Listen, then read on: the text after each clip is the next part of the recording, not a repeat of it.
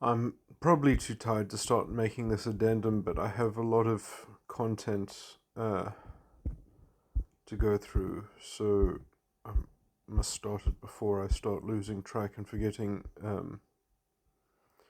this. So, in the very long recording that I made, which was something titled like the component subparts of the homosexuality sort of signature within metatype, or my psychological model of it.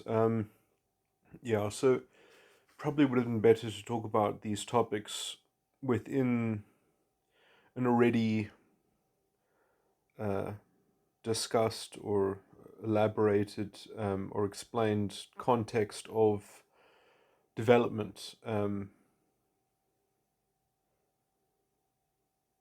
And so, thinking about that topic, wanting to go back and retouch certain things, I also want to say that I think I maybe slightly misspoke when I said, "Oh, well, wouldn't it be nice if in culture was more balanced and there was artful depictions of intimacy, so that sex wasn't just seen as a commodity?" And I was starting to think that actually what what I suggested might not even be that helpful.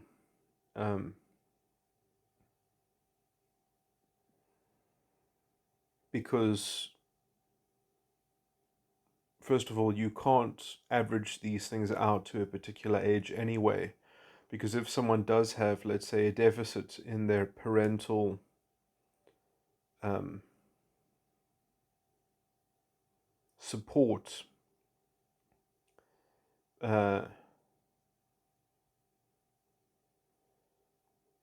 trying to supplement that with something that's just sort of within the culture, uh, how whatever is just displayed in the culture without perhaps the appropriate broader context means that it's just dangerous. So, but I mean, I guess you could sort of, if you then you, and also there is perhaps some variance within individual personality style as well, um, and variance within developmental level. Um, just on an individual basis that has nothing to do with particular parenting or something like that. And if you take those things into account, I think I said, from the age of 11, maybe, but I mean, perhaps it would be more appropriate to say, well, you could condone art that had some kind of depiction of intimacy, at least from about puberty onwards, or from about 12 years old upwards, might sort of be okay. But anyway, it's hard to put a number. I mean, for some people, it might be 10 years old is fine. But, at the point at which that it's only necessary to supplement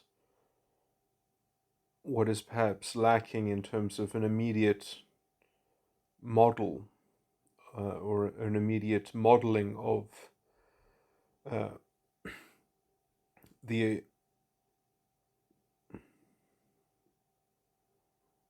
the functional in the in terms of its psychological uh, significance in terms of maintaining a regulated, internal psychology, as well as a healthy relationship, that being modeled. And the lack of that being modeled means that it could be useful that to see it being modeled in art. But you see, when you let young people watch this stuff, it's perhaps not helpful, because if they haven't already developed the conscious idea of maturing in their ego, then it becomes somewhat meaningless, because then it's just going to be interpreted in terms of the subconscious. And that can itself be problematic because of how toxic the subconscious can be, how toxic beliefs can be. Um,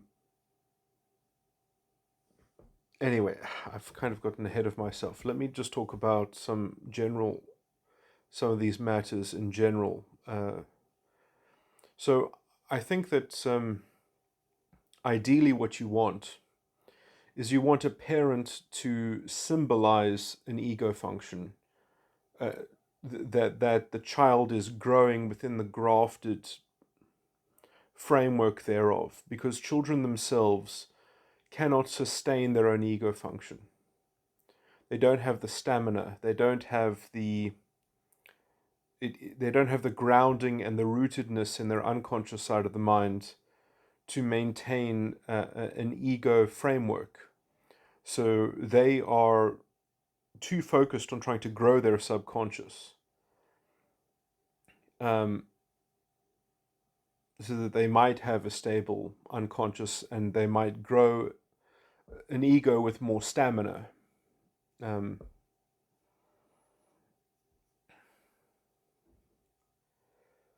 and so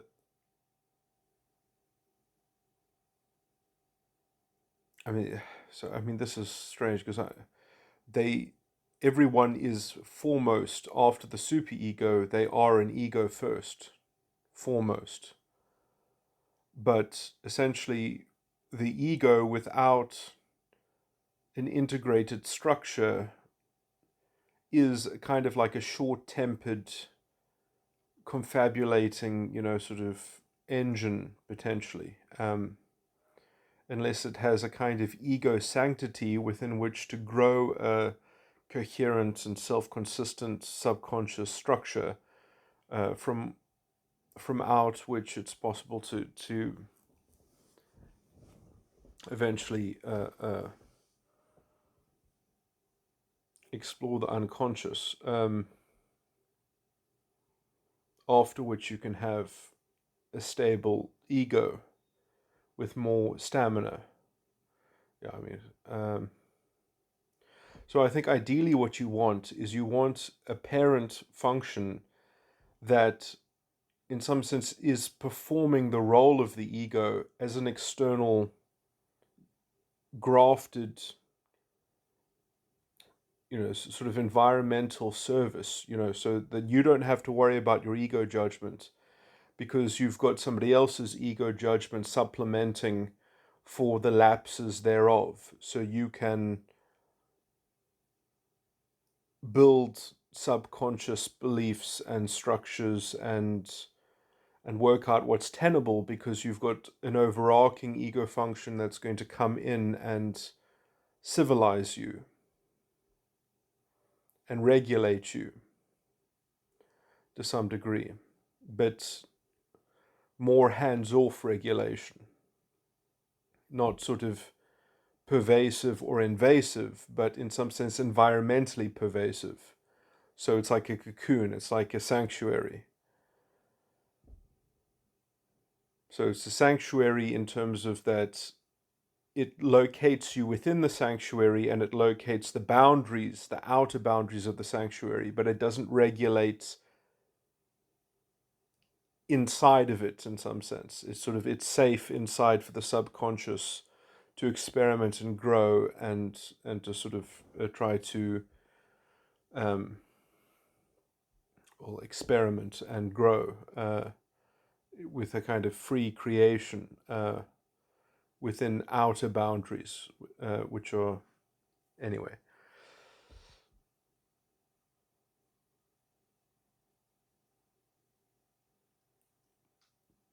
Okay, so now how this relates to the homosexuality thing is that generally I would say that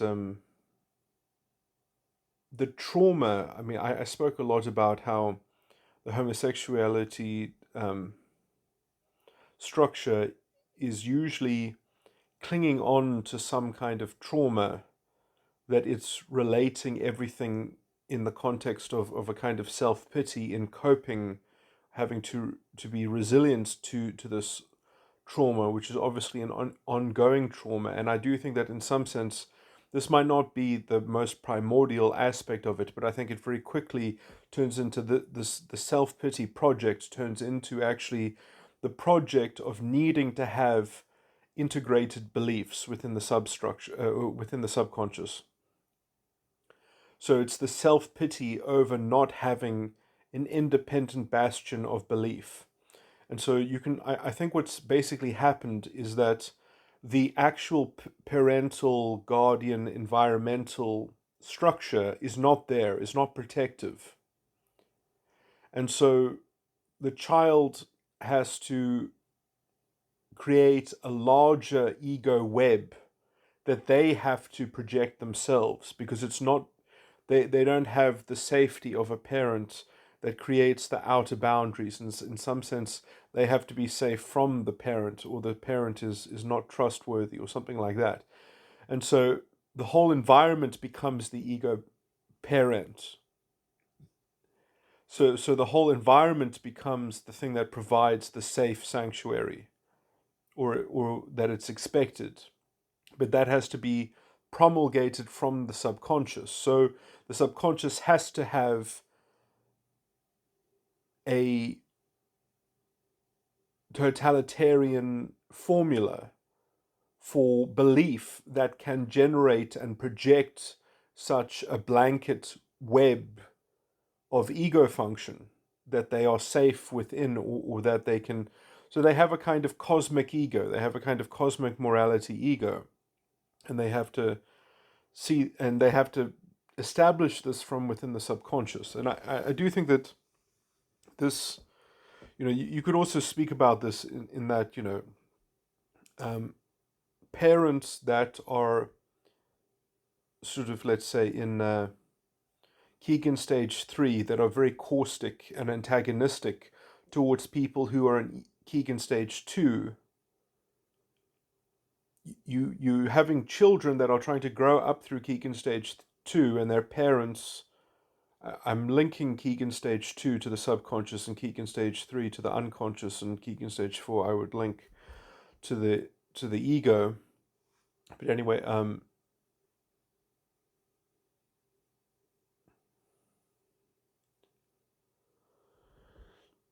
Keegan stage 1 I would also link to the superego. But the ego is actually more involved than people think.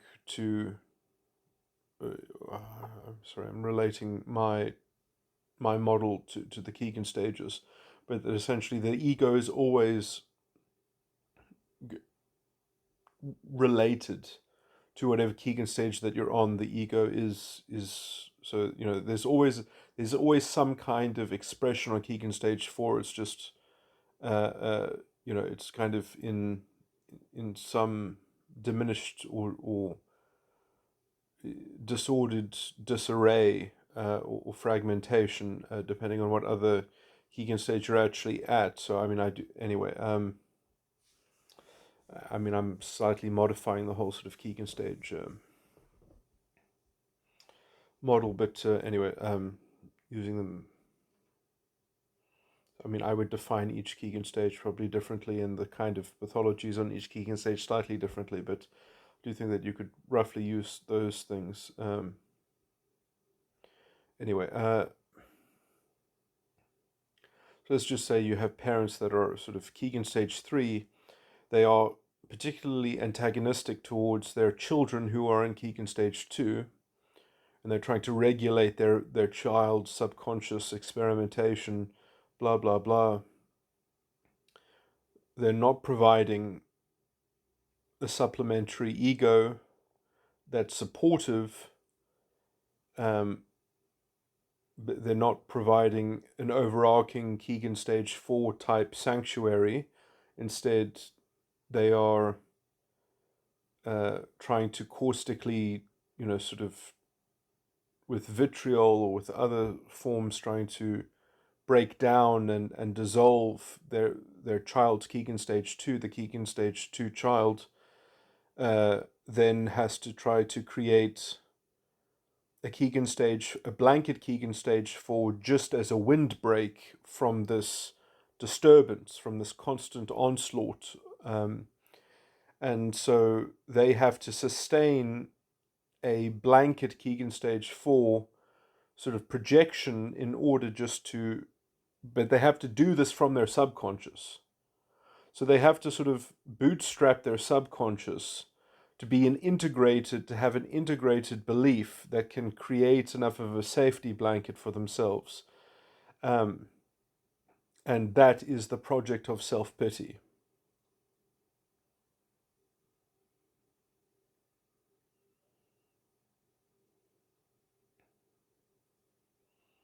So I do see it as generally a kind of defense mechanism.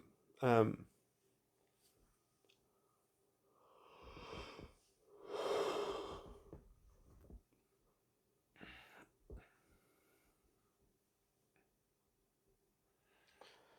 anyway,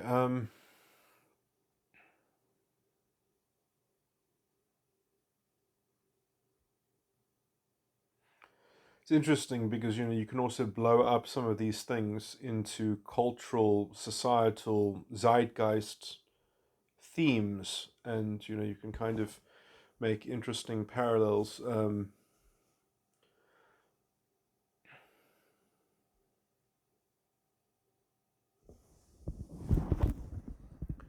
They're sort of the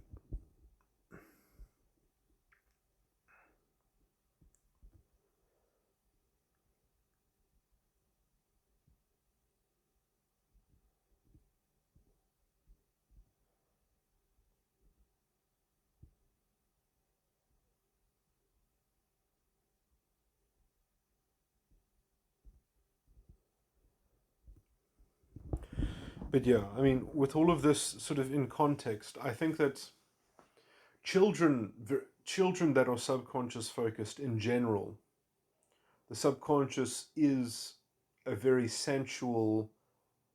It has an innate kind of sexual energy. I mean, very young children have this because they have no boundaries. This is why this is why they get molested and things like that. Is because um, they seem so like vulnerable in the sense of open, in the sense of impressionable, in the sense that their super ego is there to be outlined. So you can penetrate their ego because they don't have an ego developed yet. They are willing to take on the ego that is already in the room. They're sharing the ego that is already in the room. So they have this kind of um, they have an aura of intimacy in that sense. Very young children have that aura of intimacy. I mean, this is why some people don't like um, relating to small children it's um, because it has a kind of sensual. I mean, not necessarily sexual, but I mean, it's connotative of intimacy. You know, um, in the sense that it penetrates the ego, and it shares ego space with other people. Very young children have this thing where they they can channel the other person's super ego. The young child can channel the super ego of an adult because or I mean, well, it goes both ways because they're in some sense they're sharing the same ego. Uh, so you, they are automatically capable of looking behind the ego because it's the I mean, this is also why children are so sensitive in the sense of being able to know very quickly if they like someone or don't like someone, or that it takes a lot of time to be habituated or be that children have very strong feelings about if they like someone or they don't like someone, or if they're um, I, I guess it doesn't really work if I say if they have strong feelings about being indifferent about being, I can't think of the word, but essentially being anxious.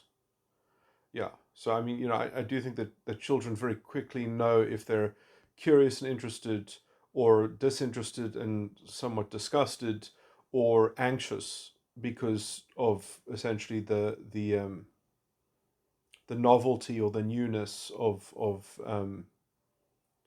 the type of super ego, or because it's maybe it's that's an egoic energy or an egoic signature that they have, that doesn't seem to gel with the other egoic signatures that they've channeled before them. So in some sense, children can perhaps sense the dissonance, the cultural dissonance of being acclimatized to somebody's ego when it is so different from somebody else's ego.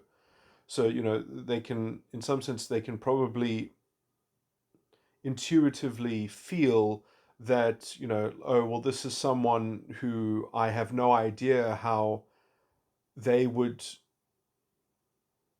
well, I mean, I guess,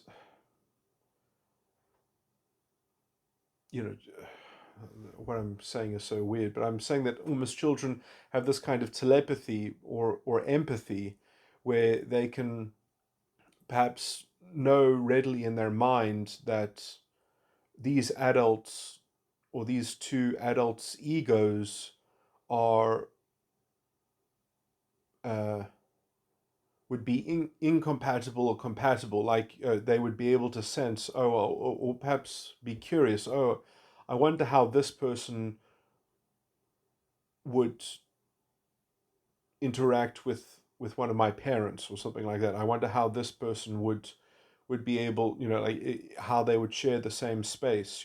But I mean, perhaps adults, children don't perhaps always think about these issues so vividly, but it's just interesting because adults that, let's say, have particular personality styles that make it so that they can't get along, perhaps can still be civil and polite to one another, and can still, sort of get by through certain stricture of decorum and convention. And anyway, and also adults can interact on an egoic level which children can't anticipate at all, because they don't have a good reading on people's egos, other than being able to bask in the reflective um, intelligence. When I say intelligence, I mean ego framing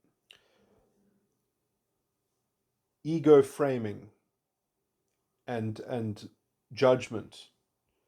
So I don't think children can very easily intellectually read how certain ego frameworks either intersect, or anyway. I mean, this is because that requires a certain kind of rhetorical sophistication and semantic, to actually understand specifically particular substances within ego, and negotiate and type and have the experience of knowing how those negotiations occur. Um, Whereas children are really, very young children I'm talking about, are only interested in building their beliefs and growing their beliefs. So seeing an example of how two frameworks of judgment, the negative feedback, or how they interact within them, that is a level of intellectual sophistication which is just,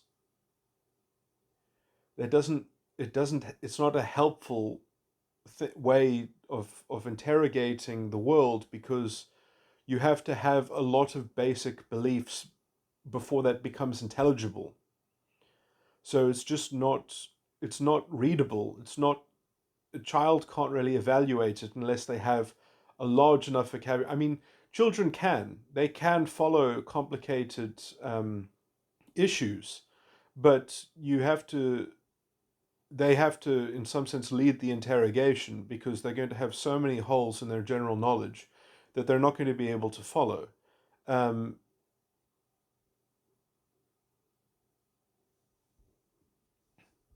I mean, essentially, they lacking so much context, they can't follow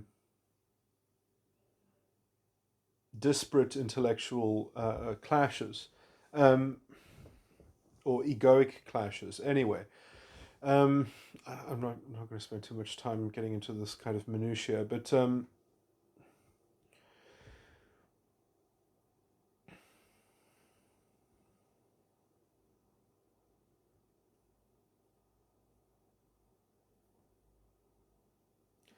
I would say that the ego can only properly know itself once the unconscious structure is properly established. And I've tried to already explain that I think that the unconscious side of the mind can be cashed out in many different languages. And I think that if it's cashed out in the wrong, unconscious sides of the mind have to be themselves uncovered and discovered and surveyed.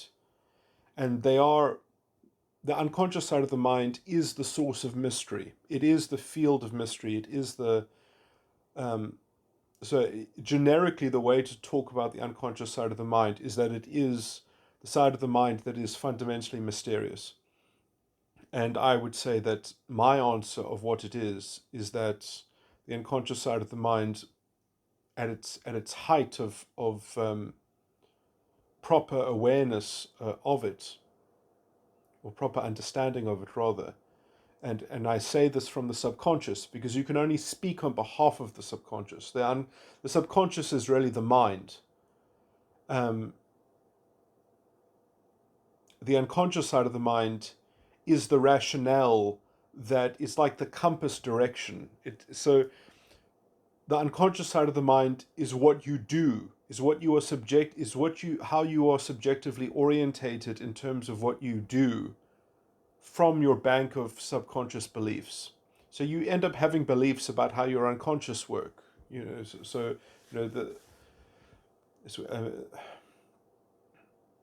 So the unconscious is really your orientation. So how do you orientate yourself within your beliefs? Well, you either have a kind of an absolutism around something which I would call something that will always be a kind of toxic belief and will end up actually being rooted in the subconscious, and then you'll be stuck in Keegan stage 2 if you follow that translation of these things. Um, but essentially, the unconscious side of the mind is best understood as principle. Is that, and in some sense, the principles can be used in conjunction with your beliefs, and then it stays dynamic. And it actually, but what a lot of people do in Keegan stage 3 is they believe in scientism. They believe that there's a kind of an external objective realism, or something like that. They believe in materialism, or some other monism. Um, Kind of dualism that I believe in is made up of fundamentally these two constituents: belief and principles. And the principles are the closest thing you have to an objective realm, but they're not exactly objective, but they are how you put values into practice. And values are, I would say, another class of belief, but they're also a class of belief that kind of straddle the line between belief and principle. So you end up, that's what I think is the true sort of way of unlocking the mystery, and let's say properly establishing a, a proper architecture in Keegan stage 3 that can support a proper Keegan stage 4, and hopefully then eventually a proper integration between the ego and the superego, which is what I would consider Keegan stage 5. So there are only four sides of the mind, and the superego relating to the ego in the development of the ego is like Keegan stage 1. The subconscious developing after that is Keegan stage 2. The unconscious is Keegan stage 3. the ego then actually forming after Keegan stage 2 and 3 have somewhat established themselves is the state of Keegan stage 4. And I think that Keegan stage 4 is in some sense always in some state, but it's reflectively growing from the structures that are currently in Keegan stage 2 and Keegan stage 3. And obviously for a very young child there is no Keegan stage 3 structures developed. It's just a Keegan stage 2, and so their Keegan stage 4 is this kind of fickle, low stamina sort of thing that it can maybe switch on in a very particular context for a very short spurt, but then it loses cohesion very quickly because it just doesn't have enough developed reference points that have, let's say, coalesced into a cogent Keegan stage 3. And so what a lot of people do is they try to find some kind of objective authority, external locus of control, because that gives them enough, let's say, cultural confidence. They even relate Keegan stage 3 into a kind of cultural confidence, which means that they're basically a kind of proto-fascist sort of, thing that, you have to be in the right organization, you have to be in the right aura, you have to be, the moon and the stars have to be aligned, and you have to have social status, and you have to have everyone using, it's all about how your environment makes you feel or something like that, or it's all about, sort of having alignment within certain conventions and signs and tokens, and it's all about aggregating these sorts of things that sort of and if you try to establish a kind of some definition of integrity for something like Keegan stage 4 that is based in these external trappings, you get what I would call a uh,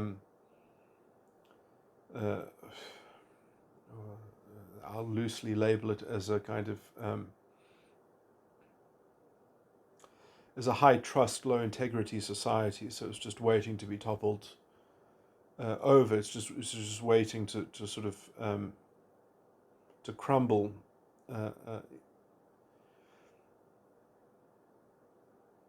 Because there's just a kind of Ponzi scheme. Um,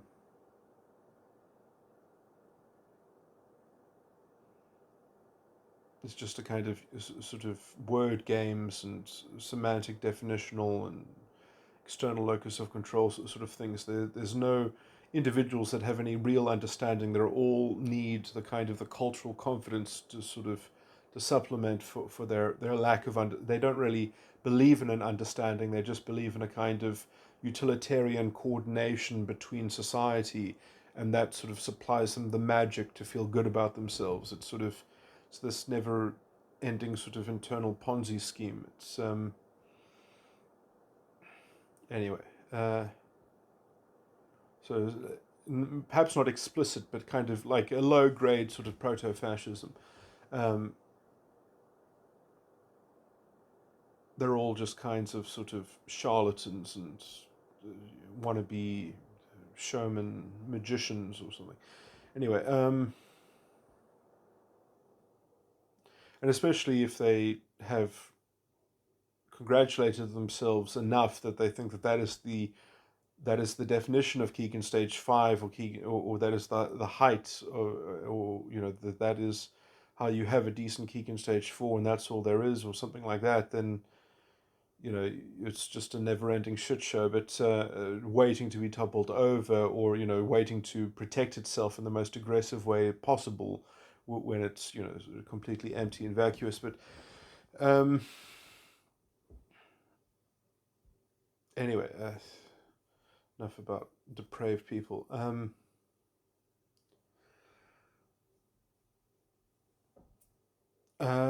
So I was just talking about the types of immaturity and deformed or dysfunctional sort of levels of development that people sort of get into weird kinds of cultish, sort of subcultural um,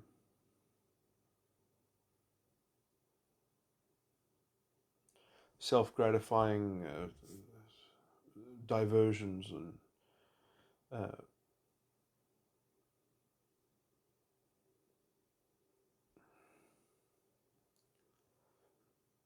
I mean, the reason why this is useful to talk about is because this is exactly the kind, this on a societal structural level, in some sense, is a microcosm of what you see in young children growing up around schoolyards. I mean, in junior school, very sort of grade one, grade two, and the 2 years before grade one and grade two. Like in pre-primary. These are the kinds of toxicity that the inclination of which has already developed. The strategy, the intellectual strategy of which has already been devised, and then sort of the rest of development is just kind of etching out within that general.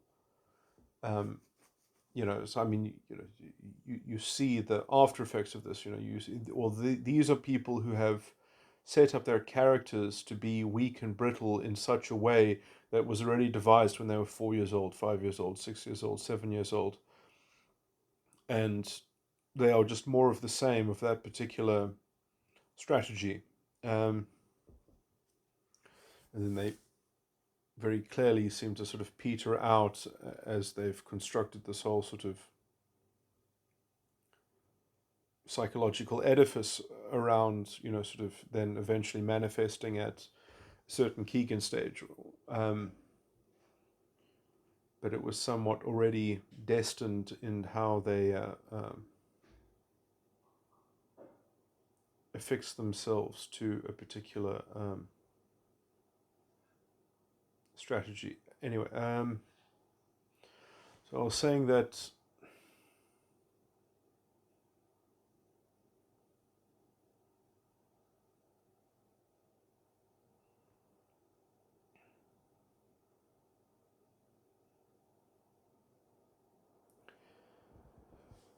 Let me just look at my notes to see.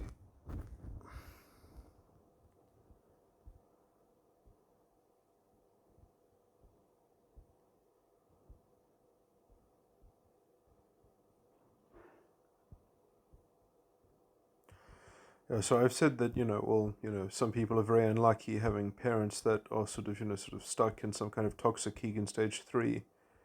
Um,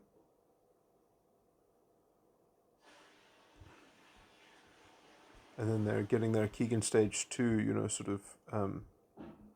attacked, and then having to develop a kind of defensive, reactive mentality. Um,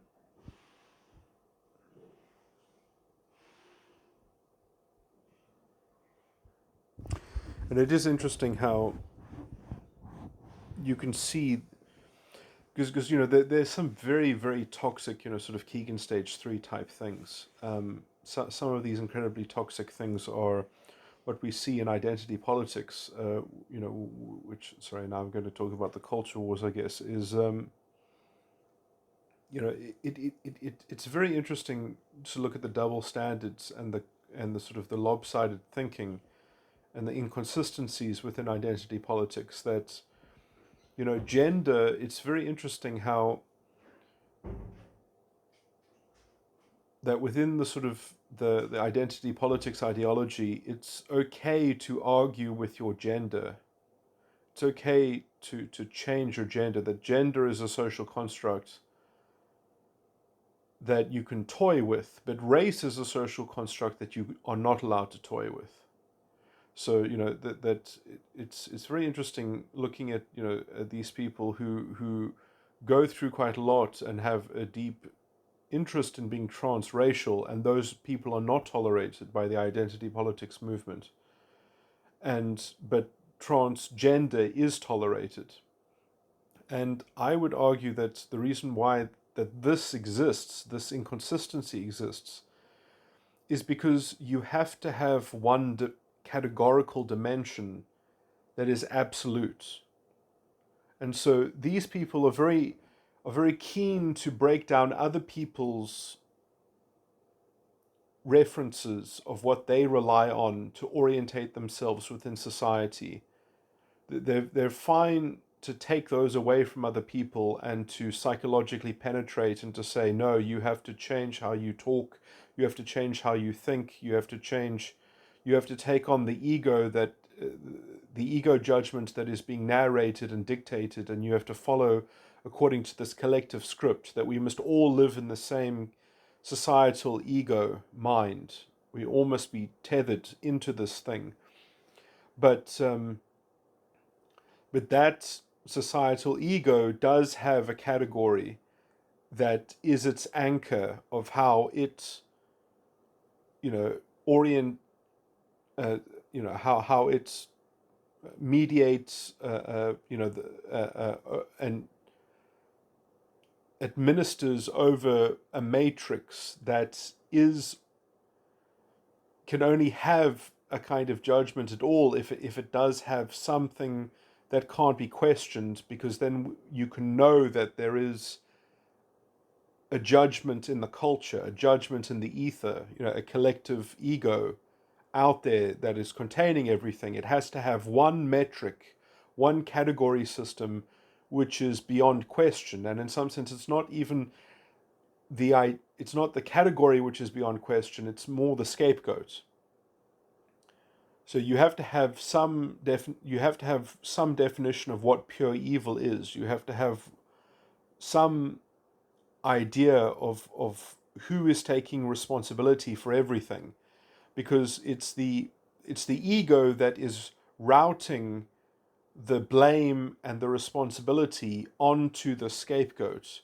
And so you have to absolutely know who the perpetrator is. And it just so happens to be that the perpetrator is more white than it is male, even.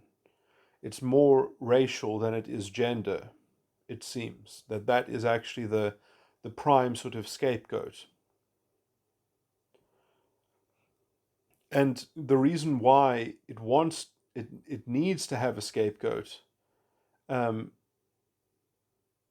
is because then it doesn't have to keep its story straight.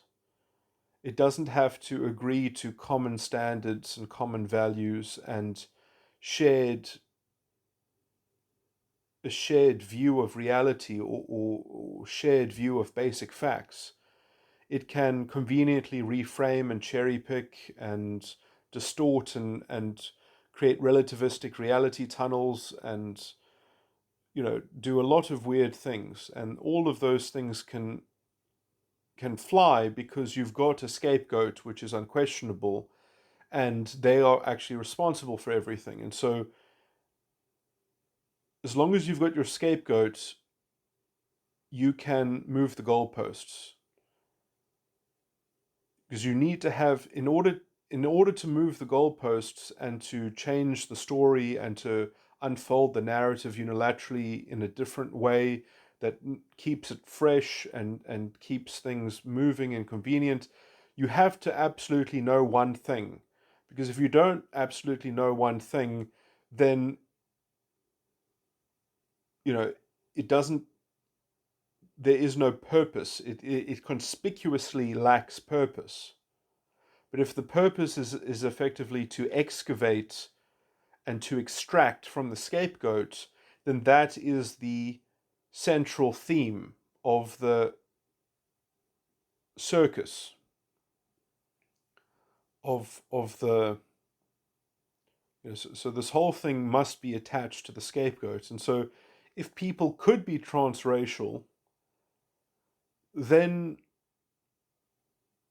the thing that you should be sure about, which is the scapegoat, becomes questionable, because you have to ask yourself, who is the scapegoat and how do we know who the scapegoat is, unless it can just be taken absolutely that the scapegoat is the category white racially, and racial credentials are not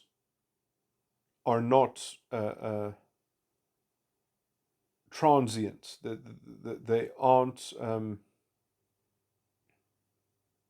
transposable, or that they are fundamental in reality. And so other people's chosen fundamentals can all be stepped on, but not this collective ego's fundamentals of racial essentialism. That can't be questioned. But if other people wants to, if they want to believe that in their judgment, gender is a fundamental essence, no, that they must give that up.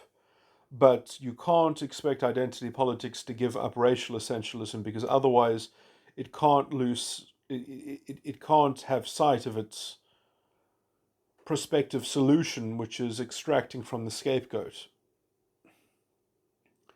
And so, I mean, this whole thing, what it really does is it facilitates psychopathic moving of the goalposts.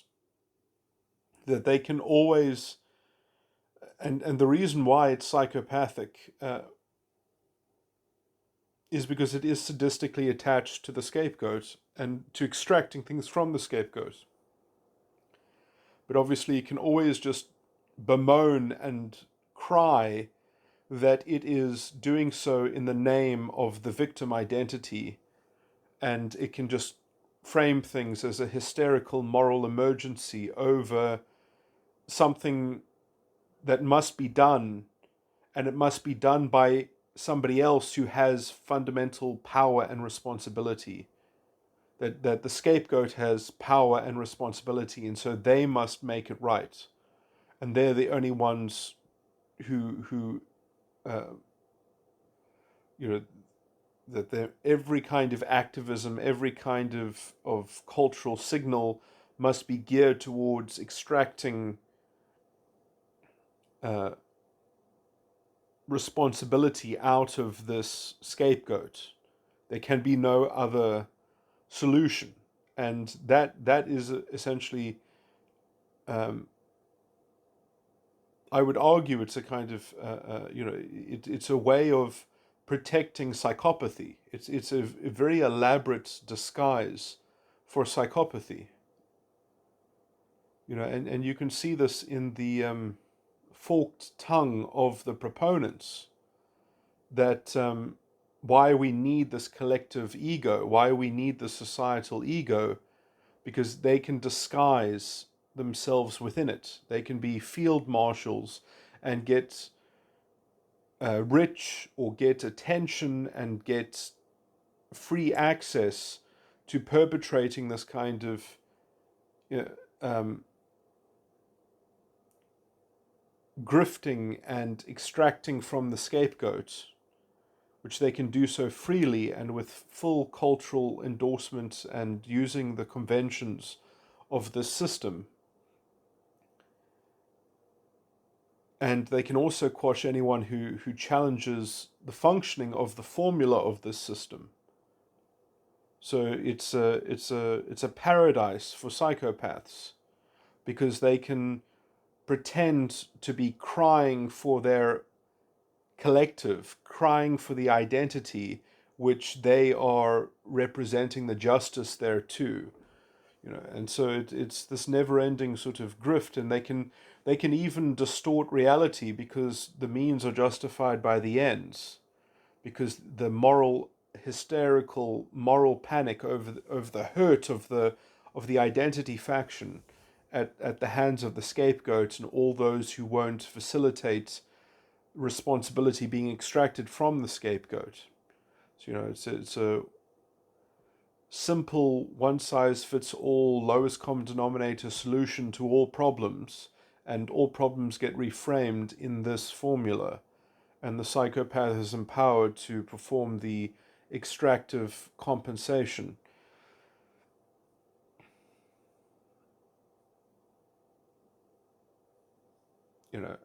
Luigi Zorgia described the fascist as the socially successful paranoid.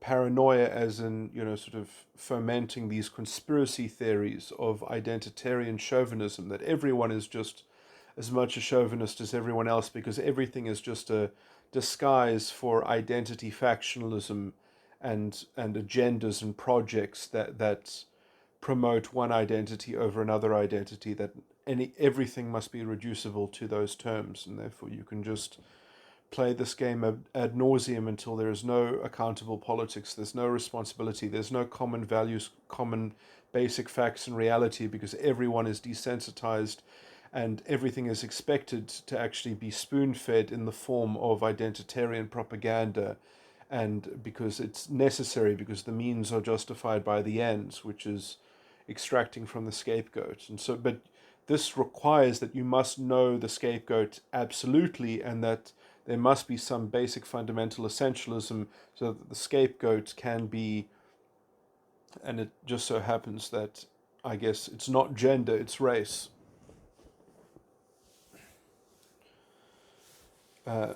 That's what we can see revealed in the rejection of transracialism, but the acceptance of transgenderism.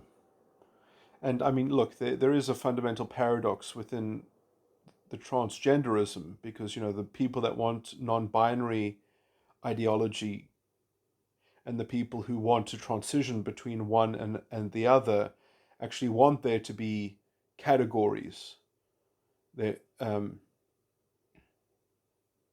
that are meaningful, otherwise it's irrelevant to transition.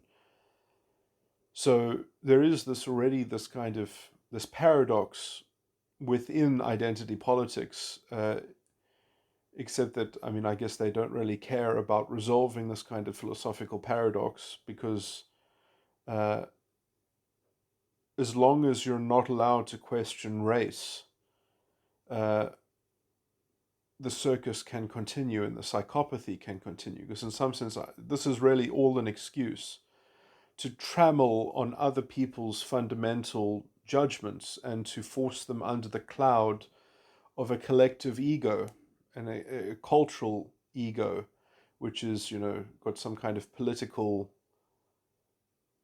I mean, that's what, I mean, one of the marks of a fascistic society is that sort of government promulgates culture and sanctifies it and enforces it.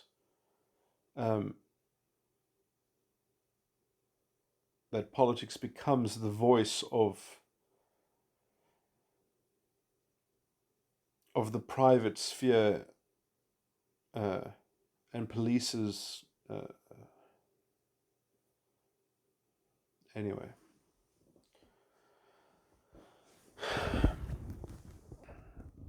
but this is the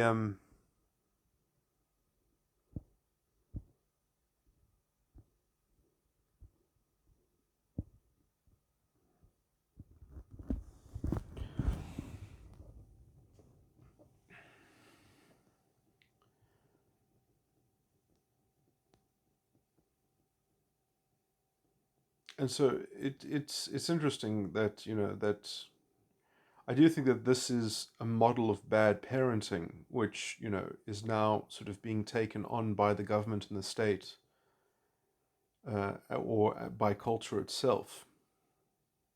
And for me, I do see that the permanent solution to this is a kind of framework in the legal framework to stop government, uh, fundamentally, from being able to transgress some of these lines, um, is that no one expects government to be a kind of parental, moralistic agent.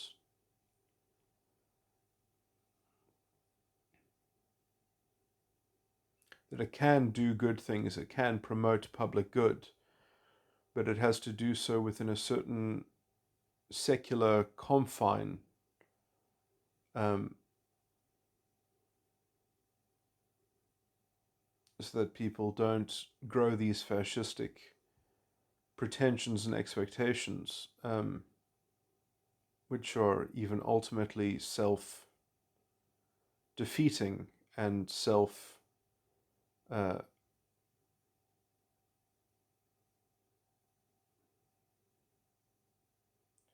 demoralizing in the culture. I mean, fascistic culture becomes very hollowed out and pathetic very, very quickly. It spirals into an abyssal vortex, um, almost immediately, as it gets completely obsessed with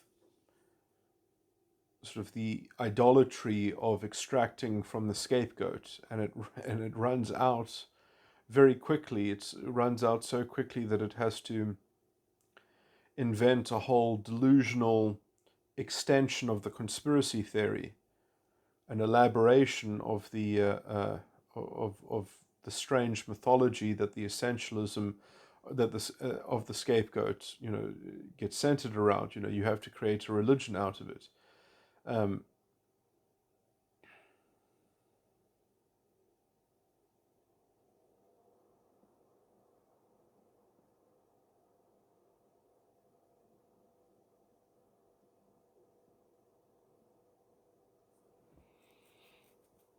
which, I mean, if you look at the identity politics on the left, I think it very clearly has become that in very many circles. The esoteric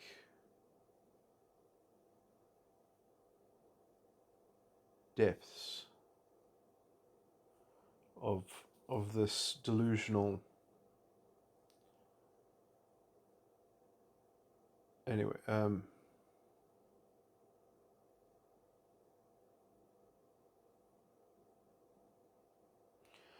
I mean, it's hard to. Sorry, I'm trying to make a parallel between this and the child of a parent, but in some sense, this is the model of the abusive parent. The identity politics is the model of the abusive parent.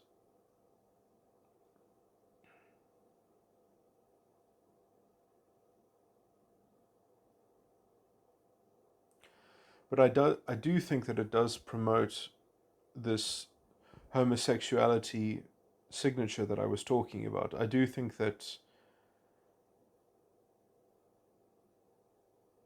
if not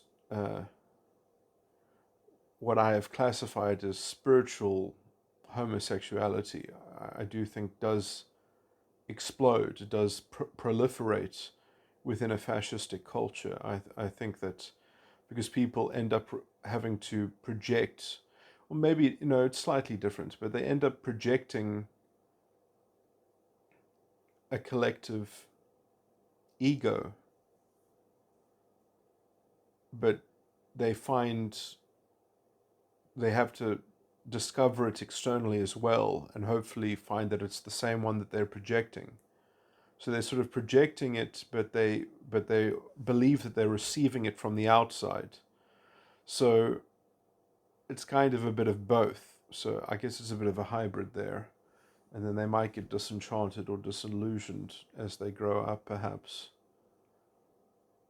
and then become sort of cynical at some point when they perhaps become Keaton stage 4 proper. Then they'll just grow cynical and realize that the thing that they were receiving from the outside was just an internal projection of a certain set of beliefs which were pedagogically entrained, and they were indoctrinated in, but they don't line up.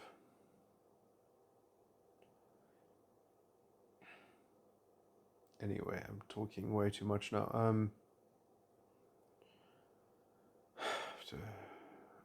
Let me just check my notes one more time. I shouldn't have talked about identity politics. It's too much of a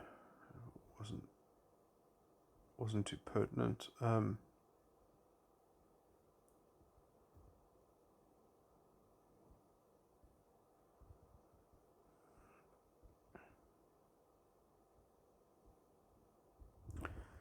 But yeah, I mean, that this would be an example of a very toxic kind of Keegan stage 3, because this would be a Keegan stage 3 that, sort of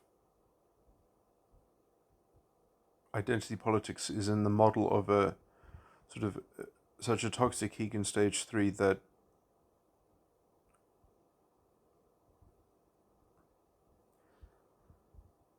it's using a kind of relativism. So it's not just breaking down the subconsciousness of children, or it wouldn't, if this kind of toxic Keegan stage 3 had children, it wouldn't just be breaking down the subconscious, it would be trying to, let's say, like gaslight and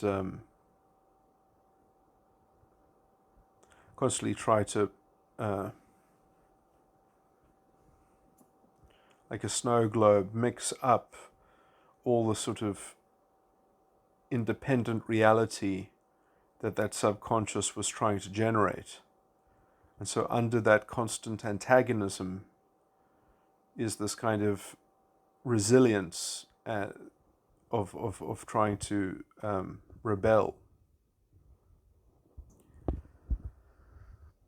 And I mean, this is not to say that defiance is always fundamentally homosexual or pathological, but it's defiance that manifests as a kind of project of self-pity. And then, but as I was trying to describe, that eventually I think that self-pity very quickly, it becomes self-pity about not having an integrated set of subconscious beliefs. And so you try to have an integrated set of subconscious beliefs before one, because in some sense the subconscious is never integrated its own, it's never integrated in terms of itself. It's integrated, can only be integrated properly in terms of the unconscious. But it forges a kind of integration that projects an ego onto the environment. And that probably also creates a certain sort of magnetic imprint of what the unconscious has to develop in accordance with. And so you actually have an unconscious that develops, that becomes entrained to this projected ego. And I mean, I feel like I'm describing a lot of INFPs.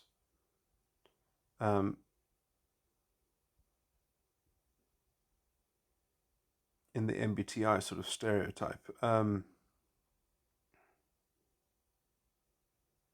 or ENFPs.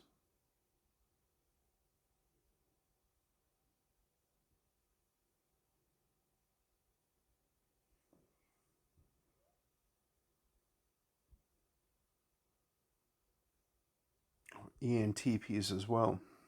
Um,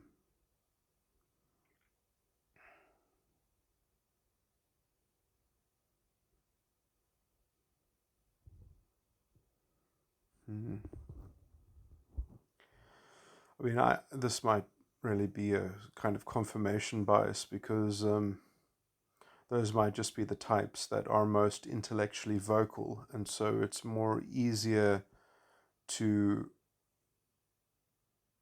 for me to picture what Keegan stage they kind of have, and the kind of structure that their Keegan stage 3 kind of has. And because they're so explicit in how they can vocalize their intellectualism. And other MBTI types might have similar kind of conditions, but they're not as readily readable to me,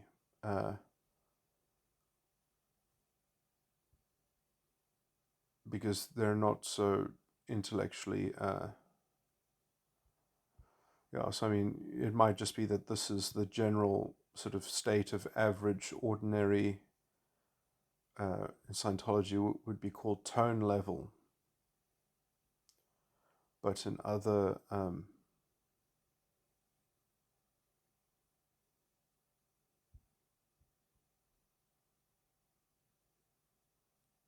or that these are the Keegan stages that most people are in. But as I say, it's more obvious for me to see that about an INFP or an ENTP or an ENFP, because well,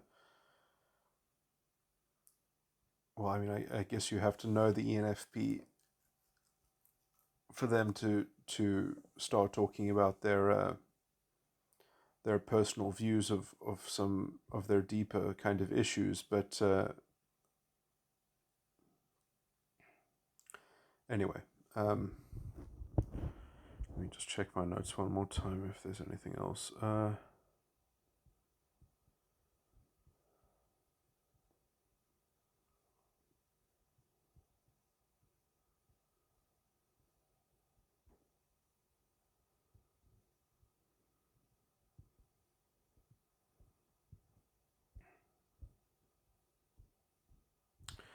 But yeah, in all of this that's gone on, I guess the most important thing is not to take eyes off the prize. That if just sort of free speech and these new, more democratized platforms can survive into the new era, uh, could have a much stronger, resilient form of culture that's got proper independence in it.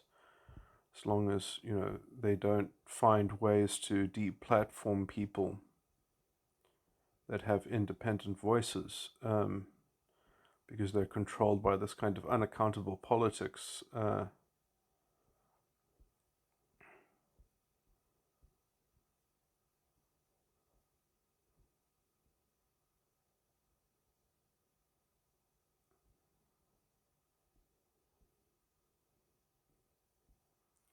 That's amenable to. And it's interesting just how much willful ignorance there is, how much conformity there is to go with this kind of cultural toxicity, how people sympathize with the psychopathic. I mean, I've described it as the kind of the psychopathic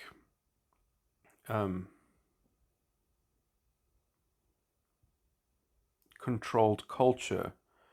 But it's interesting that because it justifies itself through a kind of sympathy exchange, through that, and it has so much cultural charge behind it, as in it's got so much conformity built up around it, that people don't want to break rank because they're afraid of being taken out or persecuted by the psychopathic element within it. But it's weird how much compliance there is, even with people that are against identity politics, how they will compromise their honesty and their consistency and their intellectualism.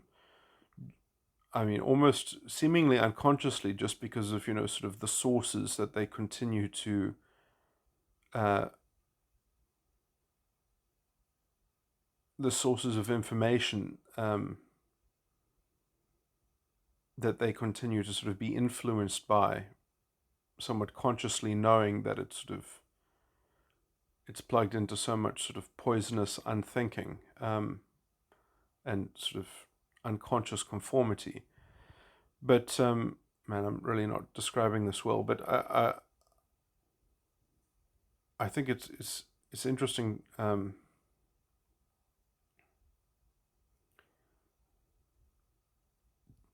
To describe the cause of this kind of inertia to independent, rational, sort of common sense, critical thinking. And I think that it's something of the idea that there's this old sort of Chinese saying or proverb, which I'm not going to get exactly right, but it's something like that. When a building is being built and its foundations have been dug and sort of the scaffolding has been put in place, don't talk about the orientation of the building would have been better in a different angle, or don't argue with the foundations after they've already been set. And in some sense, it's kind of like the idea that this is a grand project and it has so much momentum behind it, and it's going to be derailed if people stop just automatically, that sort of the culture is involved in this project of sympathy. And in some senses, because people have a deep awareness and appreciation of sympathy, in the sense of, and I mean sympathy in quite a negative sense. I mean sympathy in terms of intellectual sympathy. That it doesn't make sense, but people make themselves available.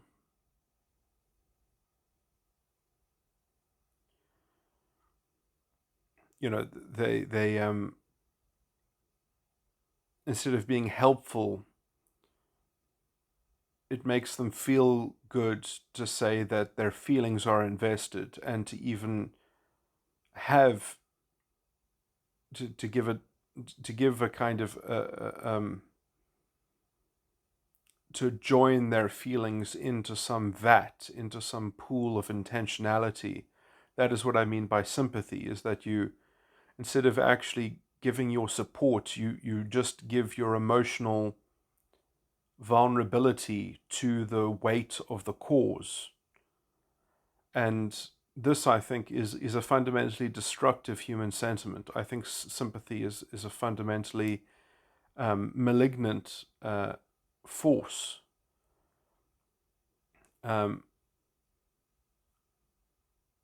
It's not an eager sympathy is not an eager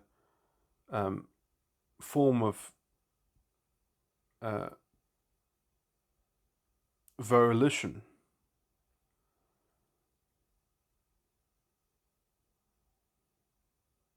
It's just a kind of, in some sense, all it does is it lends a kind of condemnatory sense of preponderance. It has a kind of, it says, yes, I too believe that something is bad. I too agree that that is negative, or something like that.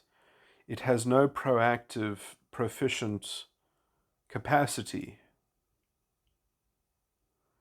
It really has no effective, it really is quite an evil social motivator.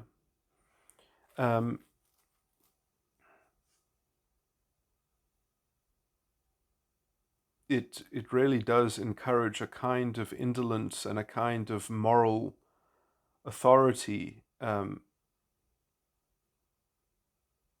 that is, I think, part and parcel of eons of cycles of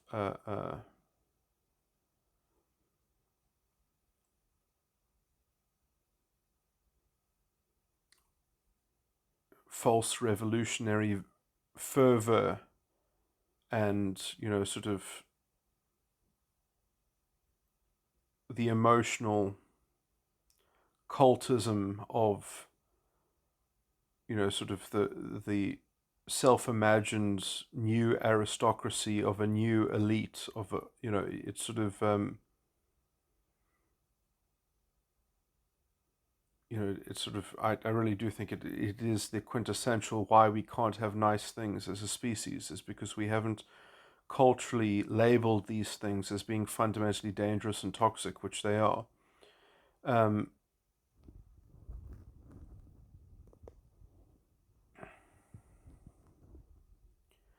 so we get taken for a ride collectively by psychopaths, because sympathy is one of these things that is a button which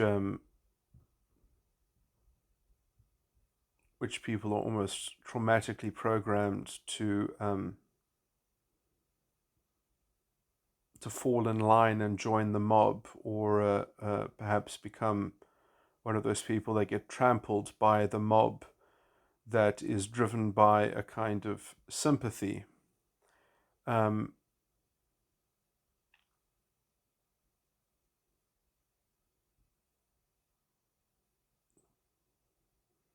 It's this weird kind of moral hostage taking that is completely antithetical to independent, reasoning from first principles and thinking about things with a clear head. And actually, well, if you do want to do something, be proactive, be effective, be eager to be involved and to have the thing resolved and or reconciled in some way. But the completely ostentatious display of enjoining your emotional sense of well-being to a common pool of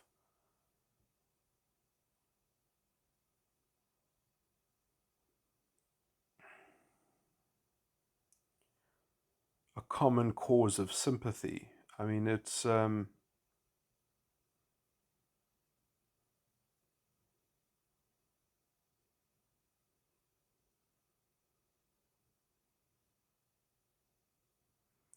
will the end and not the means to the end.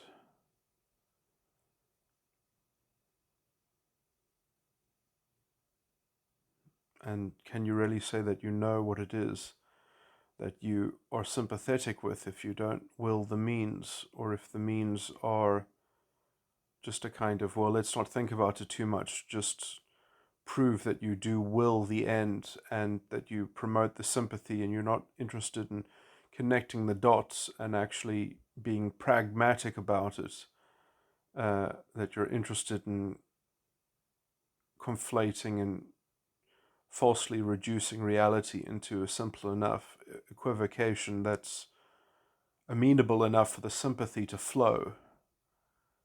It's the excuse of opaque, unaccountable reasoning and or so-called thinking, or fudging one's beliefs or reality or framework. Anyway,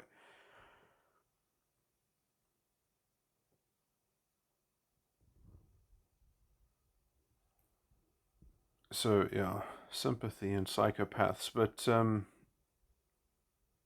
in some sense, you know, sympathy. You can almost imagine how sympathy has been sanitized. It's been sanitized because, well, it means that you don't have to understand a topic. It means you don't have to look into it yourself. You don't have to reason it from first principles. If you're willing to just render sympathy to it, then you get a free pass.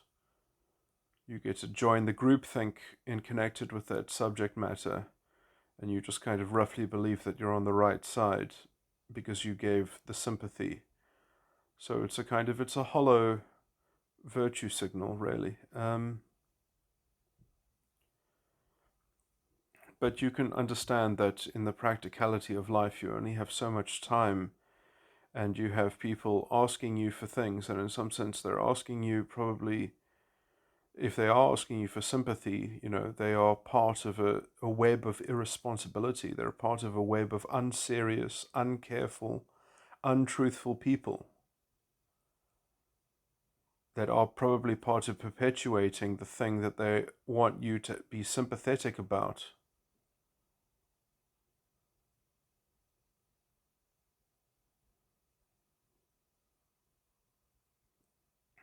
But with all the noise that goes on and all the complexity and all this simultaneous subscription that might be placed on one's time, on one's limited resource of time that one has, then, well, you think, well, maybe it starts becoming practical to just render sympathy to people. But then at the very least know that it's a morally questionable, a morally uh, defective and deficient state of affairs to involve yourself. So, I mean, I guess you can have sympathy if you're willing to clean up after yourself at some point, um, or you could say that sympathy is a red flag raised on a topic to look deeper into. It's not as if it can't have know everything in its place, as it were. Everything can be used properly and purposefully if you put it in the right context and framework. Anyway, man, I was going to include other things in this recording when I was going to talk about some general important concepts about how to sort out your subconscious. Now I've just been ranting about stuff. Anyway, I'll probably make another recording and then add it onto this.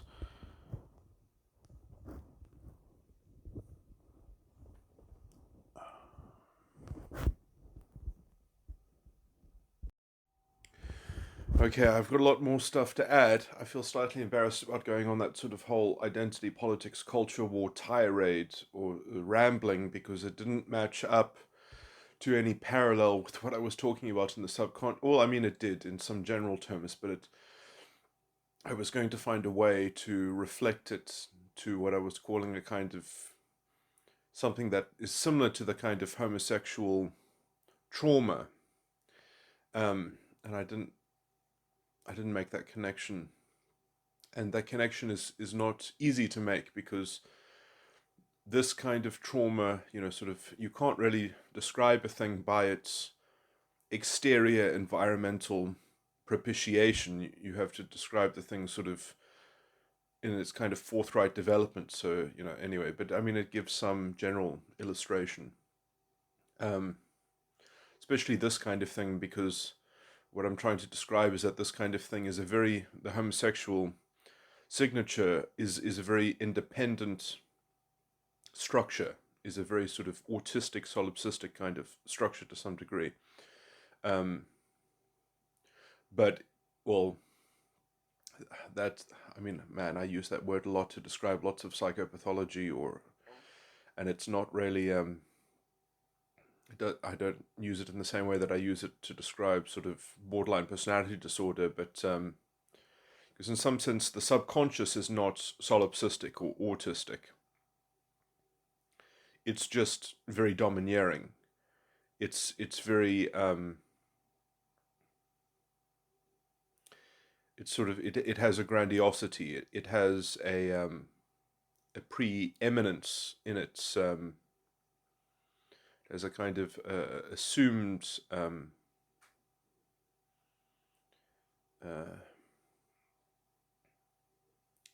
at least in terms, I mean, again, I'm describing the ego through the unconscious, through the subconscious, which is the web of the ego. So, I mean, in some sense, it can be justified in a very self-pitying way as well. So it doesn't necessarily get expressed through a kind of grandiosity in the same way that identity politics can both be argued from the point of view of the victim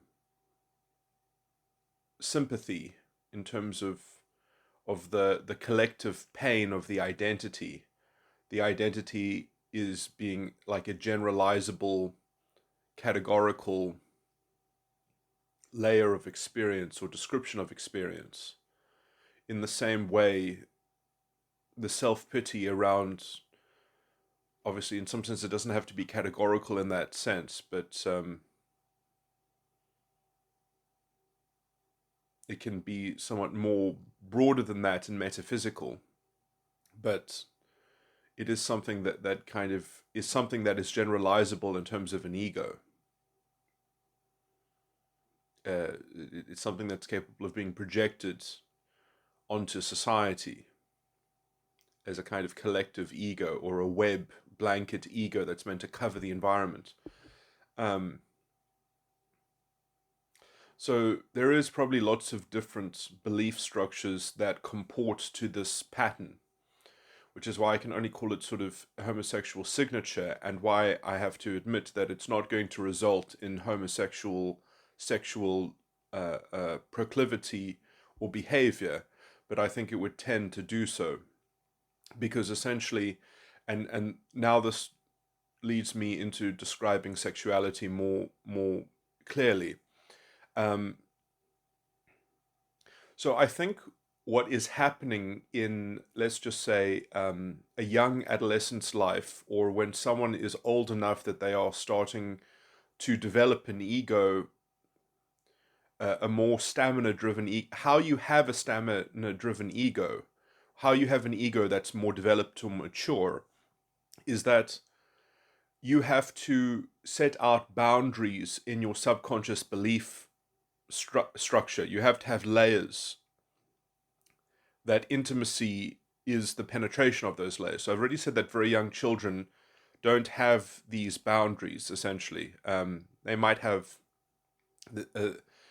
they might have some practice boundaries because they have been told by their parents to have, which they've essentially adopted the ego of their parents to graft under the tutelage thereof, to graft their own subconscious under the tutelage thereof. So they are vaguely mimicking ego boundaries, some naive ego boundaries, but they're not their own ego boundaries in some sense, which is why obviously it's very easy to dupe a child into grooming and things like that, although usually children are only susceptible to that if there is some, I would say, general kind of dysfunction in the family unit. There's essentially no trust, or there's no there's already a kind of break in,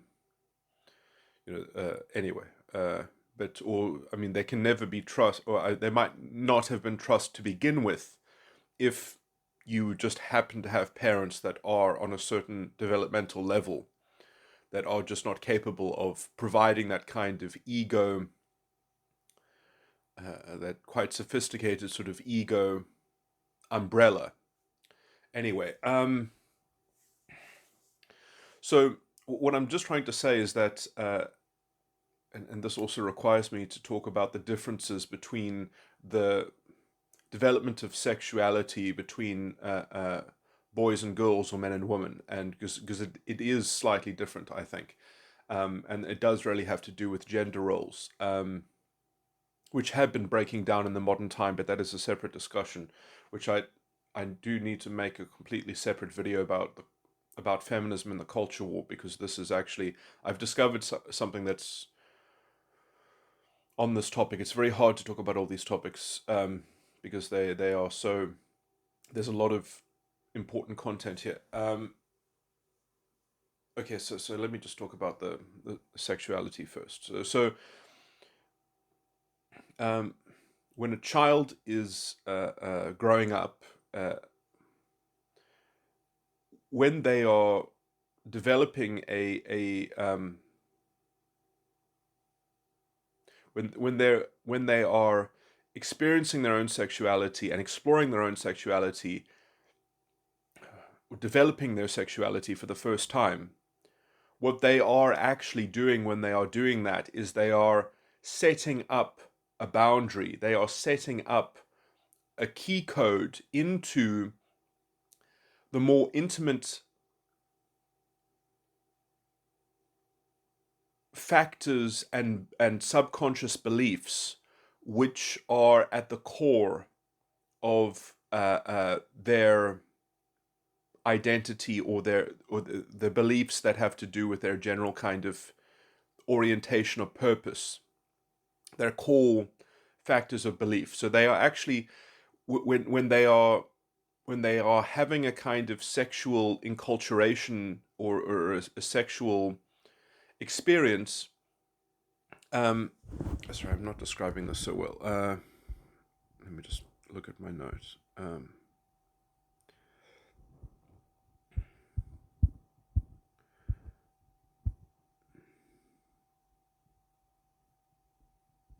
So, I mean, obviously, when people are exploring sex for the first time,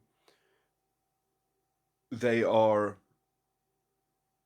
actually doing intimacy for the first time. They are doing a part of they are doing a practice of intimacy.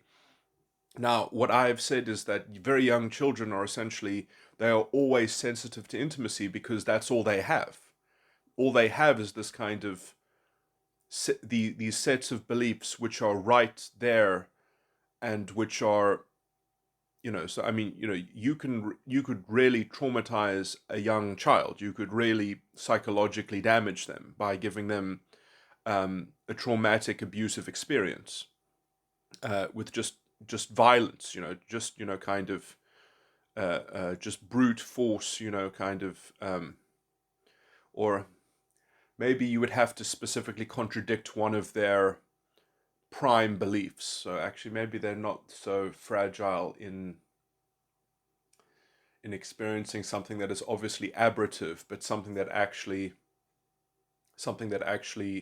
invalidates some basic central exploration of their own understanding of reality and belief about themselves, or something like that. If you kind of anyway, what am I trying to say? Is that anyway? The point is that very young children, essentially, they don't have an ego to be intimate about yet. They don't have any kind of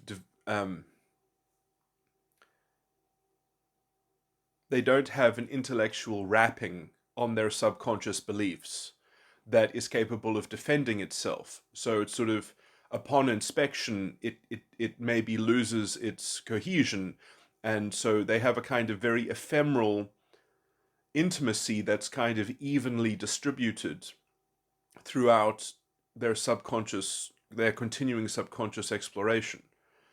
So their intimacy is just part of their dream-like environment. It's part of their dream-like experience of their environment, because their ego is like it's just like a cloud. Um, Now that is also a form of intimacy. That is also something that adults can get into. That you could maybe call that's similar to sort of curiosity or amazement or just a kind of openness. There are healing or therapy or spiritual levels of um, uh, uh, membership to an organization, to a group, where you can foster that kind of infantile or very sort of young and innocent kind of anyway. These things might, I don't know, I don't want to talk too much about too many things, but there anyway. So these things are so connected to ideas of social masks and societal status, and how people are modeling roles between how relationships have dynamics of interrelatedness. Anyway, so what I'm saying is that a very young child um,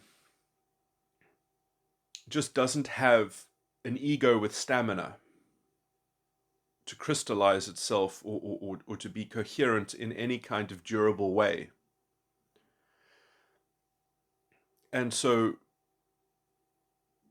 to create a durable ego context, you have to particularize the part of your beliefs, the part of your subconscious, which is supportive and relevant to the thing that you are subjectively there to do. Your orientation of your unconscious has to be governing over a subset of your subconscious, so that you can actually sustain a particular frame of reference in your ego, which is bound under your own idea of what's going on there.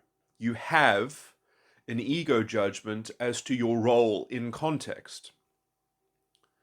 So how do you make such a particularized context so that your ego can start to be more durable and have more stamina? Well, you have to have a self-image, you have to have a self-role as to what it is that you are in general, what it is that you are in some vague sense, and a lot of that is usually related to gender type roles and identity. You have to have some idea of what your core style is, what your core belief component is, what the core subconscious factors that make up this entity that you are, so that you can have a stable ego.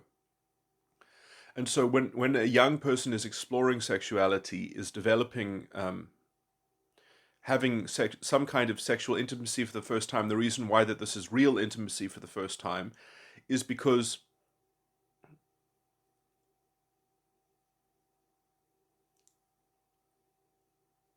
they are having an ego framework that governs the relationship, that governs how they are relating to the partner that they're having intimacy with. And at the same time, that particular ego framework is essentially a kind of the key to how the ego is negotiated by a particular subconscious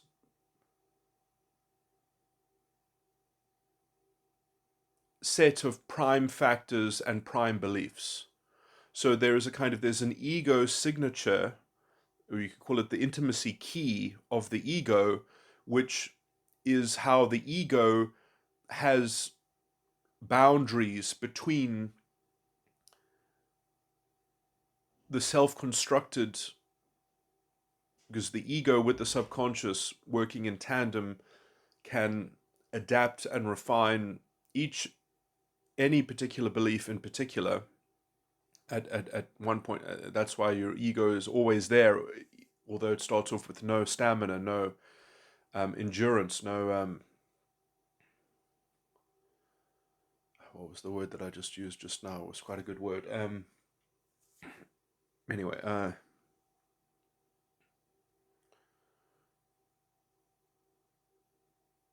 so you're actually setting up, in some sense, the boundaries of layers of intimacy that the subconscious um, has are being defined by the ego.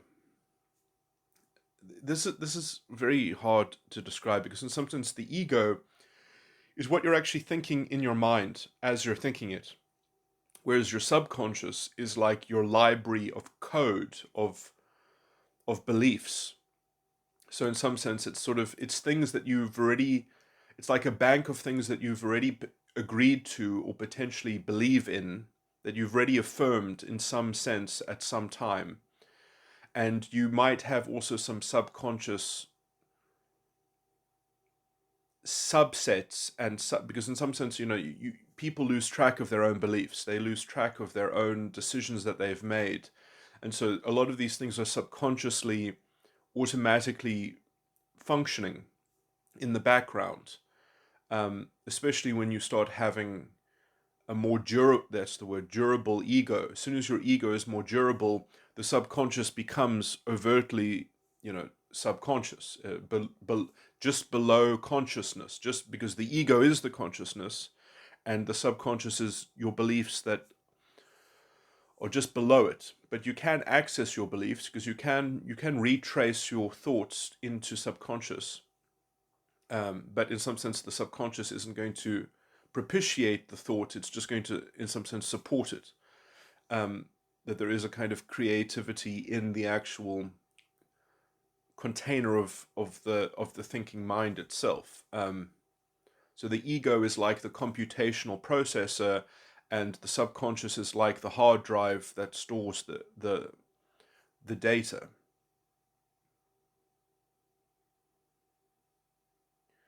And and the unconscious is kind of like the RAM probably, but anyway.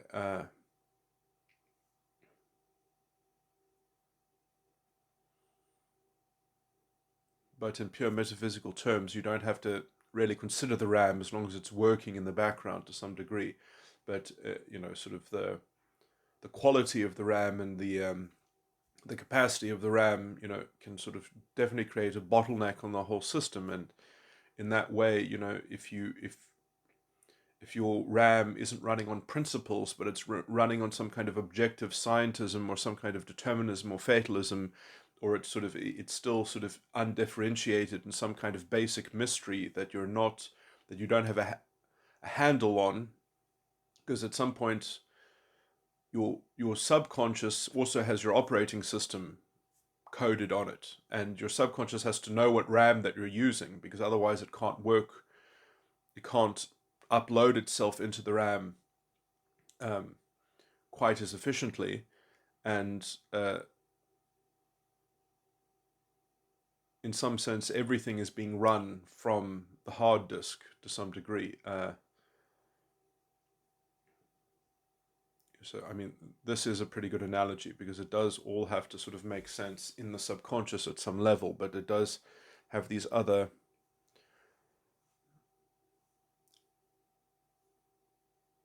Oh, I should.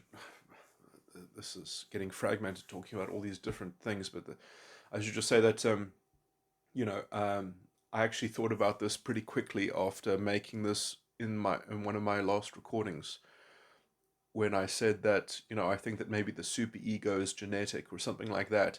It might be that the subconscious is the thing that is wired in the brain, and it's not. And when I said that the superego is genetic and the superego is some kind of physical brain wiring or something like that, that might essentially kind of be true, but it might just be that the subconscious is situated within the metatype structure, and then obviously it kind of metaphysically has the superego metaphysically sort of related to it. Um, but it might just be the subconscious that is basically, that you're born with a certain kind of genetic predisposition to a particular kind of subconscious that is located within the 17 model. And then you have the metaphysical considerations of a superego and an ego that relate to where that subconscious is situated in the 17 model, which is the same thing as saying that you're born with a particular superego as well. It's just that essentially everything becomes centric around the subconscious. So it's interesting in some level as well, because then through the magic of psychology, in some sense, you really can't get away from the fact that you're living in a predominantly, let's say, spiritual holographic experience of life, because the actual content of, because you might say that, okay, well, everyone's subconscious is material because it's in their brain. It is very clearly, not immaterial. It's not part of some kind of dualism. But then your subconscious is covering the same territory as some other metatypes superego, and your superego is going to be somebody else's content of their subconscious.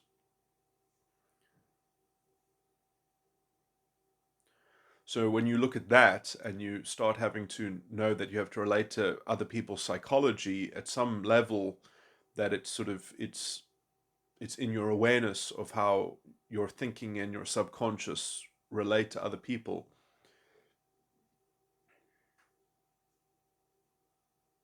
I do actually think that this is also the 12 model and the emotional tones. I mean, I invented those. Um, like, they are theoretically structured to some. Well, can't I say that I invented them? If I mean, I posited that there would be a way to theoretically structure items, to theoretically structure dispositional inflections of cognition, um,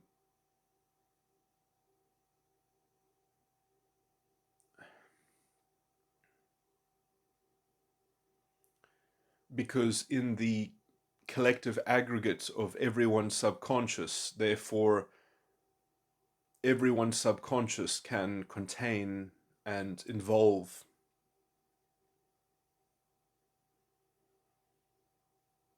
is going to be a representation of all the cognitive functions, and only 12 of the 17 cognitive functions are essentially uh,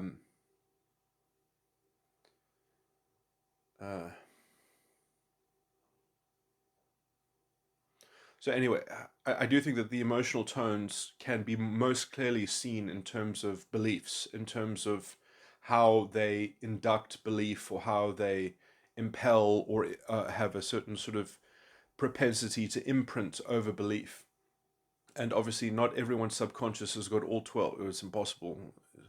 There are only 7 cognitive functions in each side of the mind, or perhaps even you could say that there are only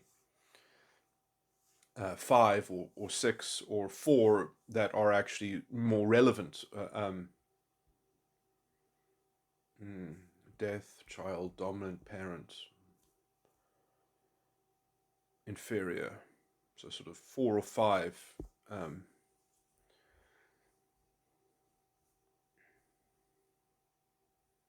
oh yeah, I know 7. 7 is too much to say.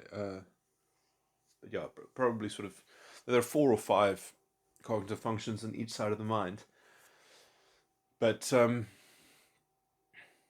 they're going to be they're going to be connected to other cognitive functions that are real to other people. So it's sort of, yeah, I mean, the emotional tones themselves, I think, they don't make sense in terms of your own personal psychology. They make sense in terms of a kind of social psychology to some degree. Um, but that puts their whole epistemological status in a very kind of strange, because they really are just the messenger. They are just a kind of medium. They are not the message themselves. And so they are kind of stylistic spin, which is why I think it's interesting that they seem to relate to quantum mechanics. Like there are 4 field circuits, and each field circuit is made up of 6 components, and there are 6 types of spin within quantum mechanics. Anyway, so it's an interesting metaphor, maybe, but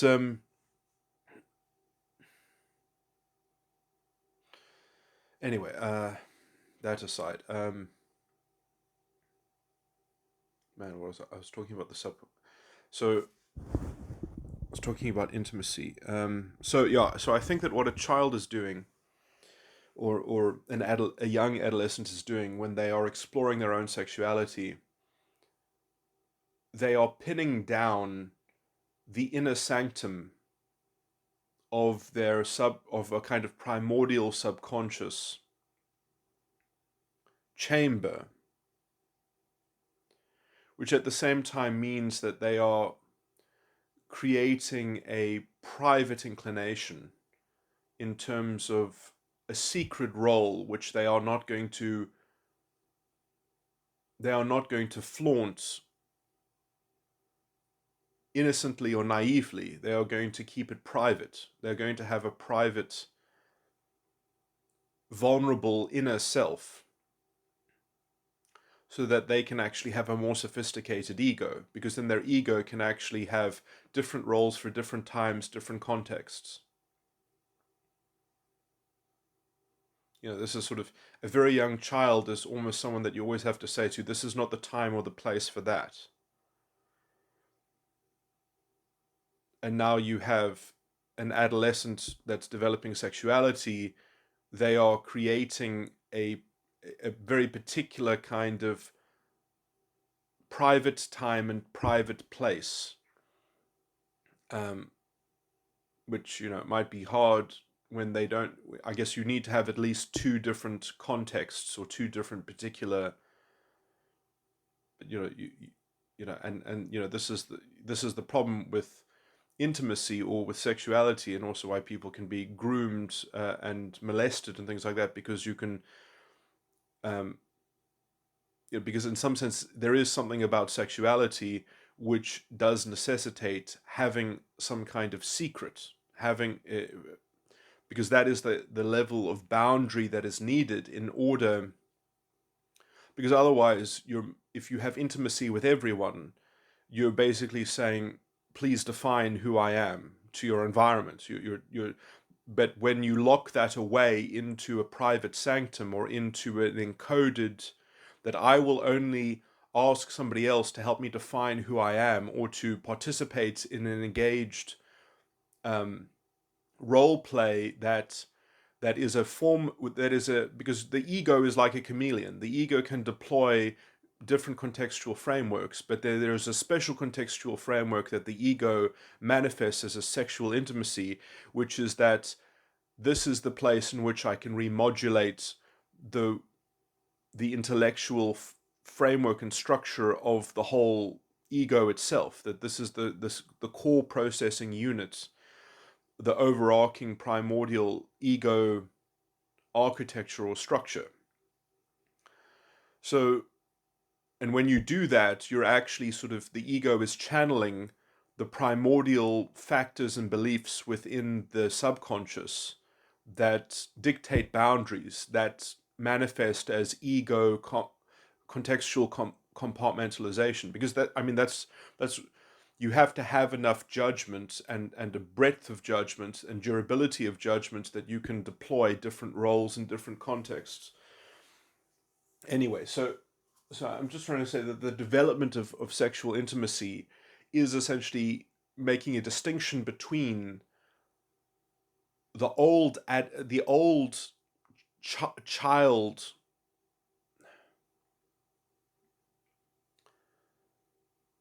the childish vulnerability, the childish impressionability, locking it into a sexual role, a sexual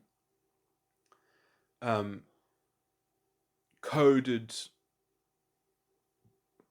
form of development. And you know, obviously this has to be developed in a healthy way to facilitate pair bonding, to facilitate parenting, to facilitate the reproduction of the family unit, to facilitate bonding that would be practical and convenient and helpful. Okay, so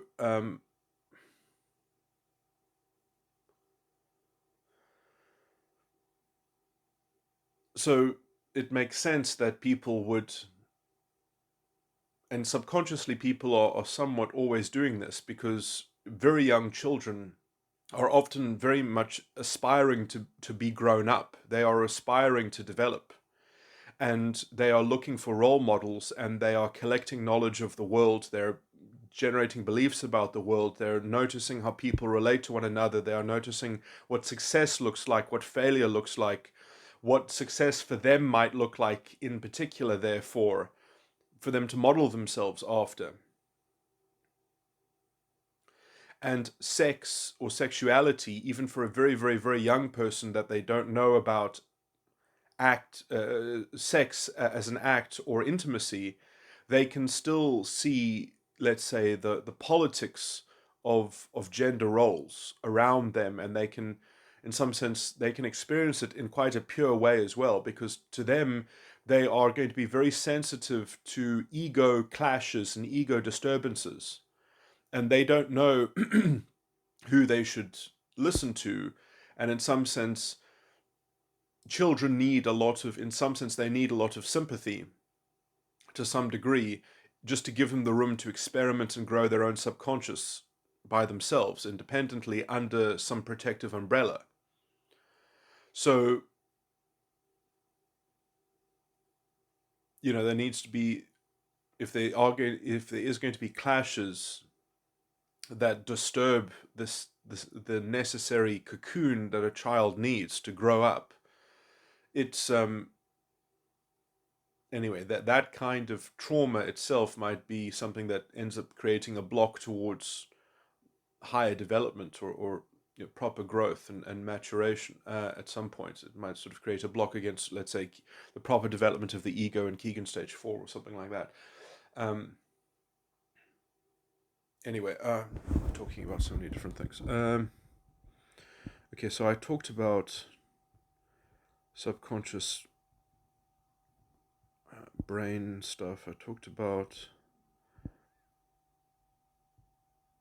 I didn't talk about the unconscious that much. So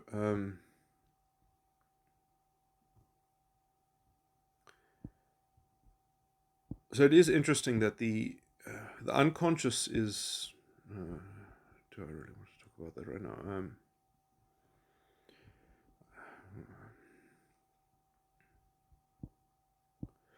I mean, it's interesting because the subconscious is sorry, the unconscious is very parallel to the ego and the subconscious. It's not. It really, the RAM is actually a perfect metaphor of it. So but and actually no, that metaphor that I used was very good. That it's only going to be good RAM if it's seen as principles and not seen as a kind of. Anyway, I mean it is a bit complicated, but essentially, and then how it's in its generic sense, it can just be seen as sort of mystery, the mystery of spirit itself, the mystery of purpose. Um, and obviously, then it's problematic to reduce everything into beliefs and into because beliefs themselves don't have any effect. Like if you just have a hard drive that isn't plugged into RAM, that isn't plugged into a processor, it doesn't do anything. It doesn't do any work. So the subconscious by itself is really quite meaningless. What this means in moral, practical terms is that your subconscious is never right or wrong by itself in some sense, and it needs a context, and it needs the context of the principle to kind of make it. Because if the right part of the subconscious is not uploaded into the RAM, if the RAM isn't working properly and can't actually properly uh, parallel itself to the subconscious, and it's an unfaithful reservoir, you get nothing.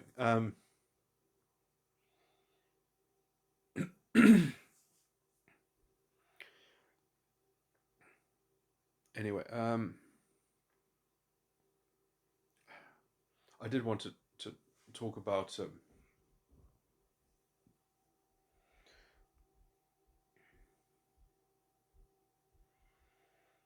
huh,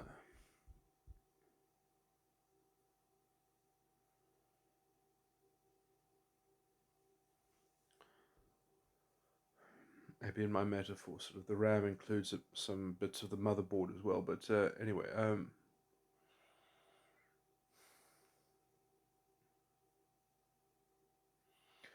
yeah, okay. No, I am actually on the topic that I wanted to be on. So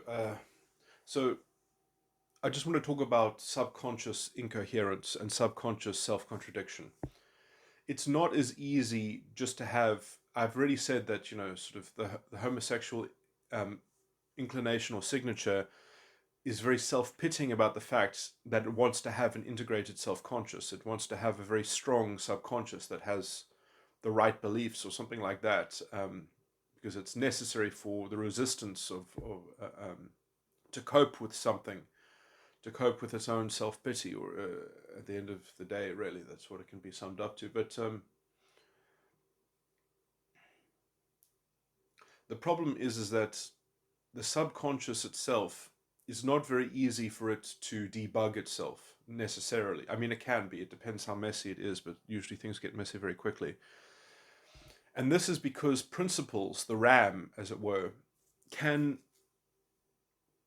can take different surveys of the content of the subconscious. You have so many beliefs about so many different things that you have to draw from them in order to support. So I mean, you can get into habitual roles and things like that, where you've already created these different compartments or valences of how you act in different situations, of what's appropriate, of that you are familiar with different integrative.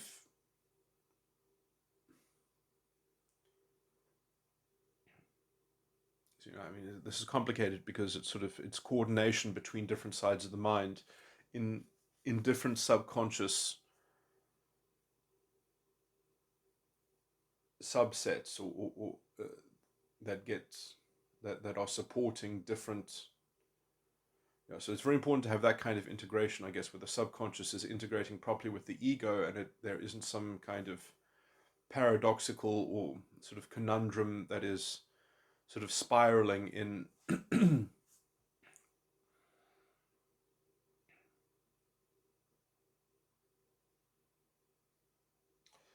how things would get to spiraling is that if the subconscious supplements the unconscious, or supplements as in displaces the unconscious or displaces the ego, in that it tries to have a belief about its own orientation. It develops a belief that becomes a substitute for another side of the mind, doing its actual function. And then you've got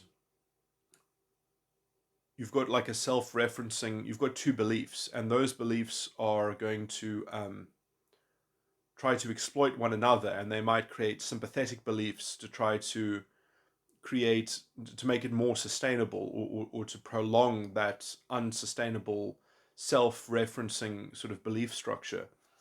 And so it's going to be like a kind of like a computer error that it just keeps on going forward in a um,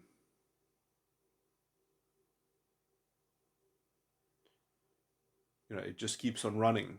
Um,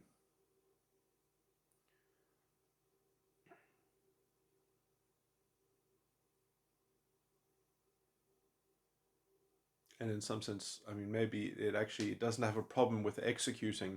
It's just that the string gets longer each time to do the same kind of computation, because um, each time it's self-referencing, it has to create another sympathetic dependence, or excuse, and it has to kind of keep on doubling down on that excuse about why it needs a sympathetic dependence. It has to open a question. It has to open it in another query, in order to excuse this kind of expediency.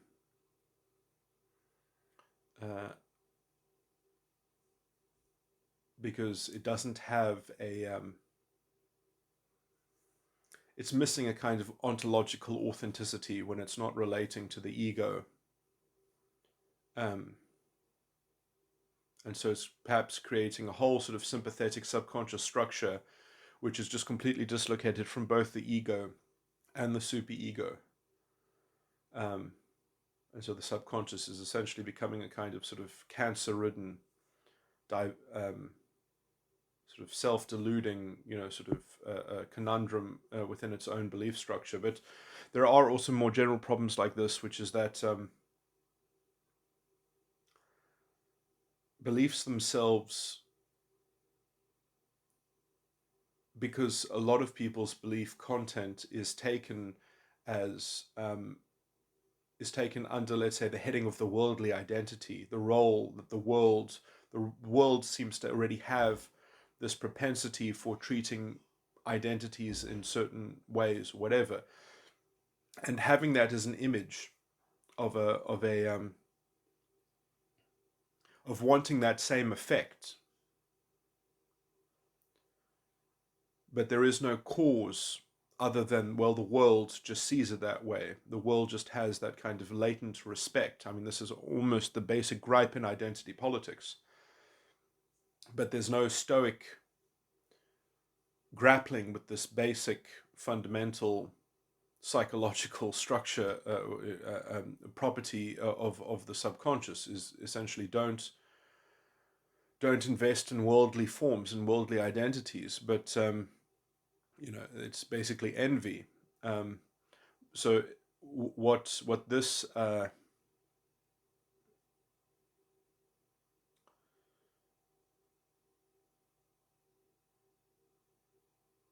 if you want, so these beliefs are not value sourced beliefs. They have an external locus of control, essentially.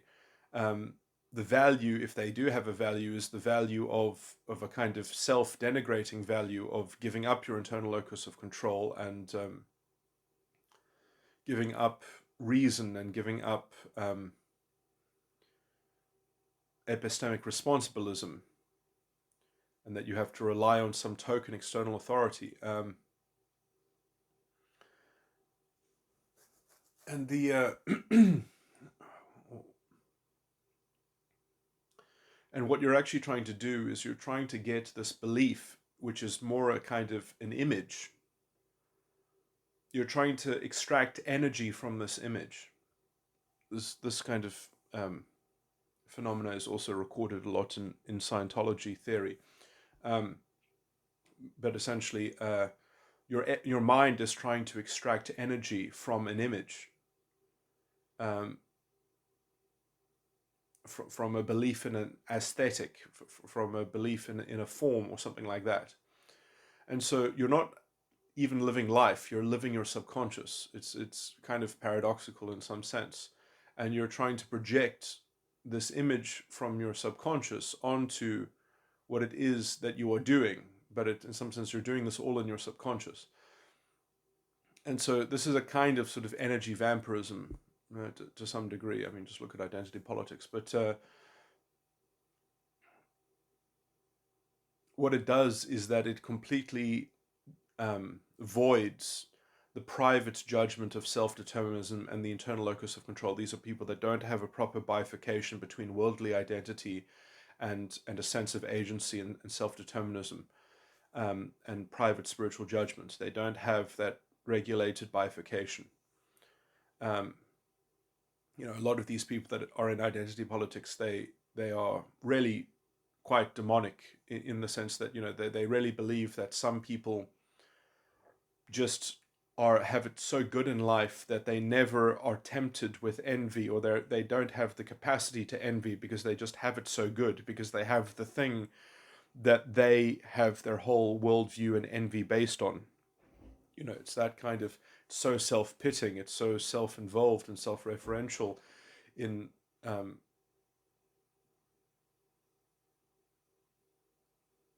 sort of safeguarding their own self-insulating, never-ending folly. But anyway,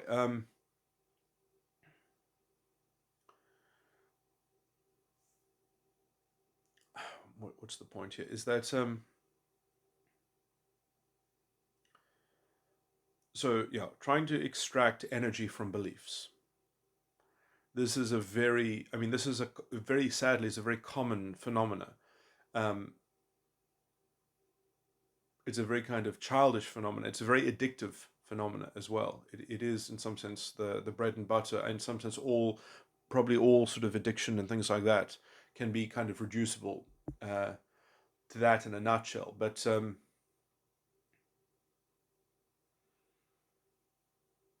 addiction and obsession and things like that.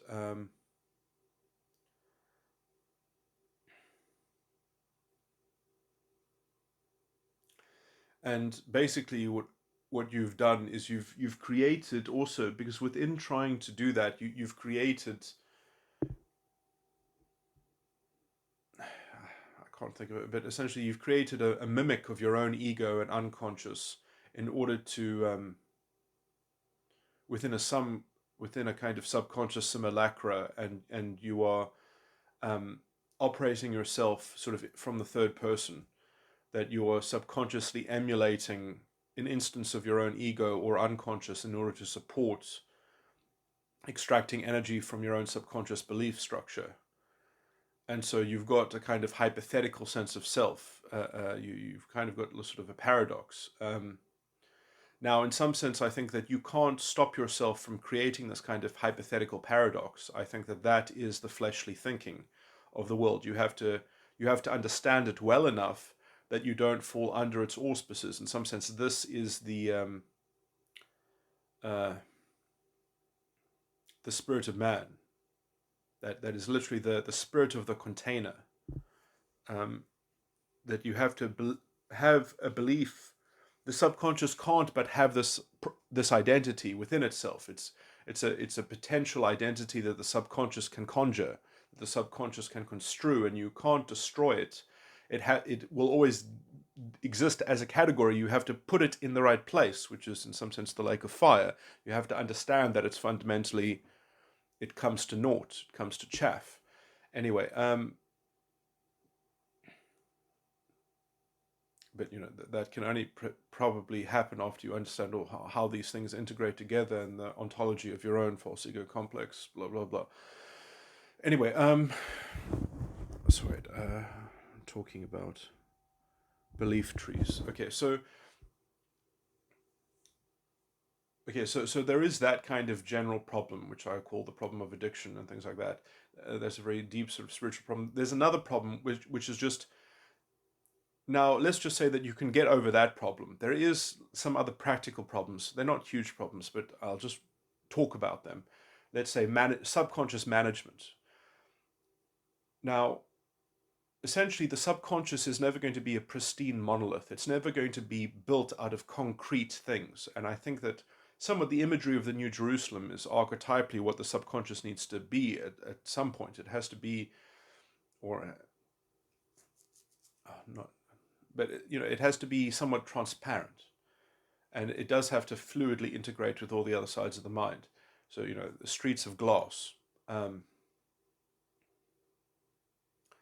Anyway, yeah,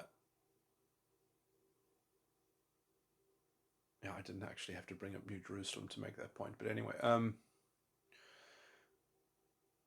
so what I think that the problem of management is that you have to have played with your beliefs well enough to know that they all have a terminal. I actually have to be careful giving generalized advice, because my ego inferior function is FI. So I'm looking at all of this through FI2. Which is the spirit. So I have probably a higher ability to have conscious discerning of these things. Anyway,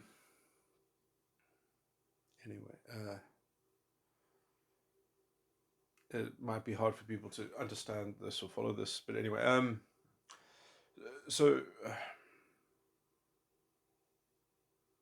just sort of thinking how dubious it is in terms of the general relatability of what I'm about to say. But anyway, so within the subconscious belief structure, you're going to have beliefs that are connected with other beliefs, that are connected with other beliefs, that are connected with other beliefs. And these separate lines, these separate trees of belief decision exploration are kind of organic and natural. And sometimes these branches of these belief trees, they contradict one another, they intersect one another. Now, this can be gardened, this can be facilitated. They don't have to, you can have beliefs that interpenetrate one another, as long as you have enough principles, that gardening principles, that actually show that, well, actually it's fine, because from this angle it doesn't contradict in any egregious way, but they are sort of grown in this over the same plot or something like that. There is some kind of general overlap, but there is no actual contradiction so much as you always use these principles on those matters. So it depends what your principles can support, as it were. And there are some principles which are kind of like magic to some degree. And, the principle, how do you save cogency in some sense? Because there are some, let's say, terminal beliefs that have to be reconciled properly. And, sometimes you do need to trim the belief, sometimes you do need to expand the principle, or you need to rework the set of principles entirely. And then, so essentially, I mean, I can make sort of metaphors of this, that, well, your principles are like your toolkit, and you can always, and there's so many points that,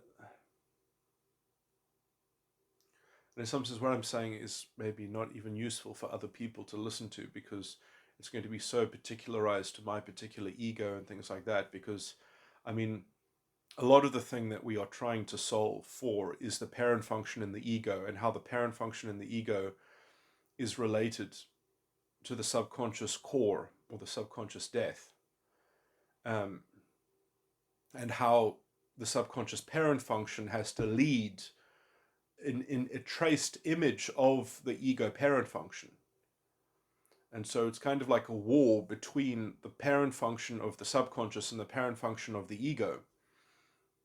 Well, it's not a war because the subconscious is leading the one in this through the medium of the subconscious death, which is, by the way, also the superego's inferior function, but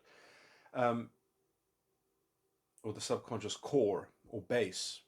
I call it the death because it is a static image that is the starting reference point around which the subconscious is constellated. It has to plot itself according to a tracing of its sense of agency, which comes from the parent function in the ego.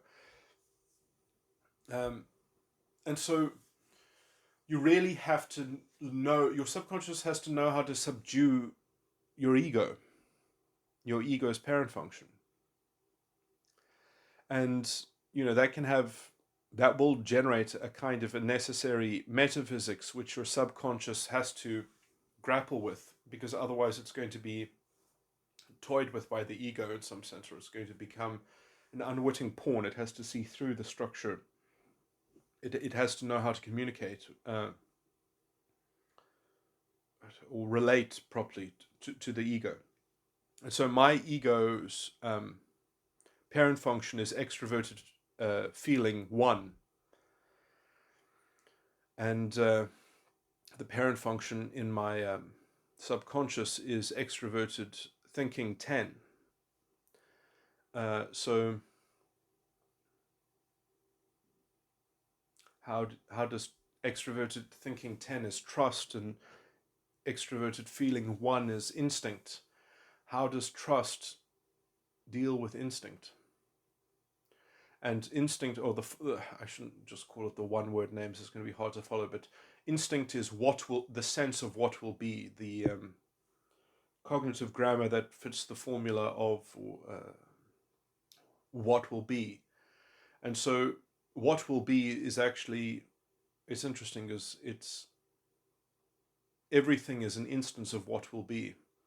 Everything, I've also called what will be inclination, but I mean this in the subjective cognitive sense, that everything will have an inclination built into it. It's the most basic cognitive function, what will be. Everything has an instinct or an inclination or a sense of itself. You could also call it sensation itself. Everything is a sensation of what will be, in terms of, so, which means also that it can be imaged in the mind. What will be can always be imaged. So any thought has to be something that can be imaged. That's why it's the basic cognitive function of everything. And that has to be controlled by trust, or what shall be, or what should be. That's the long form of extroverted thinking 10. So modeling what should be and incorporating what will be. And there's a problem here, because what will be is actually not future orientated, although images can always be said to be predictions about the future or images of the future. But what will be actually is always historic, or is always past in some sense, because or what will be includes both potentially the past, hypothetically, and the present, and the past, or it can be, it can be a candidate for any of those categories. But essentially the problem with what will be is the past, because essentially you would say, well, if you can image the past, then you are imprisoned by it. You're captive to it. It's already happened. So that's a part of what will be, which becomes static, and you can't change it. But you actually can change the past. The past can unfold. So you can. So what will be is fundamentally the same kind of illusion of the flesh in the world.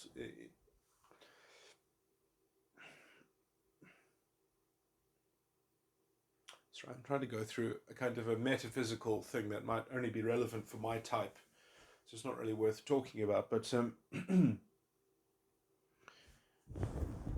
let's see, what will be.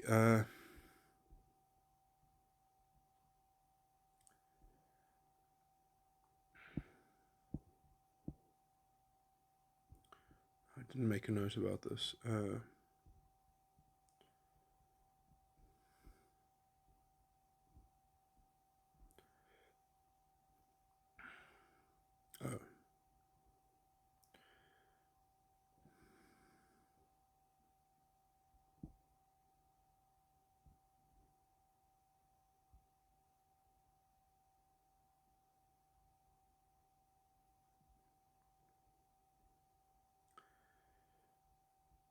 Yeah, there are. I mean, now I'm slightly broadening this metaphysics. Is what will be? There are three functions which are archetypally fire, elemental. Instinct is a fire elemental. Um,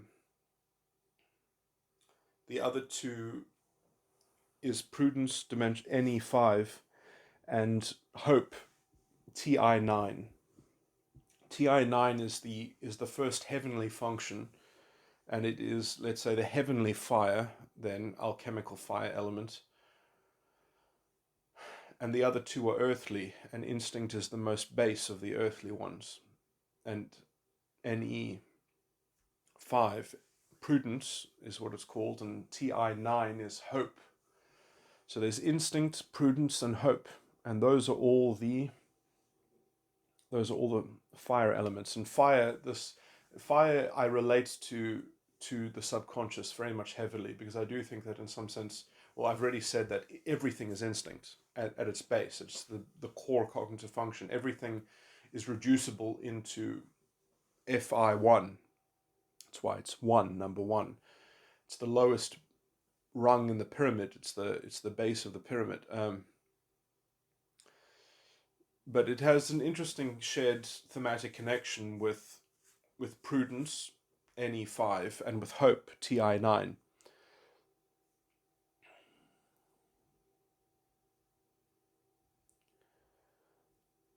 And in some sense, everything eventually has to. I mean, the higher dimensions. I don't want to recap all this stuff, but the higher dimensions exist within the lower dimensions. So hope is a subcomponent within the flesh, within instinct. Uh,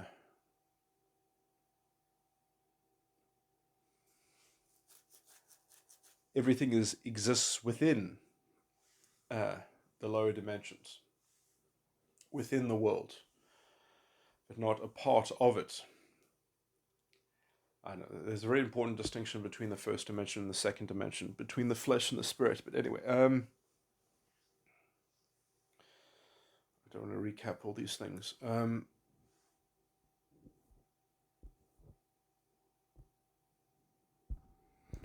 Anyway, this is slightly problematic for me to talk about because some of these things are still theoretically things that I'm exploring. But you have to center the gunas, the sets of emotional tones, probably around some.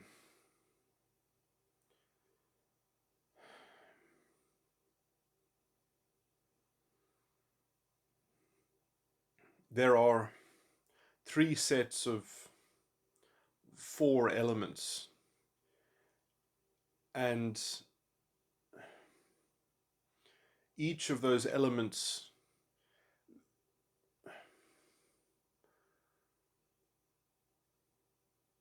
two out two of those three sets will come together to make a guna, and therefore each of those elements is used twice. Uh,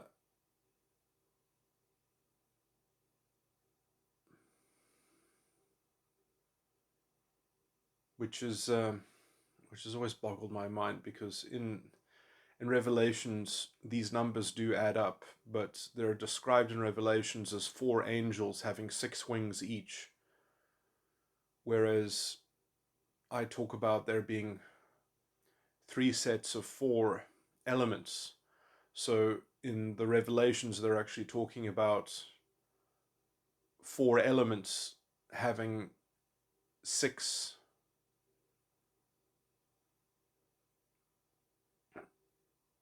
wings, or three pairs of two wings. So four elements having three, well, it doesn't say anything about three, but it does say six wings. But so six wings would be that, well, I take that to be three instances of the same element, of which, for example, in this prudence, in this fire, it's instinct, prudence, and hope. But anyway, and so I do think that the fire, though, is perhaps mostly related to belief, because everything, I think, has to have a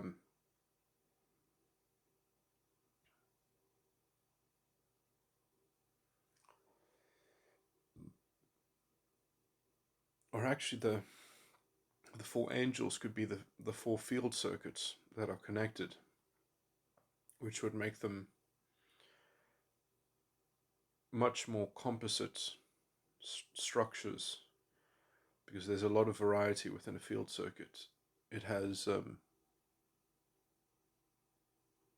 actually has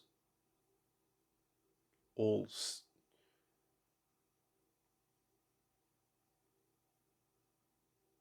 there are actually six elements. No, not six components of it. Oh, actually, let me. So in one field circuit, there is earth, fire,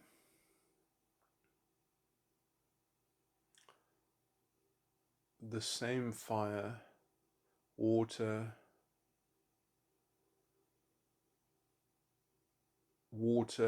and the same earth as the first one.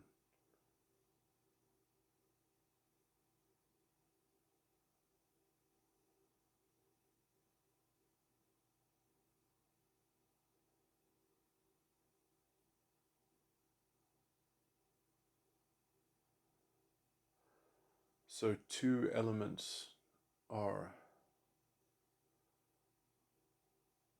so it actually only has four unique elements in each field circuit, but two of them are repeated. Anyway, that makes it complicated. Anyway,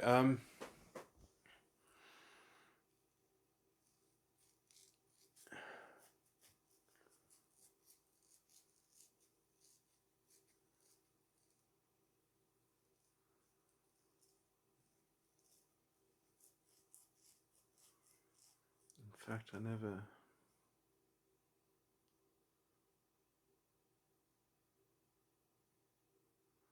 And I might need to stare at Metagram for a long time and make sure.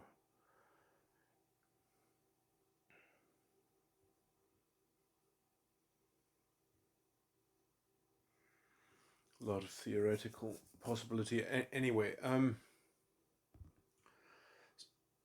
suffice to say, I've always linked the fire element very much with the subconscious itself, and I don't think that this is just like a personal sort of thing, because everything has to be carried by a belief. At some point, it has to be reducible to belief subcomponents, although, because that's the basic matter that is occurring, that's the medium, the conduit through which things are being facilitated, that you need something to be in awareness thereof. You need an image in the thought, and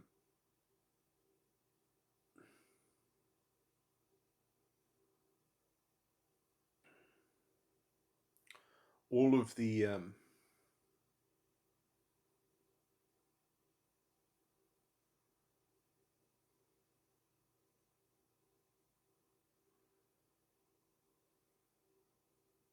I guess it is interesting that TI9, hope, is exactly in the middle of the 17. 9 is exactly the center of 17 items. The ninth item is the middle. And it really is the center of the whole pyramid, the whole mass in some sense. And how does hope rule what will be if what will be has already happened, has already passed? And essentially, the hope of unfolding it or something like that implies the higher functioning of the heavenly cognitive functions as well. But I mean, it's quite dynamic because, to have to unfold what will be that has already passed, you have to be quicker than it. You have to be discerning and actually have a particular subjective edge, as it were. You can't just do it in the hypothetical. If you try to do this in the hypothetical, you're going into the lowest form of thinking, into the flesh, and reducing it all into itself. But the highest form of the fire of I mean, when I say that these are all fire elements, I mean them in the alchemical elemental sense of becoming, which is very much the general quality of the subconscious itself, is that your beliefs are facilitating what you are becoming always. They are a kind of tool. They are a kind of instrument, as they are also a kind of repository of a kind of sensory accumulation of compiled structure.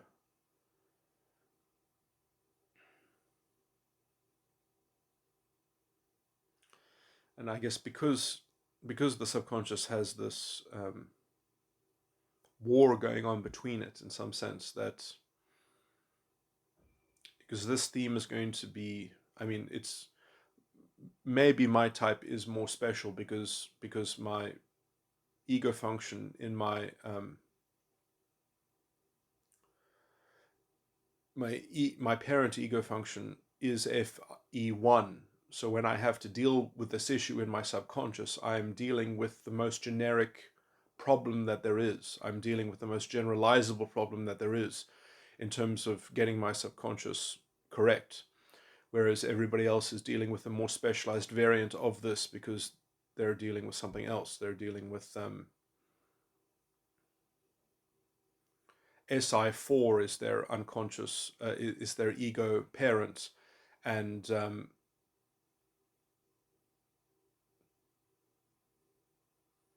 NI13. Did I do that right, or is it TI14 would then be their? I guess I don't know.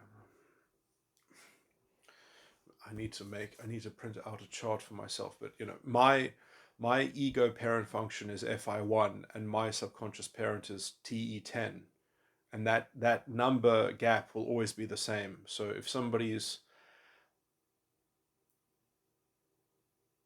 so that's +9. FE1 plus 9 equals TE10. So if someone's ego parent function is SI4, then their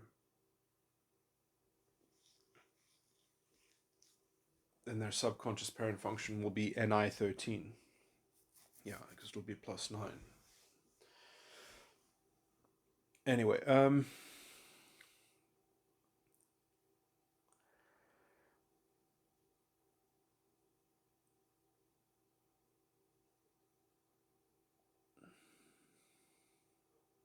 but sorry, the reason why I was just going on about the three different things so much is because, in some sense, the gunas themselves might, at some point,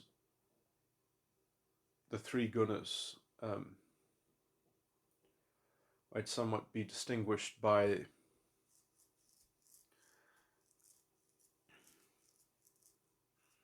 I mean, I might have to look at the emotional tones in more detail before I can say this, but that one of them is going to essentially be constellated around prudence, one of them is going to be constellated around hope, and one of them is going to be constellated around instinct, on some in terms of their internal definitional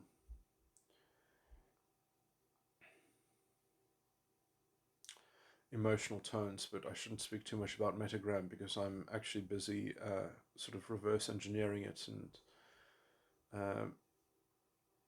like metagram types are defined by elemental subcomponents.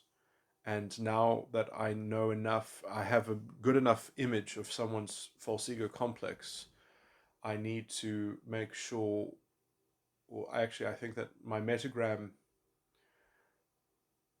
how I was populating the emotional tones within my metagram types, to tell you the truth, I don't quite understand how I did that in my tables of metagram types, but I know that the elemental codes, the elemental descriptions of each type are, the elemental subcomponents are correct attributions, because that was what was being empirically read. But it looks like that metagram types are going to have more than one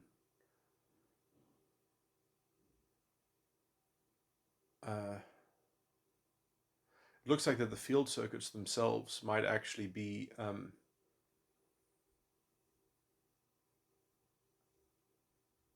I never actually looked at that possibility, that the 4 field circuits, that some type might actually be within a field circuit. But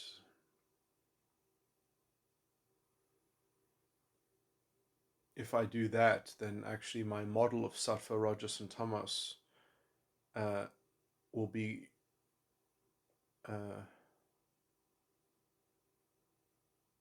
actually, it won't necessarily be destroyed. It just means that it'll have to be redefined, or yeah, the current definition that I have of it will be completely rubbished. But essentially, then it'll either be that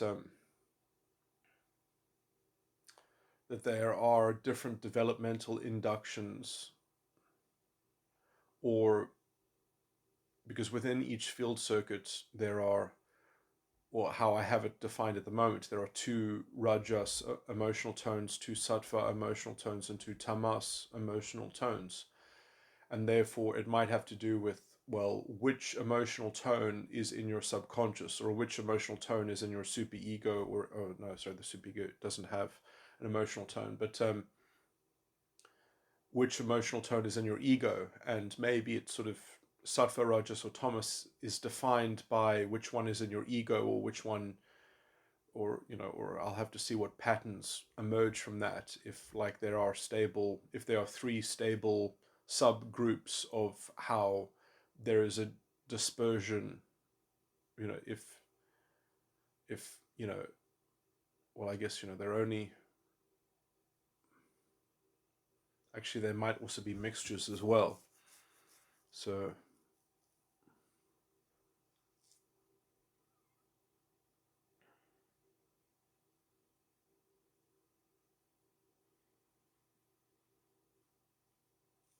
but also this would make a lot more sense, because then also some types might have more than one might have more than one field circuit, and then that would be what's causing the ambiguity within some of the split circuit types and things like that. So actually, I thought metagram was all set, but it looks like that maybe I just did the best that I could at that time, and because I didn't have enough of a metatype container to relate it to. But now maybe I can see these things more clearly, that metatype, I always thought that I needed to develop metatype to agree with metagram, but now I think I've got a good enough hold of metatype that I can actually recheck metagram. Man, this kind of seesawing. Anyway, I'm babbling. Was there anything else that I wanted to say? Oh yeah, feminism and the culture wars. I should really make a standalone recording about it, but it is very much related to this, and I was going to talk about sexuality as well, and gender roles and social masks.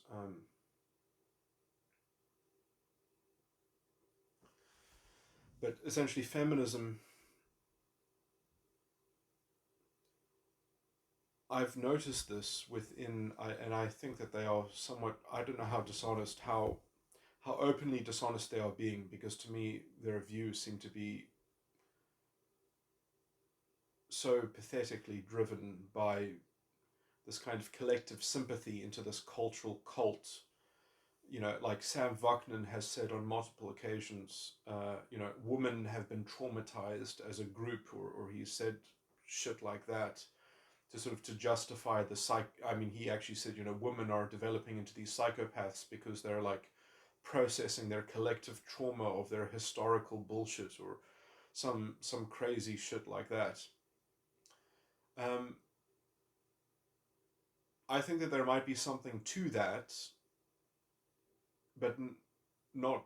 I mean, what do I mean? I mean that the symptom that he's talking about is certainly real, but his explanation is utterly fabricated. It's actually embarrassing to even talk about it, especially how dismissive he is of the sort of the Mitgau um, men's activism, sort of people, or something like that, which I do have a much greater respect and well, I mean, I can't say I respect all of their views, but I do think that it's a healthier inclination for men to disconnect from women that are so toxically sort of being so misanthropic and psychopathic. But anyway, um,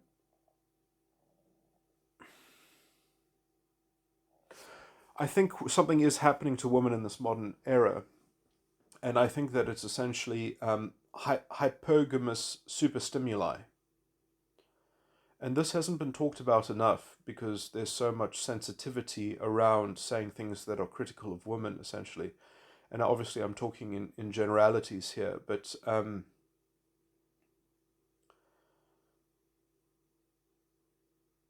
I heard someone who I had a small conversation with on a live stream with a few other people, and he told me, are women are controlled by vanity, that whatever is frivolous and sort of virtue, I mean, I'm somewhat putting some words in his mouth now, that essentially is, as long as it's fashionable and it's virtue signaling, that's what women gravitate towards, and they always have. And I don't think he is correct. I think that women have not always been like that. I think they are like that in this epoch, in this cultural frame. I think that that is what women have become. And essentially, they have become this way because of what I've already described as a kind of hypergamous superstimuli, which is something like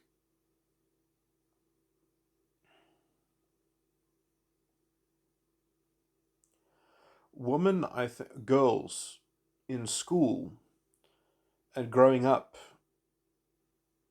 have been given the keys to this tremendous cultural power. At the same time, I think their minds have been warped by the commodification of sex and sexual energy into a cultural appetite, into a cultural diet, but also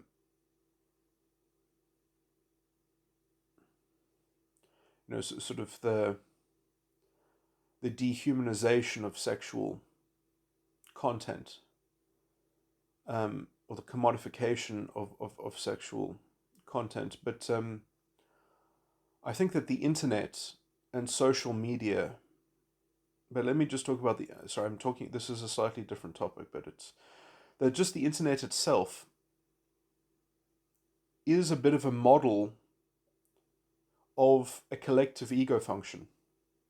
That well, in some sense, it doesn't matter how you participate directly with people in your life, because you can always retreat to an online persona, to an online avatar, or a kind of virtual interface with the world where things are subconsciously controllable, that you can interface with an echo chamber, or you can delete things, you can arrange things. It's like having a representation of your subconscious at your fingertips.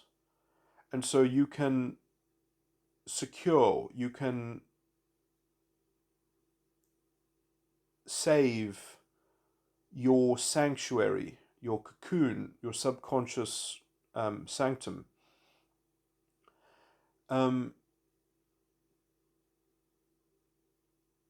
but it's not just that's the offline part of the computer.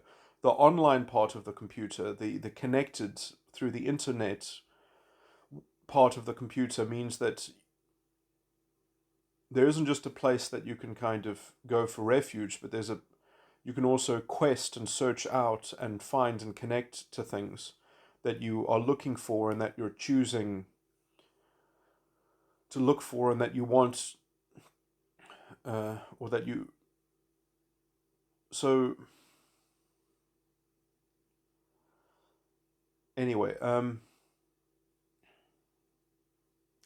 and in the collective cultural set of beliefs and conventions where sex has been commodified, there is this tremendous asymmetry in online power that women have. In fact, they are so drunk on this online power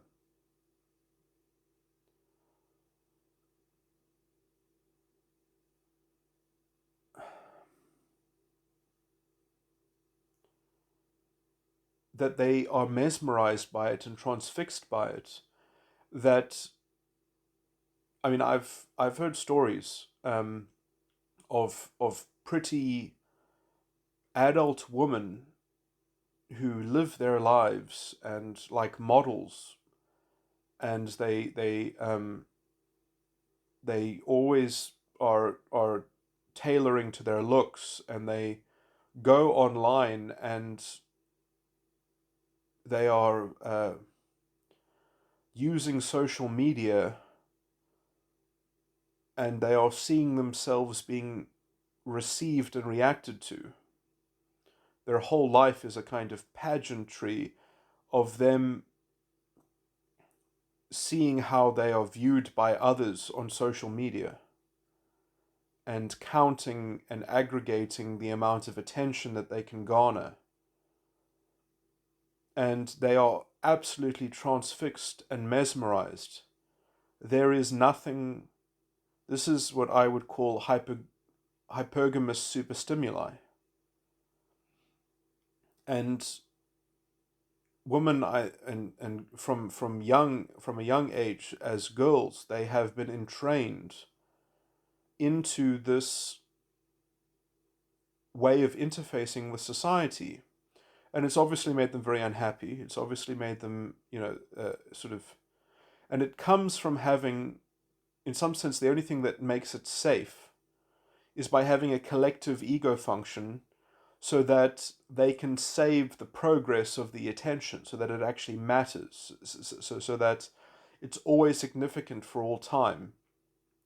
So their goals and their values, because they don't have them independently, because this is one of the aspects, the properties of hypergamy, is that they are trying to find value in a social belief, in a social in an image. They're trying to get energy from something that they've been told confers the high status on them, or confers importance and significance, and being able to command attention is a kind of societal commodity and source of value. Obviously, it's externally located. It has an external locus of control sort of attached to it. Um, but these people are basically plugged in, and it's safe to plug in if there's a collective ego, if there's a cloud ego. And so it's very important to feel that, well, everyone must be playing this game and this is the only game in town. And if people don't play the game and if they want to have an independent ego function, then they are threatening. Because, I mean, it's hard enough just for people to succeed in terms of the hypergamous casino, or and that when they win it should matter. And all these women, even if they aren't successful, they want to win at this casino.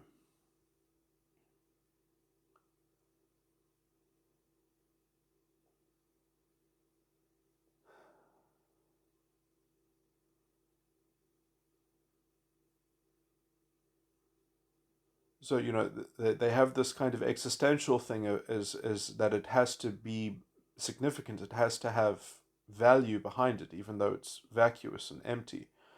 Um,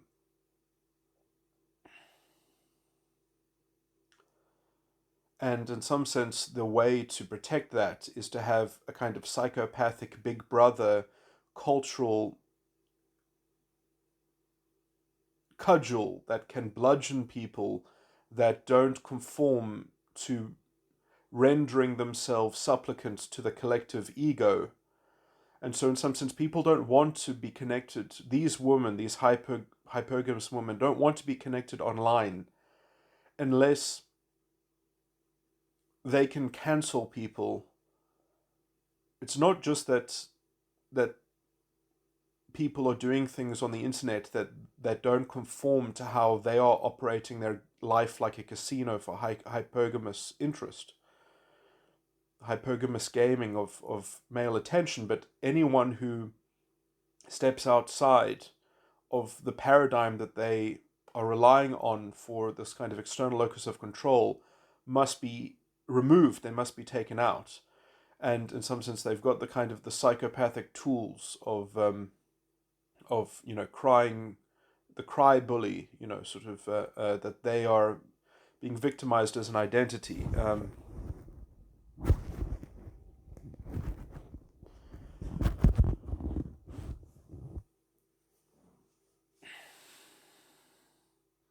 And you know, sort of the cost of this is that, you know, there has to be some kind of absolute category of the scapegoat in order to keep this project going. Uh, but it is a kind of I mean, I do think that this is a theme like Camille Pag. Uh,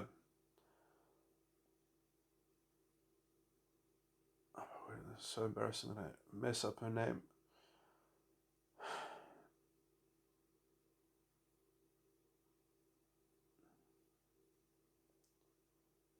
I haven't heard it or spoken to her for such a long time, um,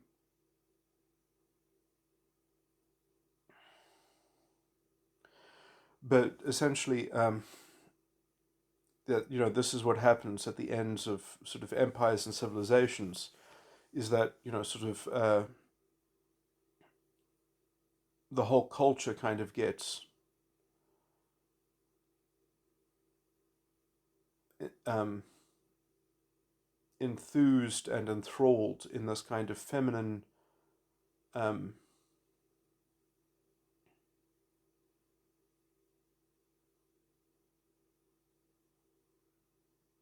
ostentatious uh, cultural obsession with some kind of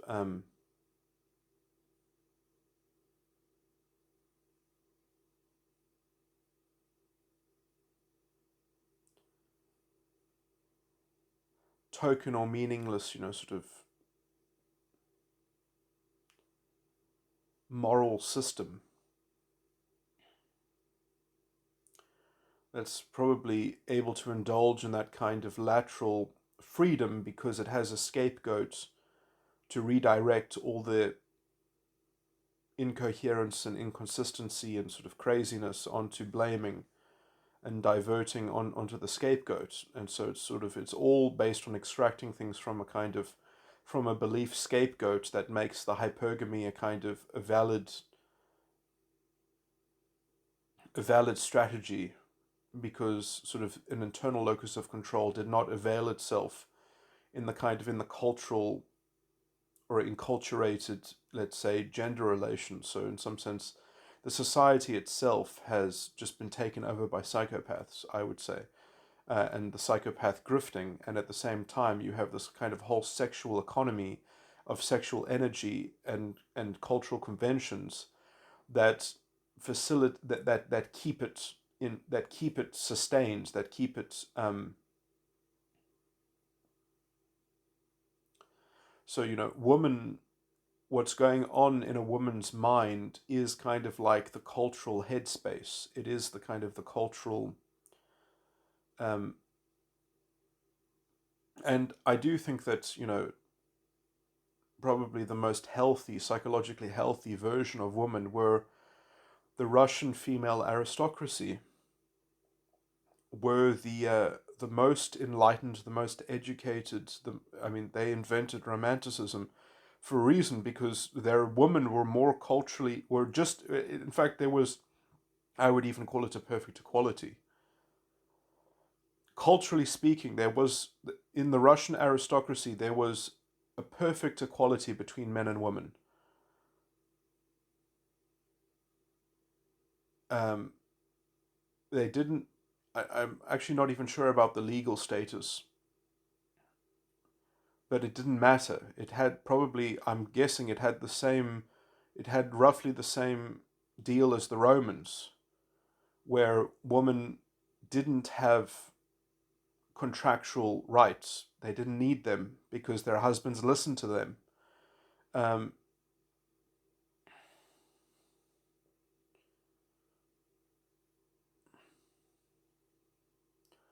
because you wouldn't marry someone who wouldn't listen to you, because you only married for love and you never married for convenience in the Russian aristocracy.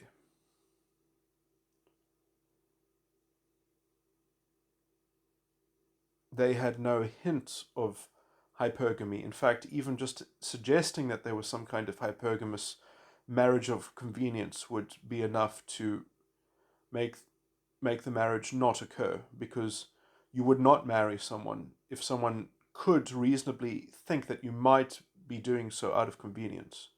You just wouldn't do it.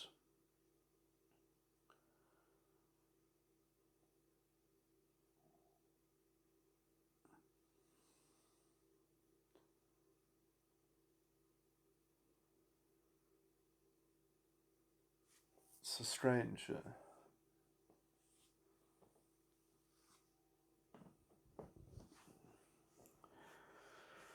Sort of maybe argue if that goes too far, but just the cloud of illegitimacy, or the cloud of intrigue would because intrigue was a social poison that had to be avoided like the plague, because in some sense, I'm not going to do the work of linking it here, but I think that that might have something to do with preventing the establishment of a kind of cult of sympathy, because in some sense intrigue is the precursor to those things that I said in the very recent recording, or this recording, about sympathy. Um, anyway, I've spoken so much, but so I probably have to develop this thought about feminism. I mean, it's not that original, but I am threading things together that maybe haven't been threaded together so recently. But this hypergamous superstimuli of social media is something that does affect women much differently to men. It does change, and oh, no, I didn't talk about sexuality, the differences between male and female sexuality. Damn it. So, as I was talking about young people developing sexual intimacy for the first time and developing boundaries and things like that, there is a basic difference, I think, between men and women, and this is obviously, I'm generalizing because this does not hold true for every individual, but generally speaking, I think that the difference is that when boys are developing intimacy, at some point they have to know what their intimacy envelope looks like. They have to know what they're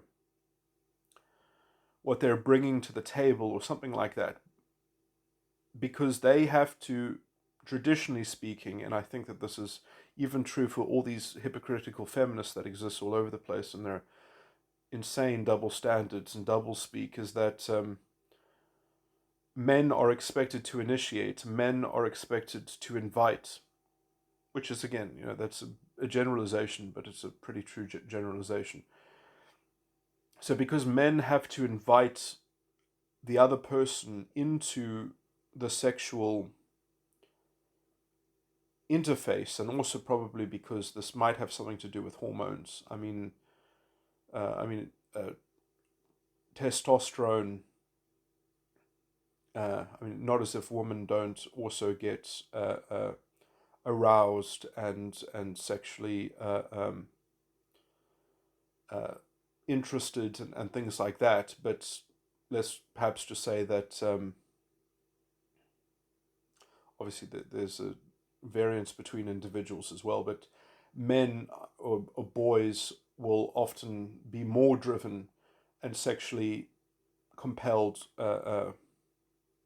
Anyway, I'm not saying that women don't have sexual appetites. Obviously they do, but because of the differential, perhaps, between sexual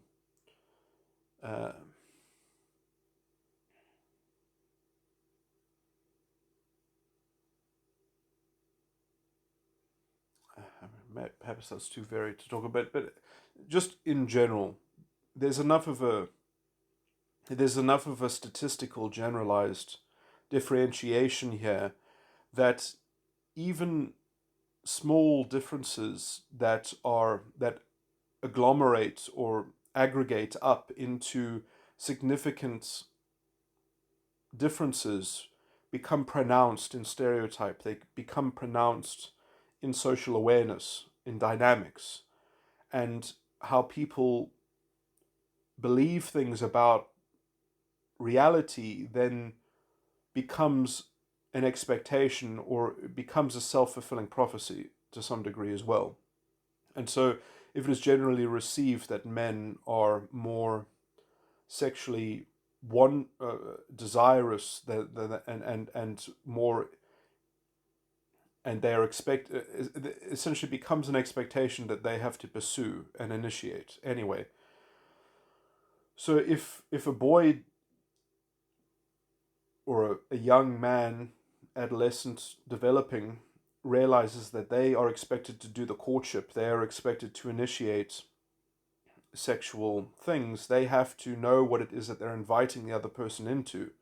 They have to work out how to communicate it. They have to work out how to describe it or introduce somebody else to what they want to do.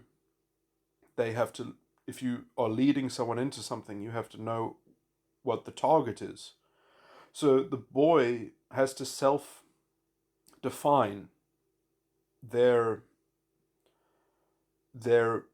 sanctum well enough that they can invite someone into it, or their intimacy bubble or reality or something like that.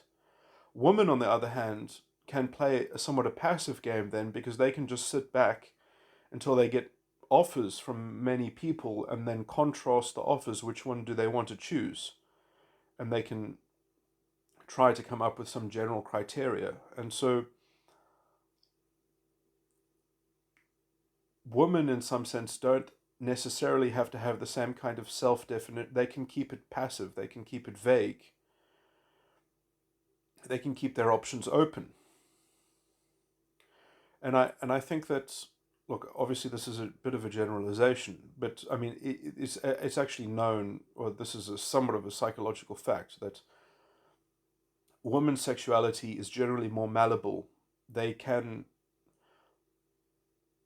Boys and men usually the things that they like sexually are are somewhat set and standardized by their particular sexualization, their particular inculturation into the subject. What they experienced sexually growing up and what they became accustomed to, or what they explored, becomes the central kinds of themes that are, I would say, programmed into this. Their first successful intimate encounters structured their their password, their key to their ego, channeling their subconscious primordial belief factors and subconscious factors and beliefs that make up the biggest component of their sense of what the role that controls the other roles, or the biggest. Now, obviously, if you're engaged in sexual play, what you are bringing to the table in terms of what you're toying with or experimenting with are these roles, which then you are perhaps acting out, or the energy of which you are making vulnerable to new experience.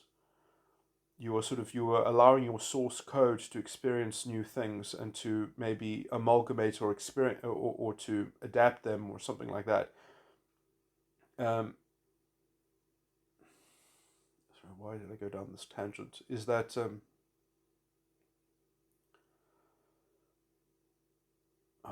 I wanted to add something. What was that I wanted to add? Was that when you do this, what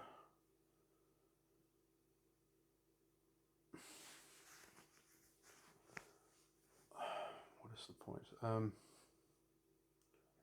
I wanted to add that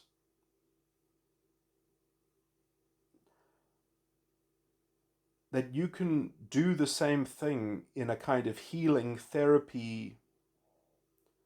You can do you can do the same thing purely intellectually, without a kind of visceral, physicalized um, interaction. And in some sense, when you do it in the physical, if you do it through sex, it's somewhat. It can also be more vulgar and crude, and in some sense not actually relevant to any kind of healing. It can just be, in some sense, a diversion, or just kind of like a kind of play. When I say play, I mean in the sense of like a performance on a stage.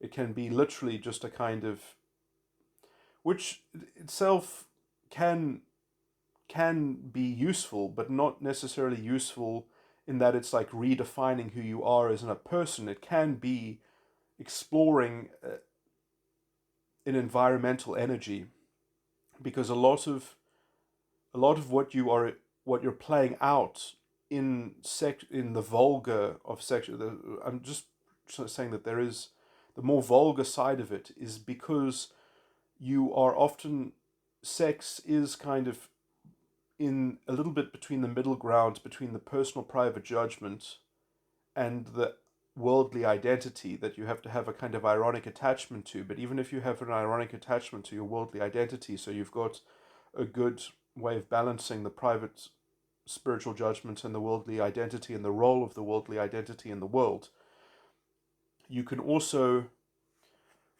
sort out environmental energy through the play, through the vulgar, crude play of sex, because you are proving that you are ironically attached to what has happened to your worldly identity. So you can use sex to disentangle and to disambiguate your private spiritual judgment, to unburden your private spiritual judgment. So you can just play things, you can perform it out, but that has very little to do with organizing your private healing. In some sense, that it's a kind of healing, but it's not a healing of your private spiritual life. It's a healing of just rectifying and regulating the balance between private and your worldly identity. So it's interesting that, and you can see that then sex is something that is perhaps promoted by some level of societal disquiet or cultural conflict. that maybe there's a kind of, I mean, it's interesting that maybe a society has something that's really wrong with the society, but people don't know what's wrong with the society, and then a child is born out of this general condition. Well, and a new child grows up in this atmosphere, in this milieu, in this cultural landscape, and this child has essentially.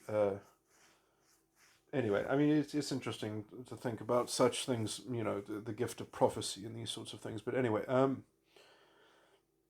and then it's very interesting that it says in the scriptures that a prophet will never be accepted in his home country or in his homeland or in his hometown. Uh,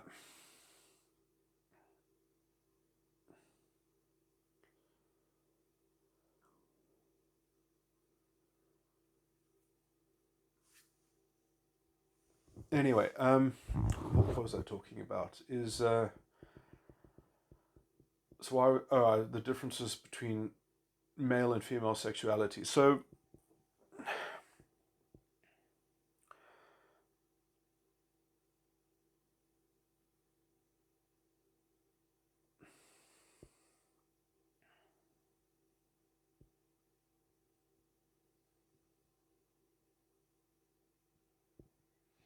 is there anything else?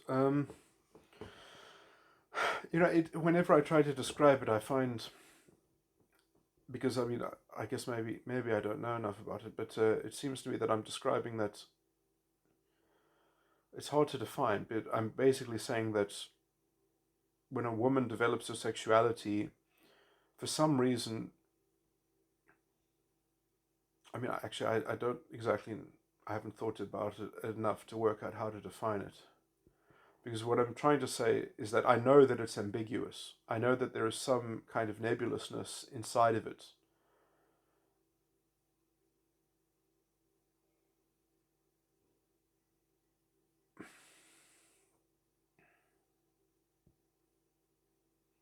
In some sense, I think perhaps men relate to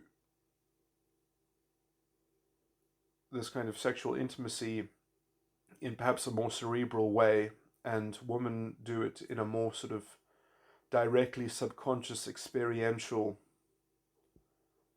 version of it, where the woman is participating, or the girl is participating in it from the perspective of the subconscious relevance that it implies, or that it infers directly in terms of the quality of the liaison, which is why it's so important for women that if they are going to do something, that it is culturally that it has a kind of built-in cultural significance, that it is reflected within the kind of perhaps even a kind of collective unconscious significance.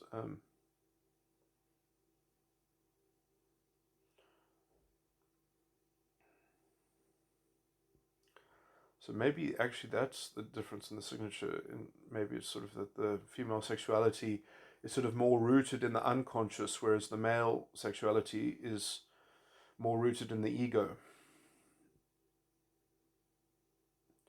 And so when they are relating to one another, they are adding that particular connection to that extra side of the mind, that they're two subconsciouses making themselves performing, engaging, and vulnerable to some degree, or into some intimacy, that they are connecting the one's unconscious and the other one's sort of ego contribution in a joint sort of atmosphere of subconscious synergy. But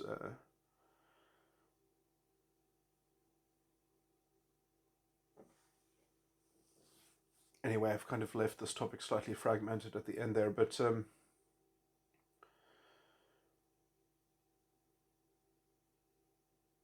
and that's why women have this. I mean, because when I say ambiguous, look, when I say ambiguous, I mean ambiguous on the level of the ego, because usually women are actually very sensitive to being to liking how something happened or not liking how something happened in the immediate, in the moment, because in some sense they are. I think that does comport with what I'm saying, that they're unconsciously scanning it and monitoring it, and they know whether their unconscious likes something or doesn't like something. Um,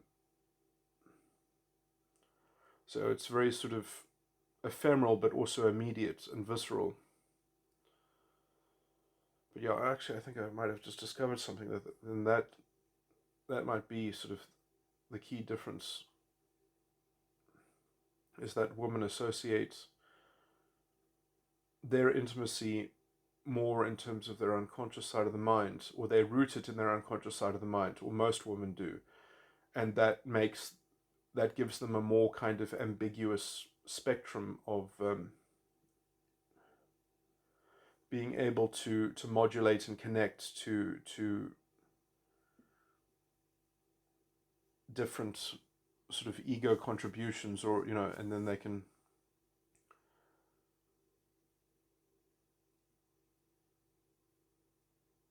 Okay. Anyway,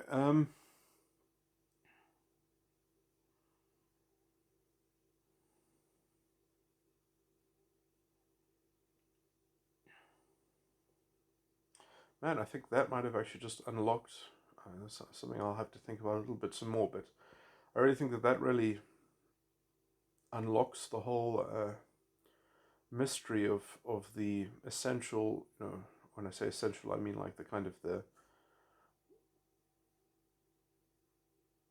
essence of the differential between sort of the mystery of the differences between the sexes. But anyway, okay. Anyway, I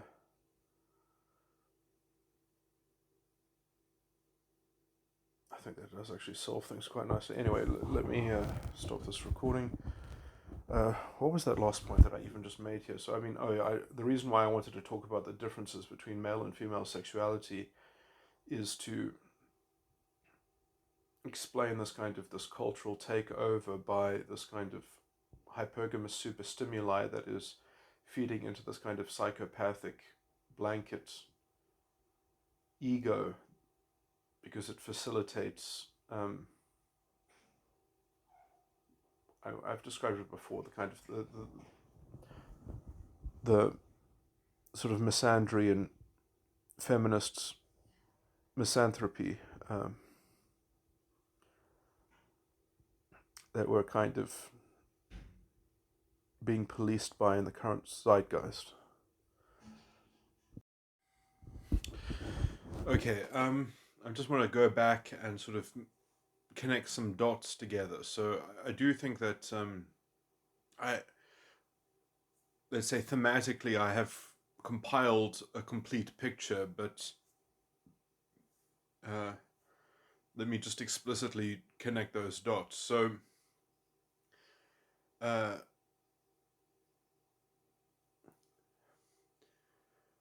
so when women get culturally empowered by, let's say, a collective web ego, a model of a collective ego that's sort of being a kind of paternalistic force over culture itself, the matriarchy, um, the gynocentric matriarchy, the culturally infused convention or whatever. The reason why this is a reflection of hypergamy gone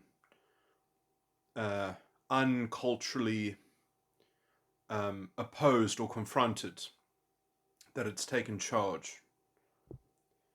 And the reason why women are themselves fundamentally prone to things like hypergamy is because everyone is prone, in terms of their subconscious, to trying to extract energy from belief images. But essentially, I make this general claim that and there might be a lot of reasons for this that are somewhat complementary. That there is in general a distinctive differentiation between male sexuality and female sexuality, and male sexuality is having to explicitly create a system in which because they have to be able to invite someone into their intimacy bubble or whatever, um, so they actually have to have it defined in their ego, whereas women who are the reason why they are prone towards the kind of hypergamy that they are is because essentially um, they don't. I mean, it also makes sense almost from a kind of evolutionary, from an anthropological sort of evolutionary perspective, that you want strategies which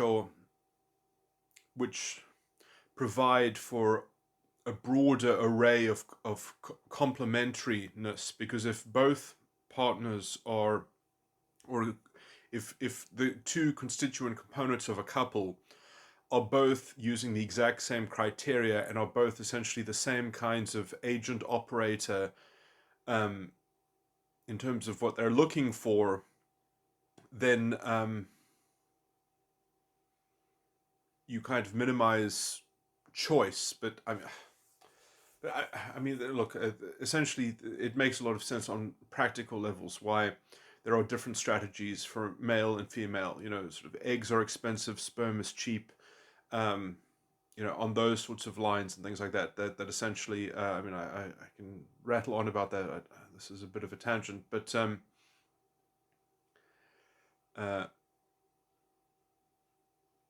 you know, if a woman gets pregnant, uh, the top thing on her priority list is to sequester the support and help of the father. So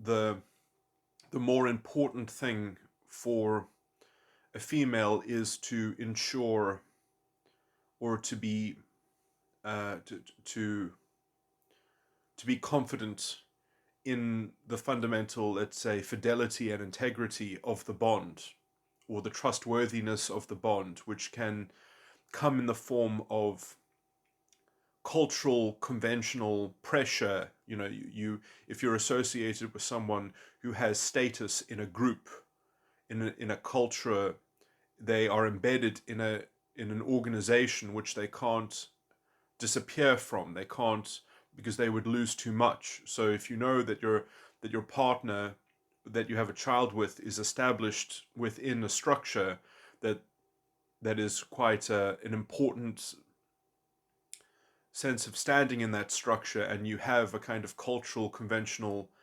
um, uh, uh, uh, acknowledgement of the relationship and the bond and the paternity, whatever, you essentially are essentially, well, you're quite safe. I mean, obviously, you know, a lot of these factors sort of, the dynamics of them change, you know, with contraception and the pill and things like that. Change some of these dynamics. They change, let's say, uh, uh, the penalty of not having these things lined up, the penalty of not. So essentially, um, and I would say that usually what hypergamy does is it sort of it usually traded on the fact that you needed to secure these kinds of uh, tokens of fidelity and protection and surety, and but essentially that you wouldn't want to have a child, that essentially that the woman's ego became the child, um,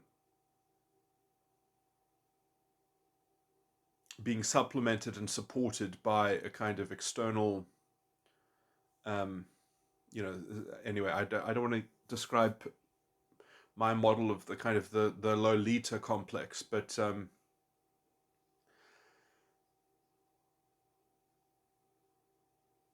which you can see essentially examples of that dynamic in the movie Lolita. Anyway,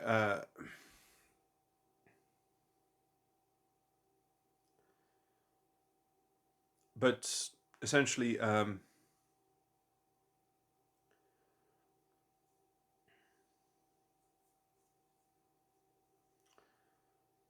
hypergamy, therefore, I would say, because hypergamy generally would have these, let's say, these problems, these practical troubles and problems. Well, if she got pregnant, she needs to have a certain level of sympathy and support, and there are cultural conventions to back that up.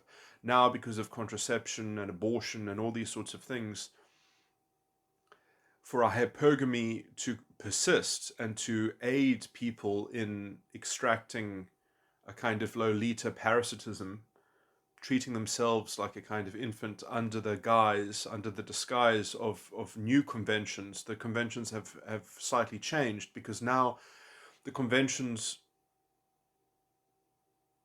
can't say, well, this is necessary because, women need to expect this from men because otherwise they can't feel secure because, what if they got pregnant? They need to have the relationship acknowledged. They need to have commitment. They need to have surety.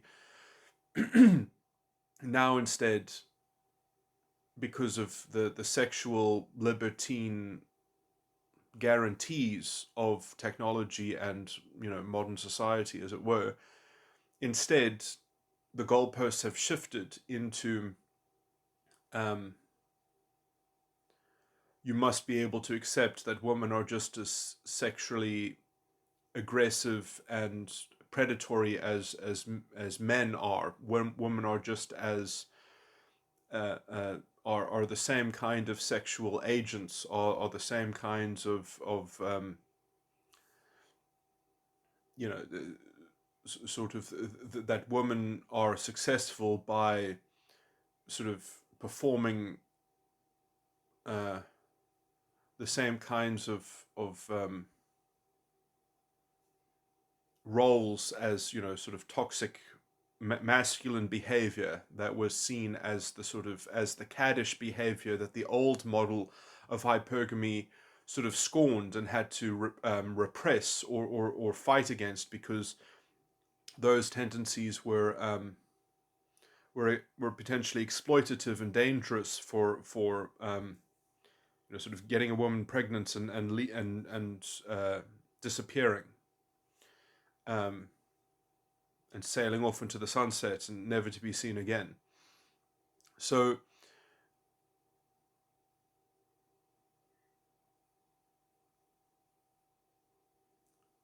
there is a kind of role reversal in this new kind of form of hypergamy, which is in some sense meant to be, I would say, kind of both startling but also sort of confusing and dehumanizing and sort of a strange imposition that's being enforced by this kind of model of a collective ego, a kind of environmental, cultural ego function that everyone is just supposed to get on board of this strange script that doesn't actually comport with people's actual feelings on the matter, but you have to play your role in this script because somehow it brings about gender equilibrium between the identities or something like that. It's kind of like it's there to rehabilitate the gender divide or something like that. And so it's sort of it's a good medicine to take or something like that, and because it's delivering sympathy to the female identity. And so under the cult of delivering sympathy to the female identity, that is how this current form of, let's say, artificial hypergamy is expressing itself and manifesting and playing out. And I think that the reason why this kind of madness, which becomes a kind of cultural sickness, occurs is because um, women's sexuality is linked between their subconscious and their unconscious, and so it's this weird kind of it does have, it's weird because I called it ambiguous, then I said, well, it's not ambiguous exactly, because when they're in, they know what they like and what they don't like. And there is this horrible, when it's purely, when it has absolutely no ego expression attached to it, when their ego expression is completely passive, it's very dangerous, because essentially they are just there to sort of, to be sort of the deer in the headlights, and to be uh, what's the word, taken along by some mystical, I mean, because that's what the so the unconscious fundamentally is. It's fundamentally mystery, and it's fundamentally mystical, until someone is very developed in terms of their principles of how. So this is the thing. It's more thematic. The unconscious is fundamentally thematic. So women are responsible to themes, and to being sexually, to find themes appealing more than and those themes, if they are, if I mean, obviously themes will have to relate to some kind of subconscious belief structure about, about society, about identity, about or perhaps about private judgment as well. But these things also will probably thematically be somewhat, certain unconscious principles will have to govern both of those subconscious subcomponents. But and this is and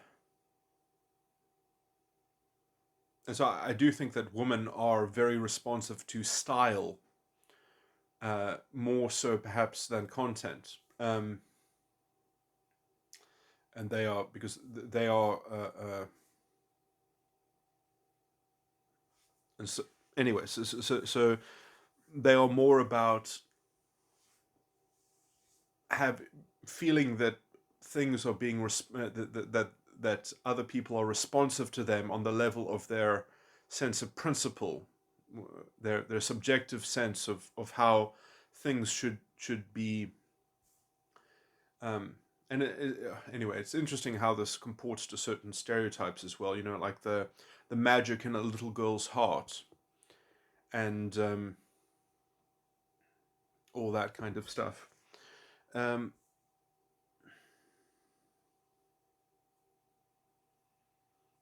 which is, it's interesting how that is perhaps also what, I mean, this is, I think this is not, this is more than a stereotype. This is how most girls are enculturated into the subject matter of intimacy and relationships and content, is, sort of the Disney princess movies, and the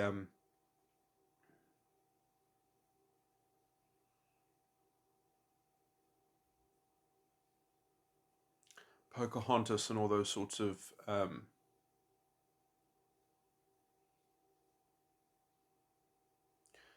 that, it is quite explicit that how, what is even portrayed to girls about how women uh, relate to uh, romance and intimacy and sexual energy, um, or courtship, is that it is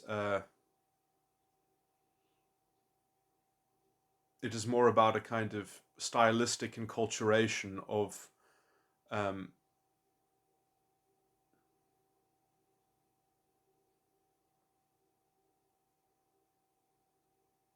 you see, when you have principles that need to be satiated, when you have principles that need to be satisfied, when that is your base, when that is, I mean, obviously you probably need some compatibility in terms of belief structure and subconscious beliefs and things like that. But when you're attaching that mostly to principle, then you can see how almost passive and ambiguous, in terms of the broad spectrum in which, well, there are lots of things that you could uh,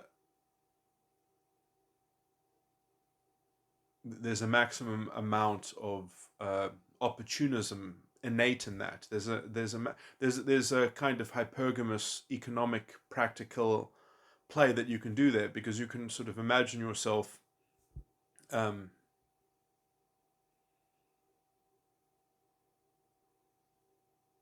perhaps always compromising on some uh, view within your unconscious set of sentiments and principles and attitudes, um, and sort of, I mean, people's unconscious side of the mind is also, I would argue, slightly mercurial. It waxes and wanes like the moon, because you know people aren't done evolving in terms of their subconscious belief structure. I mean, usually they are on a particular trajectory usually, so it's usually kind of more of the same. As I try to say, the ordinary person is sort of their set point, their destination point is somewhat arrived at, sort of when they're 5 years old, generating their basic sort of constitution of what they think determines success, and how they define that basic decision generally, between the ages of even 3 and 7, that they've they've got a kind of philosophical or metaphysical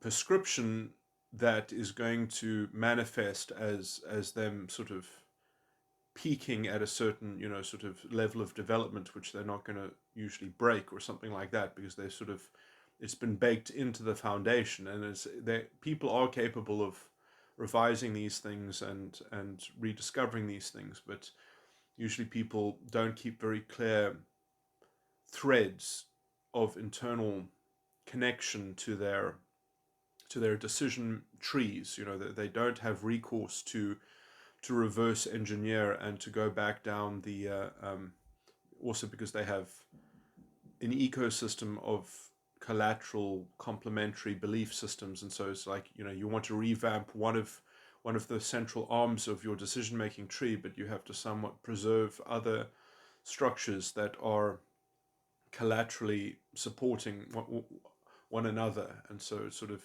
that kind of surgery is not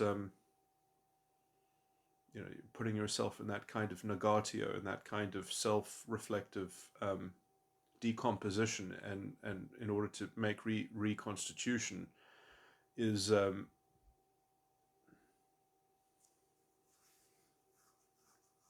anyway can be something that many people are just not interested in venturing in, that kind of precarious self work, or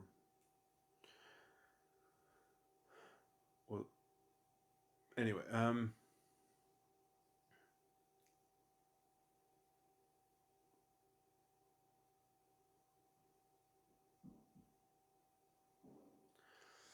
Anyway,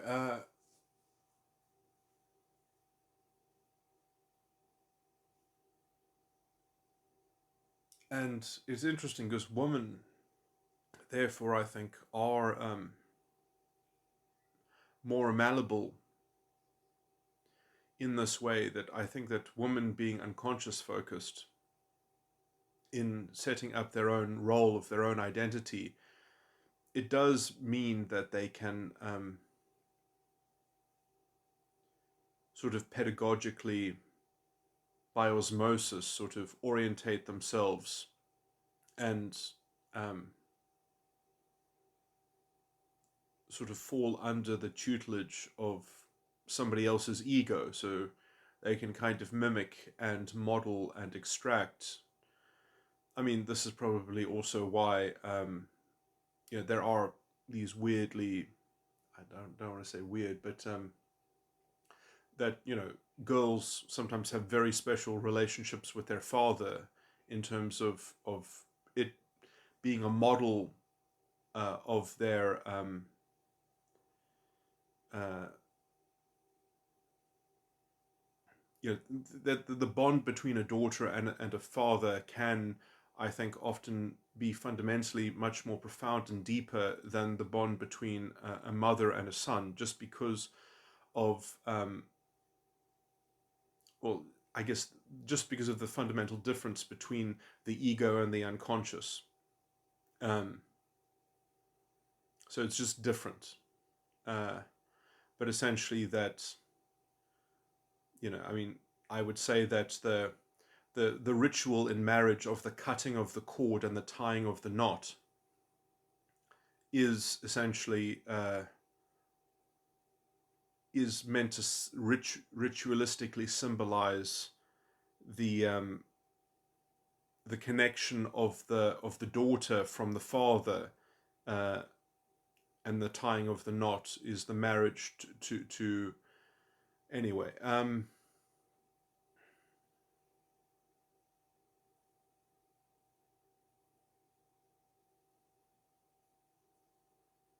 The ego could perhaps be symbolized as the sun, and the unconscious be symbolized as the moon, in as much as anyway.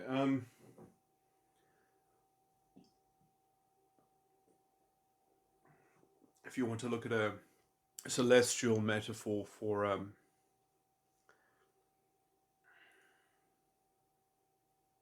and so, the moon famously, is the pale moonlight is a reflection of the sun. I mean, the sun only is illuminated in the reflective,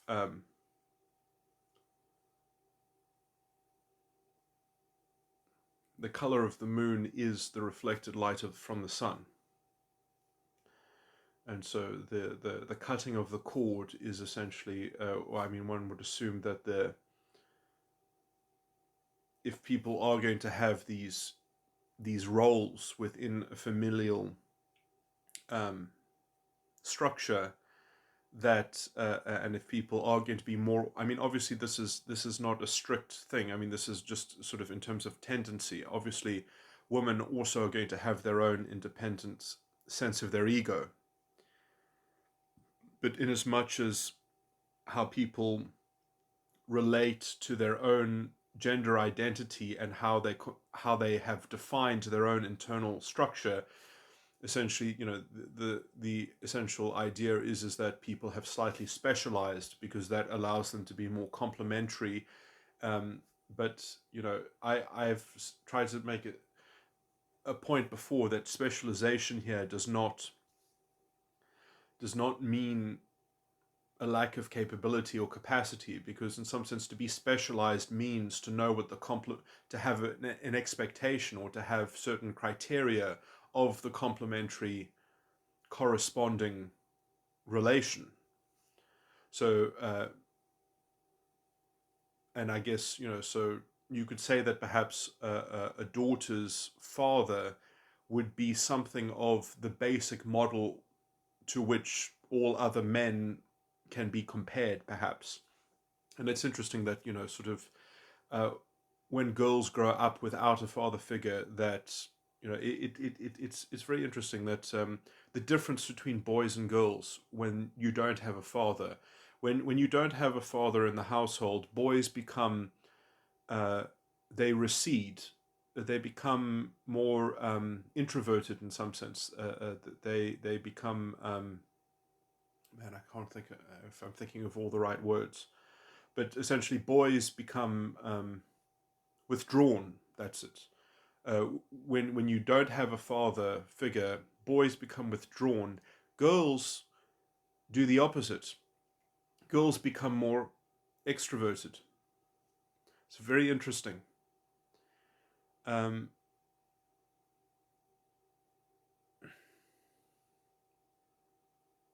in some sense, it would seem that girls become, um,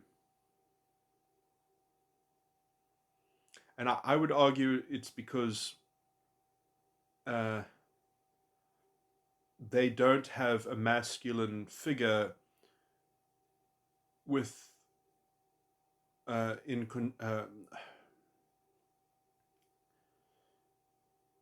with whom to, correlate and correspond, and essentially to monitor their own unconscious um,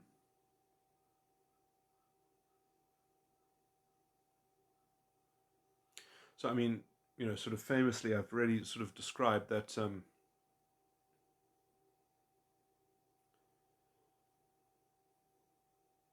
in very early parenting, the parent is essentially providing an ego function, an umbrella ego function that is creating the bounds within which the subconscious can experiment and grow and develop. That just it has a safe sanctuary and cocoon and outer boundary that is protecting this experimentation and growth and development of the subconscious. Then what I'm saying is that girls in general are developing primarily, perhaps, in terms of the differentiation between boys and girls, is trying to develop principles. And I would say that this is generally, I mean, it's generally regarded that girls develop faster than boys. Intellectually as well, it's generally regarded. I mean, I would say that that's not necessarily true. It's just that boys learn in general differently. Girls will absorb information.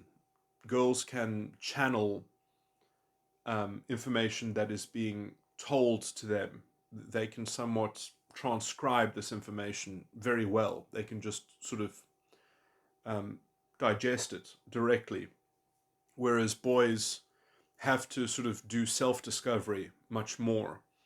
Sort of the Montessori way of self-teaching is generally, I would say, more masculine, or at least more suited to boys. But that might also be a difference in energy, because boys have a lot more physical energy, which so sitting down and having to read and write is very disengaged from that physical energy, perhaps. But it might also be just purely intellectual. That boys have to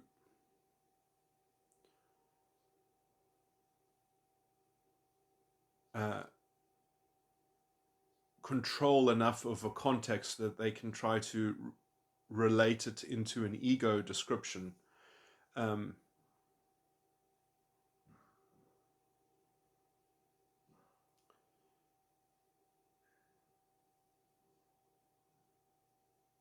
Whereas girls are sort of following the thematic principle and channeling that, and so they can sort of consume a larger bandwidth of intellectual ego kind of judgment that they can just kind of adopt as their own, because they have enough principles that kind of comport with the bandwidth of what they are receiving as ego judgment. Whereas boys actually don't want to take on ego judgments from the outside. They have to replicate them independently. They have to duplicate them within themselves. And so, to make a distinction here, I mean, it's horrible to generalize, because obviously people can do both, and you can sort of learn both. But I'm just basically saying that between the gender, there seems to be this general differentiation that girls therefore are better at replicating knowledge, and boys have to duplicate it for themselves.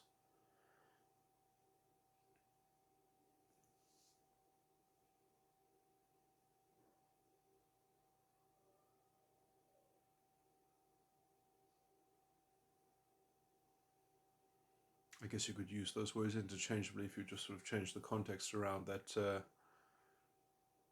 Boys have to replicate an activity that allows them to self-duplicate the ego judgment about it. So they're independently duplicating it by the independently duplicating the ego judgment by having to replicate their own subconscious discovery of it. Uh,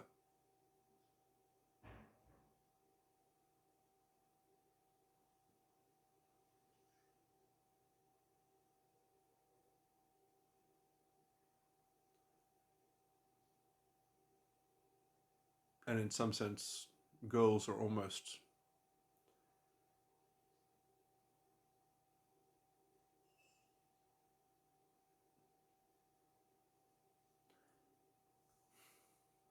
replicating the subconscious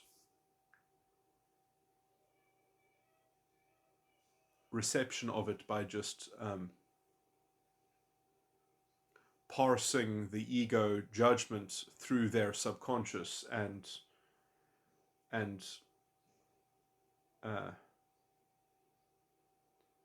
reverse engineering the subconscious that would have led up to it. So in some sense, what I'm basically saying is that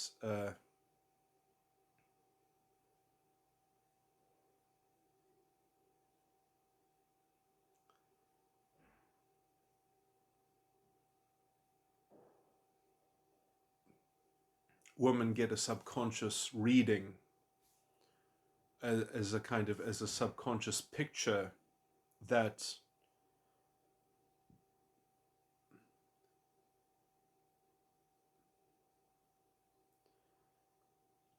led to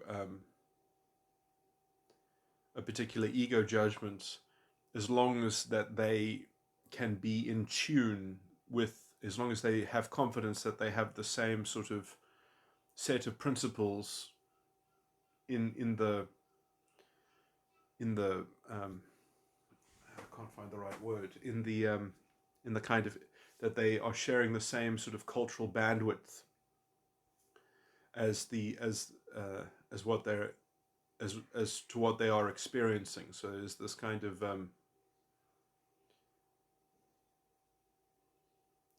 through the magic of living in a shared sort of cultural, unconscious cultural container, and knowing that, believing that they have a good footing and of how those principles are at play, and which ones are working. So anyway, this is getting slightly complicated, but I do think that women are very sensitive to what principles are at play, what unconscious themes are in effect in particular contexts. You know, they can that's perhaps sort of the source of the whole sort of intuitive thing, and that allows them to sort of decode subconscious constitutions. Or I mean, you see, the thing is that is always going to be a replicated projection. Like, you can't sort of, you can get a sense of what the subconscious is doing, but you can't really know in particular what was really there. But you can kind of get a reversed engineered sort of phantom image of it.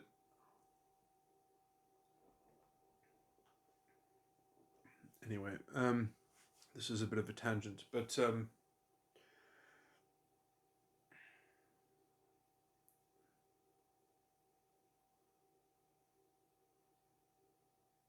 and in some sense, I mean, this I then essentially they can know if someone is helping them or not with their, if a woman like this was hypergamous and was interested in extracting energy from a belief, um, then essentially this is turning this reverse engineering of images from the subconscious, and knowing if someone's ego judgment has got the right sort of subconscious thing, then essentially women can,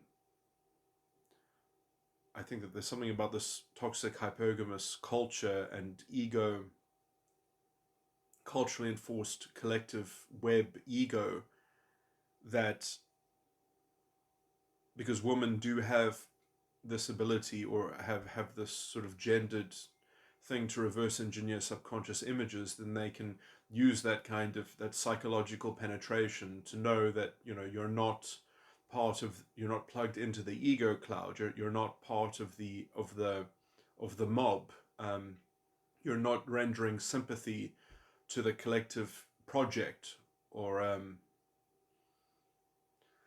but anyway, this is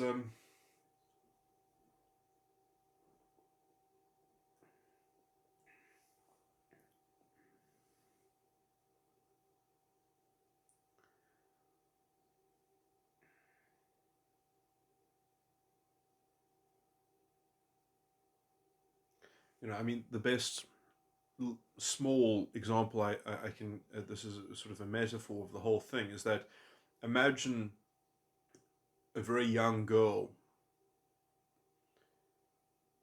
in a classroom of her peers, and her father is a kind of is the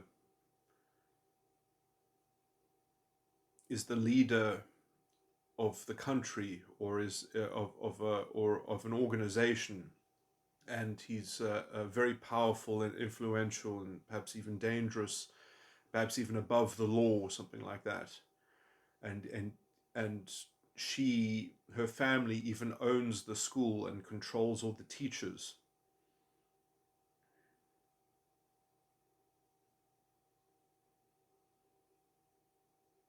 That you and you have this juvenile girl that is used to being able to get her way and play games with people and to sort of psychologically speak for what other people should be thinking, or what they might be thinking.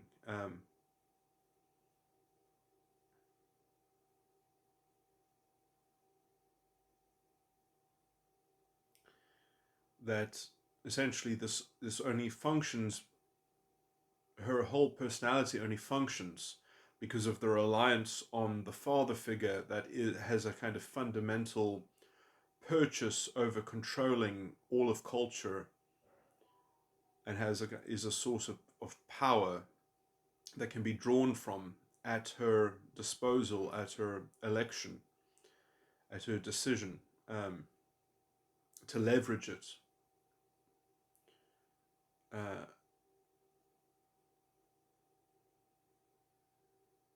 and essentially, her major weapon is being able to reverse engineer what other people are actually doing in their subconscious. And if they have the requisite amount of fear and sympathy, um, to her sense of entitlement and importance and significance.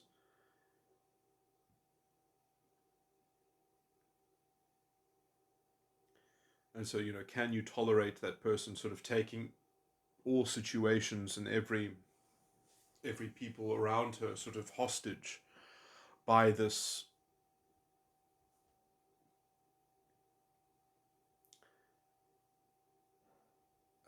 This is a bit of a tough analogy because now I'm going to break the analogy, but essentially this kind of hypergamous um, strategy of having a captive audience, uh, to the cultural conventions and governance by these ego by this kind of cosmic morality, ego judgment, narrative that everyone has to play their scripts according to. And these girls know they can penetrate your subconscious and know if you are actually reading from the script, or how you feel about reading from the script, and how committed you are to taking on this cloud ego, this cultural conventional um, sort of overarching plan.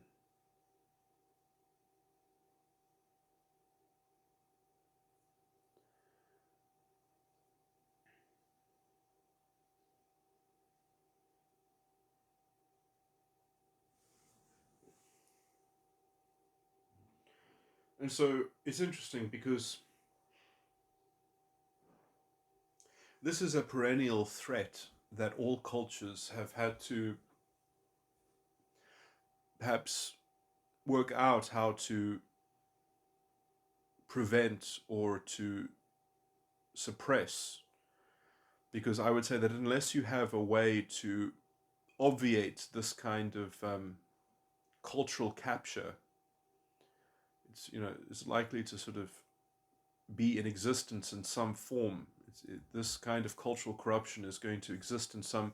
I mean, maybe it's good as if it does exist in some juvenile form, so people can actually grow out of it, grow through it, as through some juvenile stage of development, that sort of, oh, everyone is into some new craze, that now everyone is collecting this new fad, this new fashionable thing, and this person is successful because they have the most of that, or um, they have a grand collection of this new fashionable fad, and then does that, it's I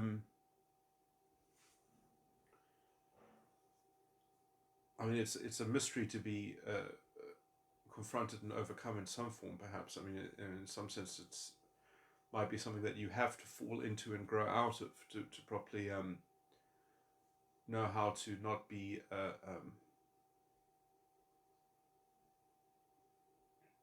a lot of discerning the spirits. A lot of these things require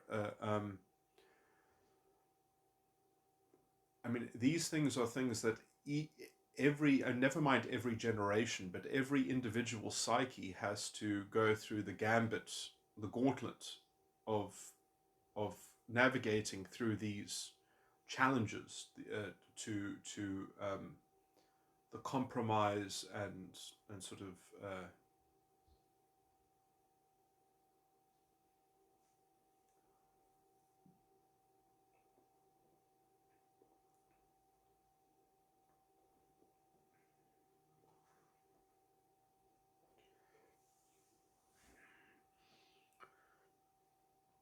a lot of these things. I mean, can be, I think, taught by parents and things like that to some degree, or they can be sort of in principle.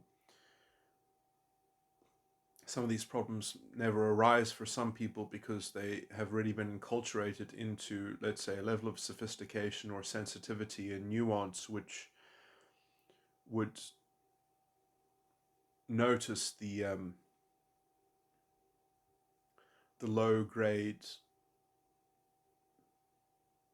self-harming, kind of self-denigrating or sort of projective, insanity, that as essentially not conforming with some more decent principle.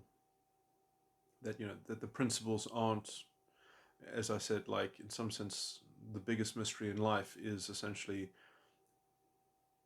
discovering the right principles and the right set of principles, and how those principles work in experience and practice, how they are deployed.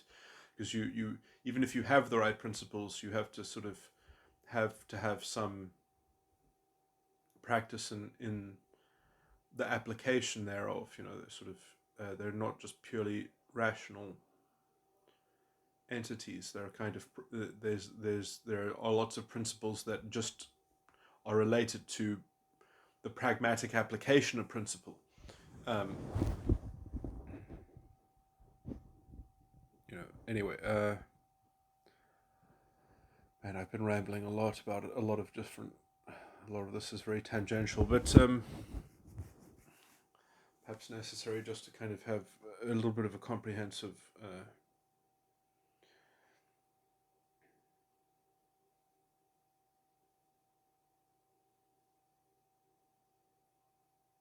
But yeah, I mean, I do think sort of sexual identity is not the core of your being, but it is, let's say, a valence of something that we have to cultivate so that we can have connections. We can hopefully then one day be capable of having a pair bond. That there is, gender is a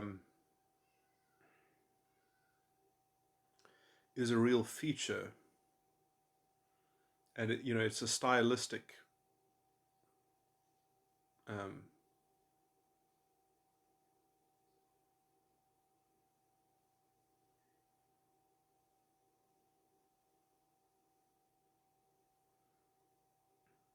feature of one's of at least one subcomponent, or one important subcomponent of one's subconscious.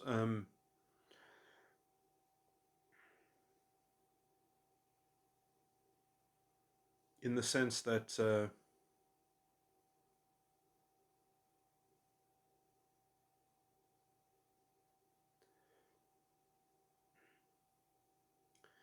you know, I do think that you have to sort of have a I'm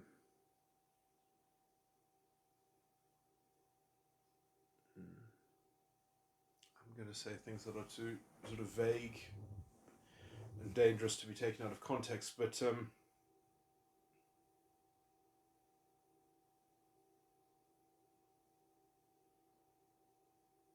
there are types of subject matter which can, I think, only be accessed through the viewpoint of gender, and sometimes it doesn't matter which gender you view it through, but you have to um, access it through uh,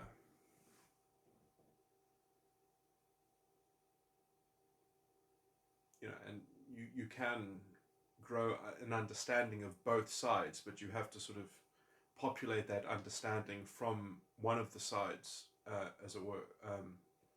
You can't sort of look at both sides simultaneously. You can only emulate the one side to look at the other side, or the other side to uh, the.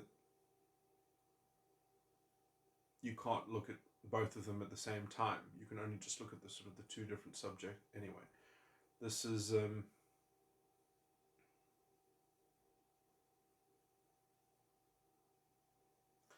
and sort of, if you're not committed to do something like that, then I think that you miss a basic essentialism. You miss a basic categorical essentialism, which is necessary in order to overcome something like a kind of solipsism or autism.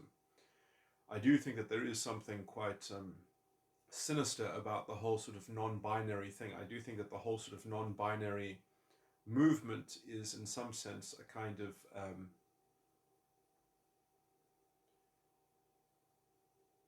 something that exists to kind of invalidate other people's fundamental psychological essentialism. It's a psychologically penetrative sort of subversion and also demoralization. Um, I mean, I can't. I mean, this. I'll just say, like, This is not something that I can control. If someone tells me that they are non-binary, and they want to be considered non-binary, I can certainly respect that. But how I respect that is, in my head, I label them as being a uh, a subversive, demoralizing a vector of projecting confusion onto me. I see it as metaphysically aggressive, and obviously it's ironic because that's exactly how they view people who want to refer to them as being gendered, or that they might have a gendered identity. They see that as being aggressive. So we both see each other as being aggressive, and I can perfectly respect that. But they must respect that. I mean, I don't have to say this, and I'm saying this as a perfectly intellectual point, that they are being invidious, I would say. And they would say that, well, me insisting that they must be gendered, I'm being invidious. But I mean, I'm not insisting that they must admit to that. That's my true belief about them, is that they are being subversive. I mean, even people that are hermaphroditic, uh, I these are people who have both genders. They're not non-binary. The negation of basic gender essentialism or category, I mean, is just a fundamentally dehumanizing thing. And I mean, the sense that I have even just defined gender in terms of psychological subcomponents and tendency towards subcomponents, which will comprise of, let's say, these rough images or archetypes or stereotypes. But if we want to sort of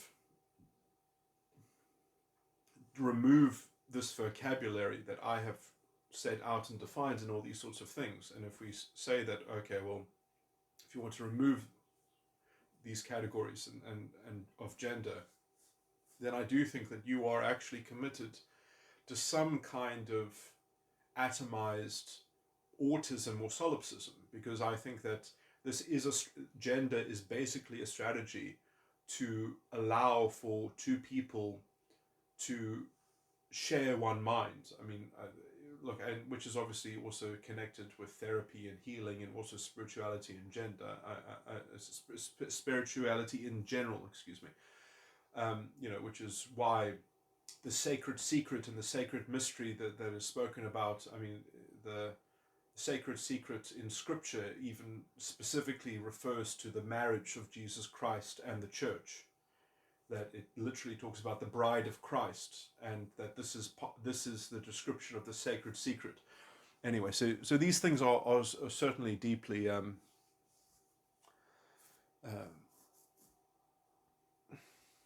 all interwoven, etc., etc.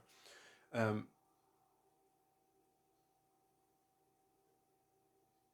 that these have to do with components uh, uh, of our essential essence and our essential being, and if it is true that the subconscious is essentially, I mean, it is one of the major references. Well, the subconscious can either be seen in conjunction with the unconscious or be seen in conjunction with the ego, um, in terms of the positive side of the mind. Positive as in, this is a bit of my jargon and terminology, because the superego is a negative imprint. When I say negative, I mean like when you have a photograph that was developed from a negative, the superego is like the negative, and the positive developed image is the subconscious. But the subconscious is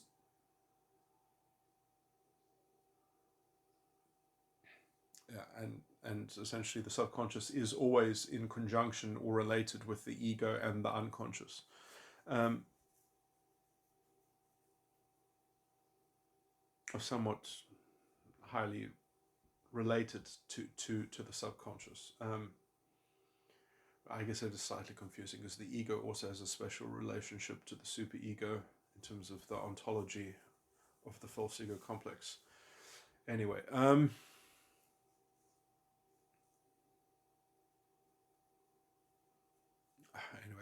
spoken enough. I've rambled on enough. I think I've covered enough sort of thematic, interesting topics. Okay. Yeah. So I'm just basically going to repeat some themes, but with in new ways, and get into slightly new content. But I think I touched on something that was very vital to all of this, with the metaphoric language of grooming, which is quite interesting, because I mean I used that metaphor, in terms of how child molesters set up their victims, and I myself linked it to specifically how daughters are in some sense enculturated in their family around the ego of their father, or that is used as a kind of anchor point for reality, especially for the daughter. But also, it's interesting that just the word groom, which is meant to be a bit of a metaphor, um, is somewhat in the culture and in the language of the bridegroom, and how you have to cut the cord and tie the knot in marriage, for the bride symbolically to cut the cord and to join the new, and to be in matrimony to the bridegroom.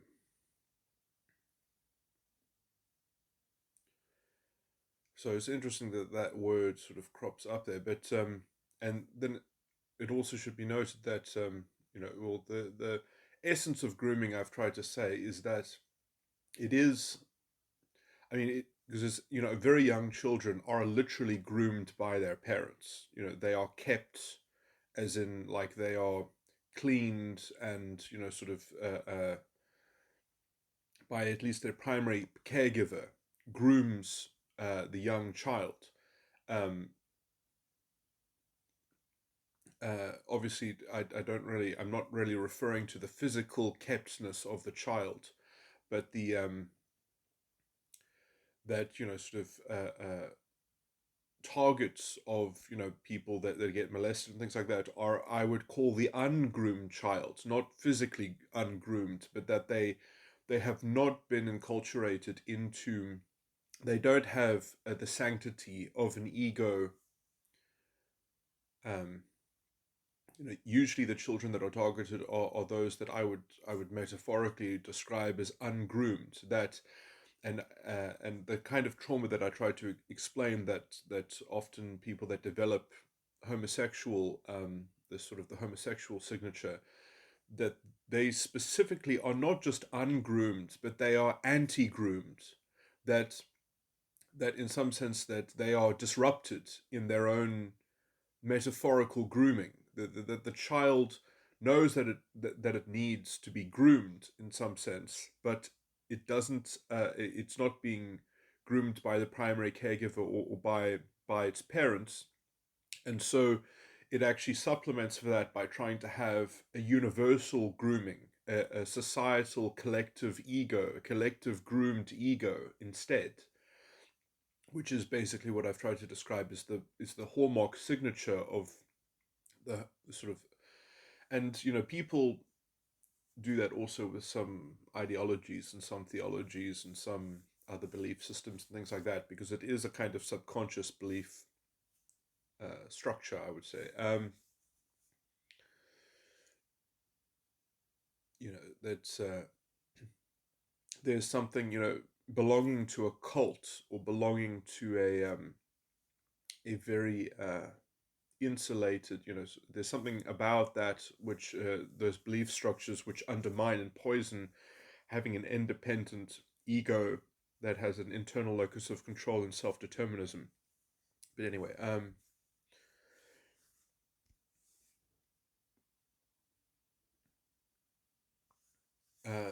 the point is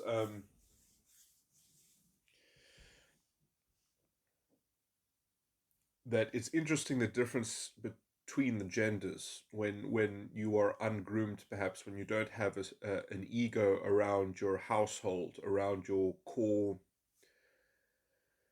uh, how you're how you're being raised. If you don't have an ego that's sort of ruling the roost, as it were, or setting down the outer boundaries, and protecting sort of some kind of developmental cocoon, that boys particularly withdraw, but girls actually uh, sort of get more extroverted.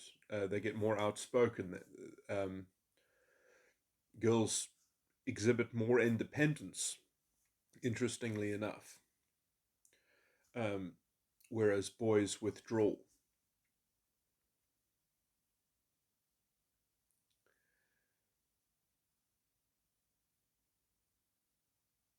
And I would say that um,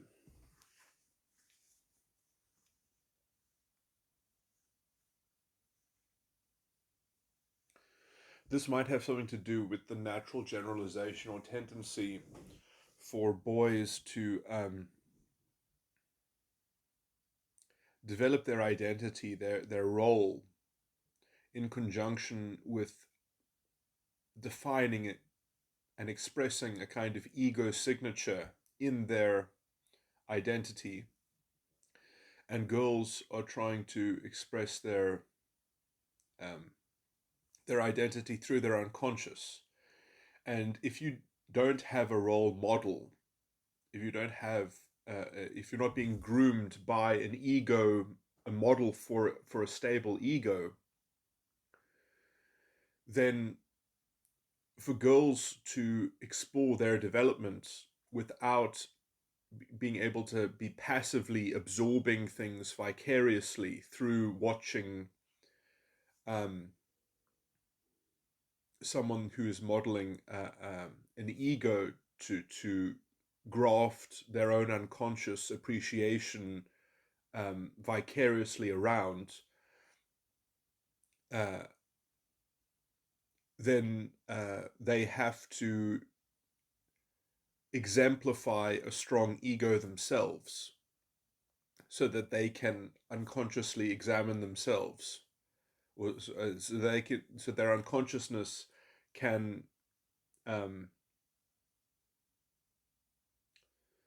uh, develop in conjunction with with them using themselves as an ego model. So they have to kind of jump into the ego that they have to jump into expressing their ego judgments so that their unconscious can more quickly uh, digest that experience, which in some sense has to then be done uh,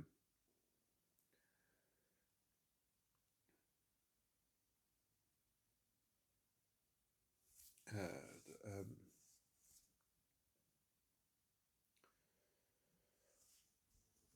sort of in review.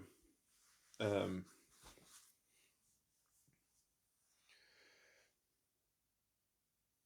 where boys, in some sense, have to just directly imagine how an ego judgment would fit into different scenarios, which is a withdrawn state of uh, introspection. Uh, so sort of boys become sort of more intellectual in some sense there, or more hypothetical in their intellectualism.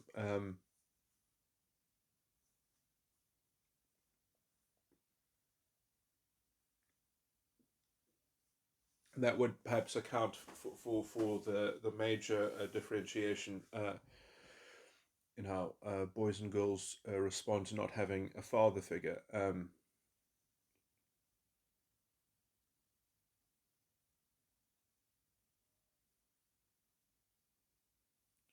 or the attention of a father figure and the interaction. Anyway,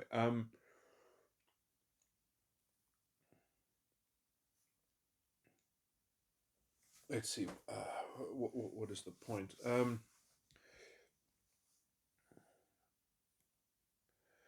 So talking about grooming.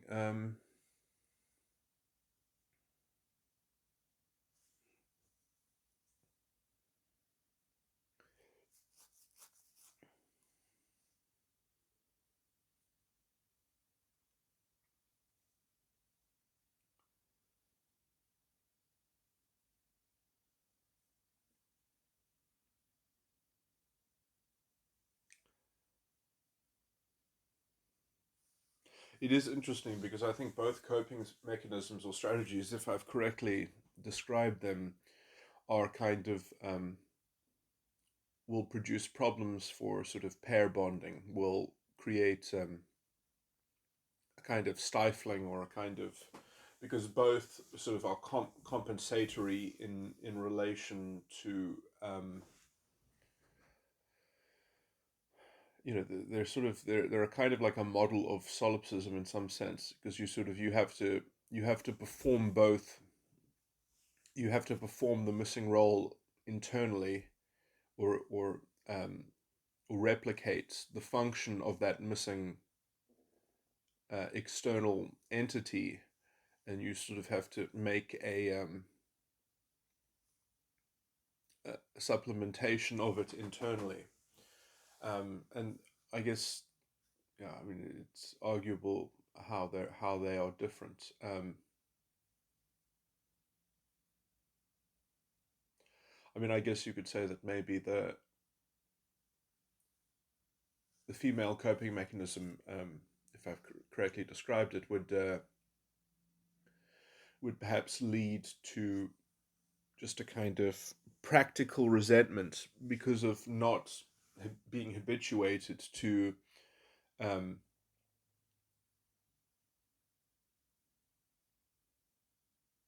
because in some sense the kind of ego judgment which the female is enacting, in order, if it is truly in order for the unconscious side of the mind to digest, it's a it's the kind of ego judgment of a missing parent, which is a kind of somewhat of a totalitarian force to a very young child. The ego judgment of a parent, or of a father figure to a very young child, is meant to demarcate the boundaries. It's very, you know, in some sense, from the perspective of the young child, you don't know the sophistication that goes along with it. And so for a female to sort of for a young girl to channel, like a very young girl to sort of channel that missing factor and that missing component to help them develop is a kind of noxious version, or it's going to be an oversimplified version of an ego judgment, um, and them just having the behavior of enacting that kind of ego judgment is going to itself be somewhat noxious to actually having a concert of ego judgment. As in, when I say concert, I mean discourse with other ego judgments, which, in some sense does happen at, let's say, a later age, but you're going to get a kind of obtuse obstinacy and resentment of other people contributing ego judgment. You see this very much in this, what I would consider to be toxic feminism. For example, a person who is, I think, a perfect example of what I'm talking about right now is Emma Watson. You know, um, you can see this in their simplistic moralism, but also this everything is starkly relativistic to their own internal feelings, as a kind of sort of totalitarian, objective dictator. Oh, I noticed when I was young, the boys didn't want to play with me. It must have been, or she didn't even say it must have been. She just assumed it's because they were intimidated by a girl who was just as the boys were, or something like that. Sort of, it couldn't have been because she was rude, um, or inconsiderate, or sort of, it couldn't have been because she was unmannered, in fact, or she was unrelating, and what she considered to be, sort of forthright, was really just a kind of a unilateral and, sort of, sort of girls who give themselves permission to be bullies because they've never had to sort of be in a playground that wasn't supervised by some supportive authority figure to help install and enforce their relativistic sense of self-righteousness. And and boys, perhaps being sensitive to this, want nothing to do with this, when this little monster comes along, and suddenly they're sort of, as 5-year-olds, they're all sexists in Emma Watson's estimation of it, her 5-year-old estimation of it, or whatever it was. But that is the reading of the kind of she talks about this event. She doesn't give ages, but that's sort of my interpretation, especially looking at her expression of sentiment and attitude. That seems that's my reading of what probably went on to form this little tyrant's internal narrative and soapbox. But anyway,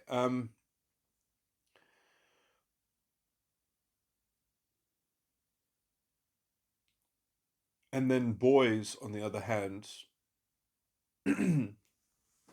are invoking a hypothetical ego judgment, which they are only experiencing internally in some sense. Uh, and then they are measuring up to that. And that, I think, at the start doesn't have to necessarily lead down to homosexuality. That can be, it's going to be tricky, but that kind of self-generated insight might be a necessity for having some kind of uh, rescued childhood development, because, I mean, I think that the reason why these things are developed is because they are necessary preconditions to having somewhat of a, because if you cannot live ungroomed as a child. You have to be groomed. And so if you have to groom yourself, I mean, there are books on this stuff, self-parenting, people that had to basically parent themselves in some form or another, and I'm probably recapitulating some of that. But I do think that if that becomes if one develops self-pity over not having integrated subconscious beliefs at that early age, you have to be able to tell yourself that it's okay that I don't have perfectly integrated beliefs, um, because some mysteries of the unconscious still need to be developed and unlocked. Because you can't just have your beliefs do everything. Your principles have to, and principles need broader experiences and broader issues of belief to occur before the principles can develop far along enough. So I mean, but this is also slightly paradoxical, because you have to have beliefs about your own principles as well. So I mean, there is this thing there. The subconscious is like the hard drive. So you will have anyway. It's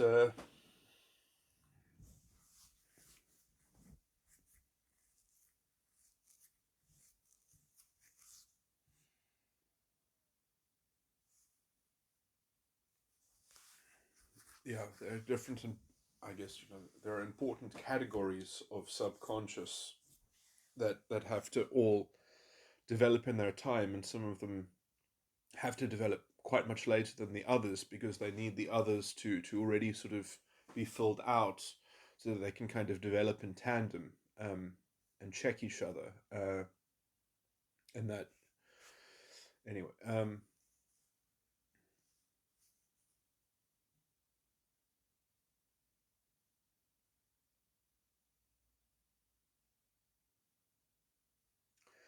But yeah, this hypothetical ego function is problematic, because it is also,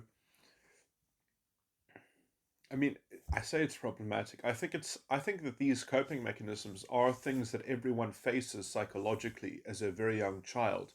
It's just to the level to which that you indulge in them.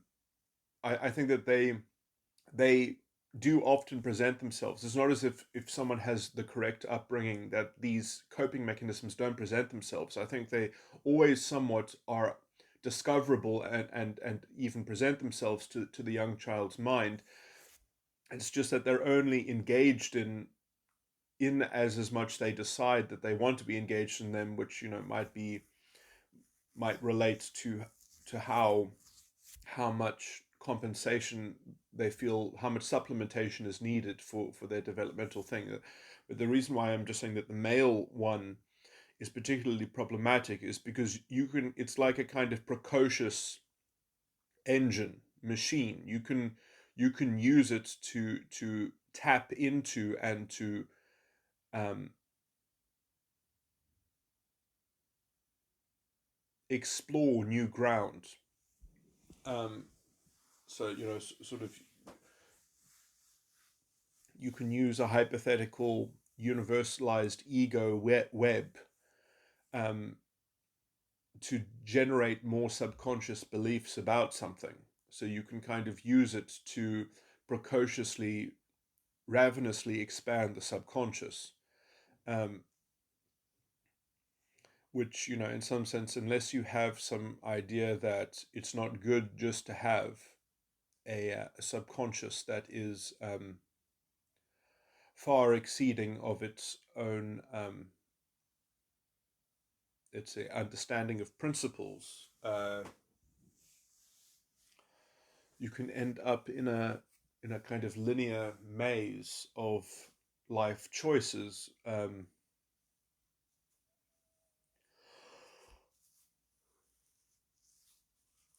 Anyway, a kind of very rationalistic,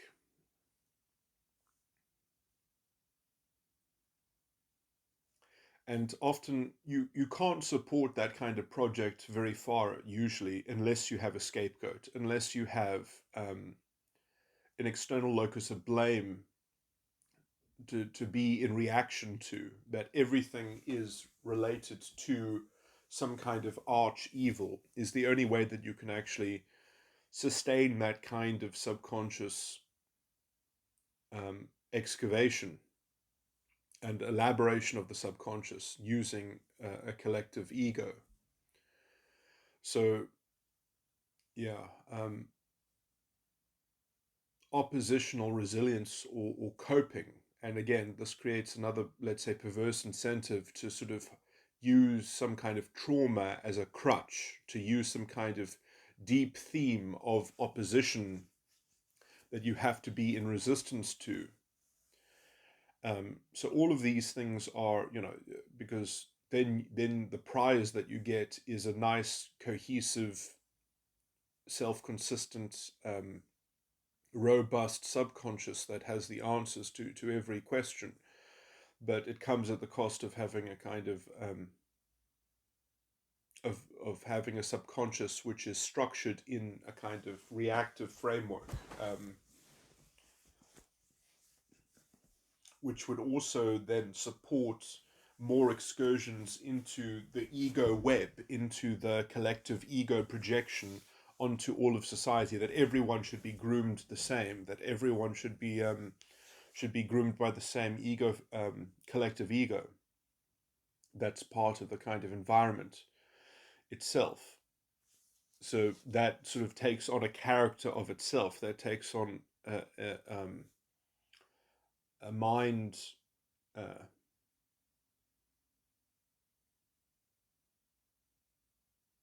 that's a mental schema in a nutshell. That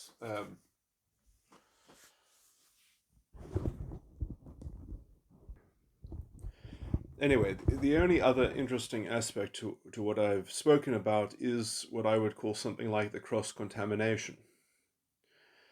Um, is that if you have a culture that is empowering girls and then women to sort of channel this juvenile ego judgment as and to normalize it.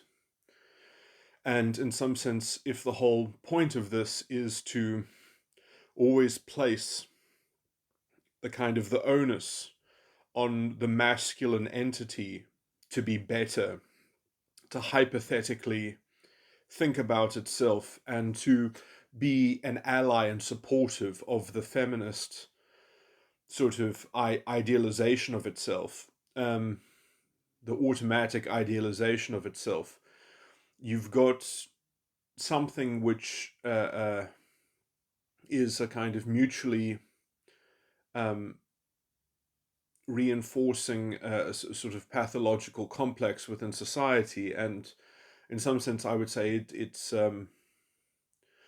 in the first place, it's sort of premised on the removal of the father figure, of the father ego judgment or something like that. But that also it's fundamentally invested into the dehumanization of the masculine entity, or the masculine psychological persona or role, or deconstructing the and vilifying it. It's essentially it's hinged on scapegoating masculinity, um, and therefore you have this compensatory, what I have called as sort of the you know which I've really tried to describe as sort of, it's not by itself, it's not sufficient to produce homosexuality, but it is the a necessary condition, and it is a necessary sort of psychological thing, and it is something, people will discover this device in their mind that they can hypothetically indulge in a generalized ego function. Um,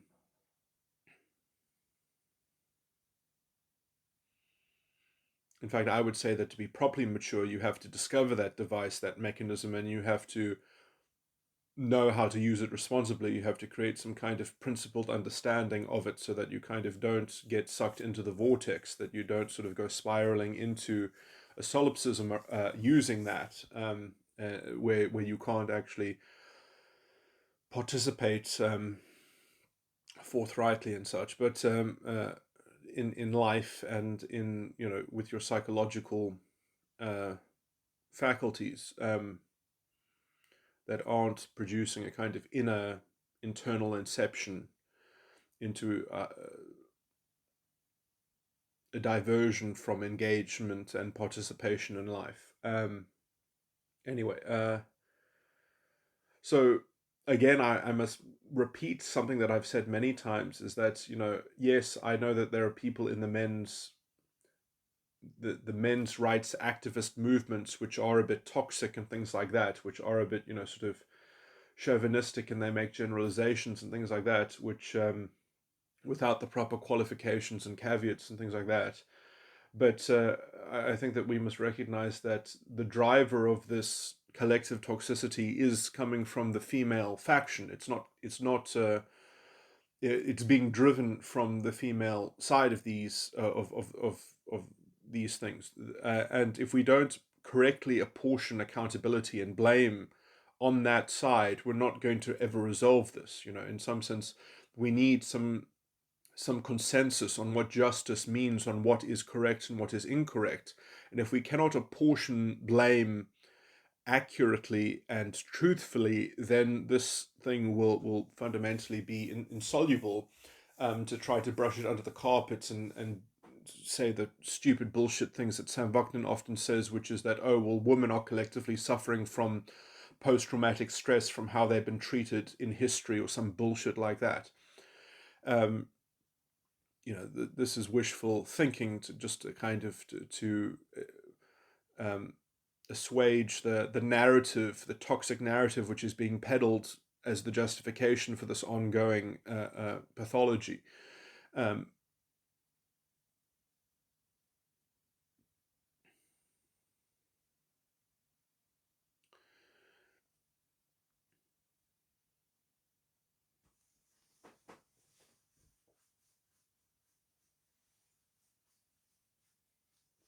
anyway, oh man, there were two other points that I wanted to raise, which are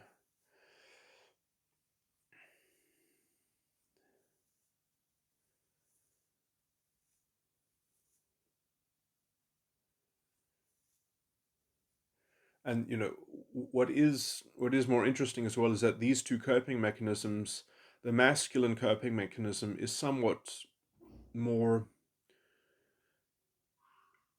at least you can I it's possible to, what's the word, ameliorate, or to perhaps even rehabilitate the masculine one, is more accessible to a sense of internal critique. You're more capable of actually getting it to question itself, and to get into a kind of mentality of humility and sort of fixing itself, partly because that's also how it already functions to some degree, or that's one of the ways in which it can already function. But the female mechanism is fundamentally obtuse, is fundamentally self-insulating. And that is very problematic, especially, or in some sense, it's not necessarily self-insulating, but it is when the culture is on its side. If as a collective culture, it's interesting because oh, this is another point that I wanted to raise, that I think that in some sense, um, girls and women do want there to be I can't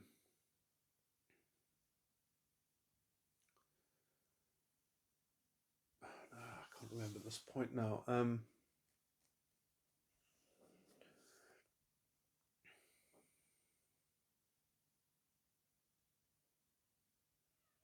But it's something like, in culture, or just, boys are looking for signals about how to express their ego judgment, because they are expected to voice their ego judgment so that women can pass judgment on them, or decide if they want association or not, or something like that. Women can then, because boys are playing the game with the cards face up on the table, and that is how culture is telling them to express their role, as it were. And that's also what women continue to expect from men as well. But and girls are playing by a different set of rules, where they just have to. They're looking for signals about if they're in the right place at the right time, if that suits their set of unconscious principles, as it were. They're more stylistically attuned to these things, and so um, their subconscious belief structures are going to be much more detailed around defining situations, defining events, defining interactive patterns and behavior, and reading and evaluating life in terms of principle, in terms of the style of their unconscious, whereas boys and men are going to be defining them in terms of, well, how was that, how did the ego, how did the ego factor bring that about? And so because men are and boys are decoding reality and experience in life according to the subconscious connection to the ego, they have a much more direct route to negotiating things explicitly.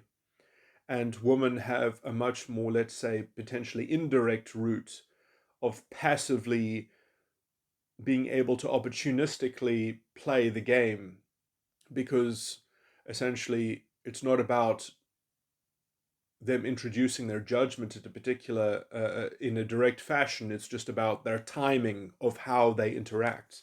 They can sort of play that game, and in some sense they can also therefore get underneath and subvert, so I mean, women have this capacity to almost perform a kind of witchcraft on other people's directness, so sort of other people are trying to play this explicit game where they're trying to negotiate the rules, and women can just pretend that they can't see that there are these people that are trying to play the straight game, that they're trying to keep everything on the square, and instead women can just sort of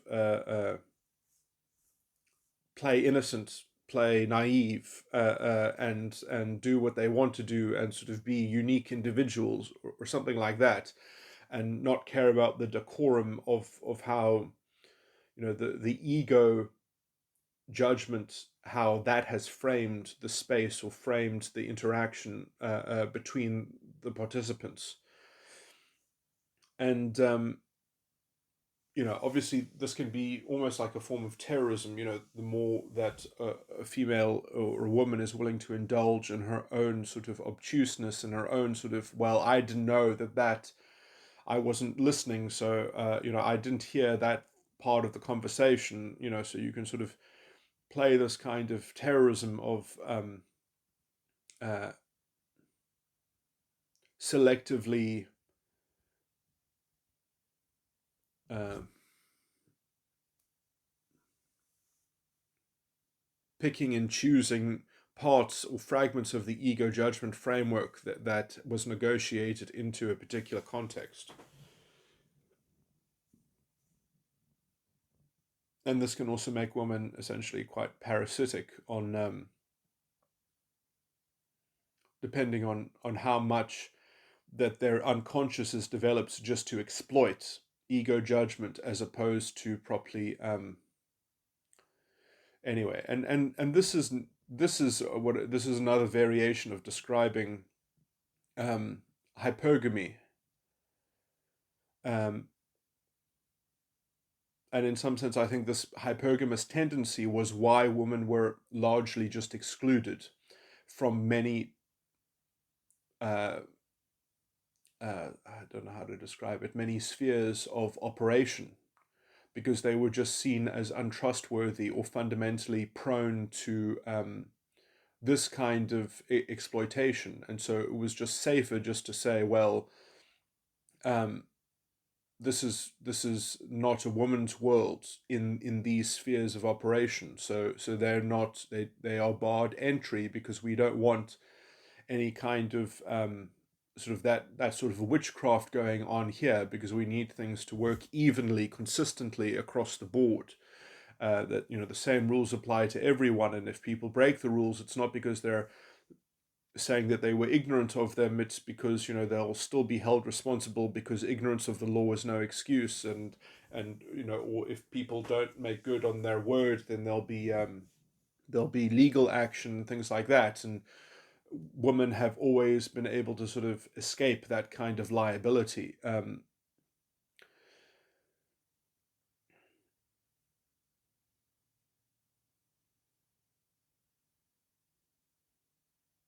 culturally they had made it a thing about exempting themselves from that kind of visceral exposure to responsibility, to the kinds of strict liability which is needed in the so-called man's world. Um,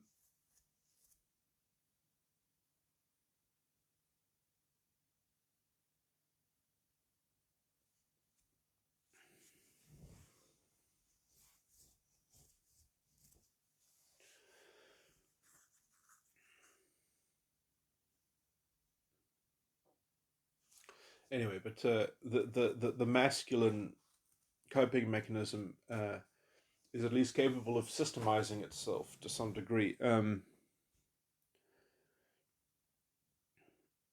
Whereas the female one is one of sort of unilateralism, although obviously for it to be culturally successful, there needs to be some kind of agreement, but that kind of agreement is very toxic and brittle. You know, it's going to take the form of something like a totalitarian ideology, which is, I think, exactly what Nazi Germany philosophy, Nazi philosophy was predicated on, that you get these kinds of these mythological ideological ideas about the conception of the identity and identitarian relativism to the group, and uh, kind of moral consideration being vested in these weird abstract categories and stolen from the individual, so that you can facilitate this kind of murky moral exploitation, and sort of selective naivety and such, um,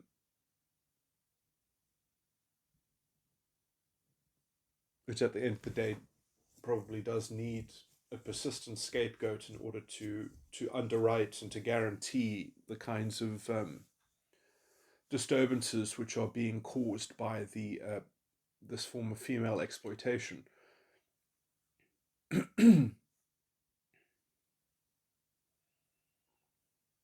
Which is sort of at the end of every feminist identitarian diatribe. Well, this is basically all of these problems exist because of the patriarchy. It's always um, that's the grand excuse, the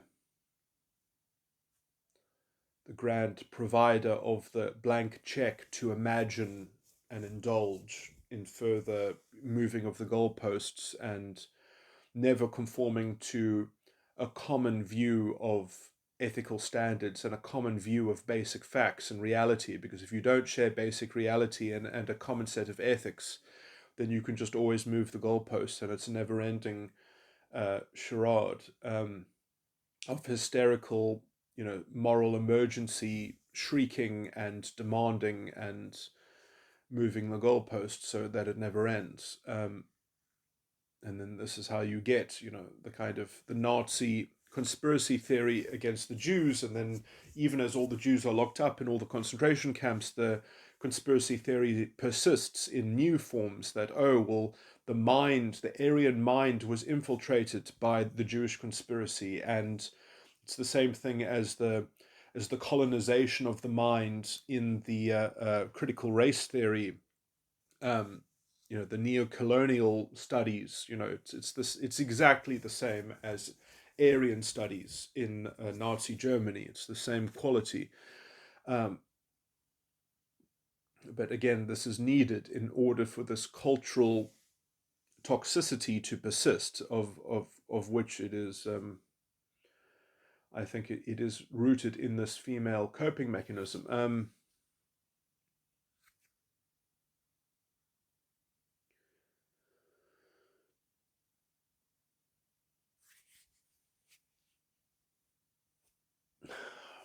was going to talk again about the commodification of sex. There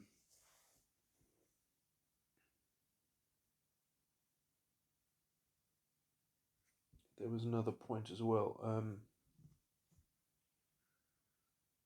Let me just check my notes.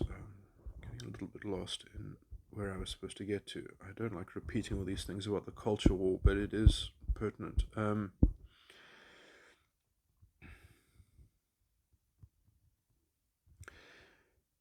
Yeah, so I mean, this is something that is,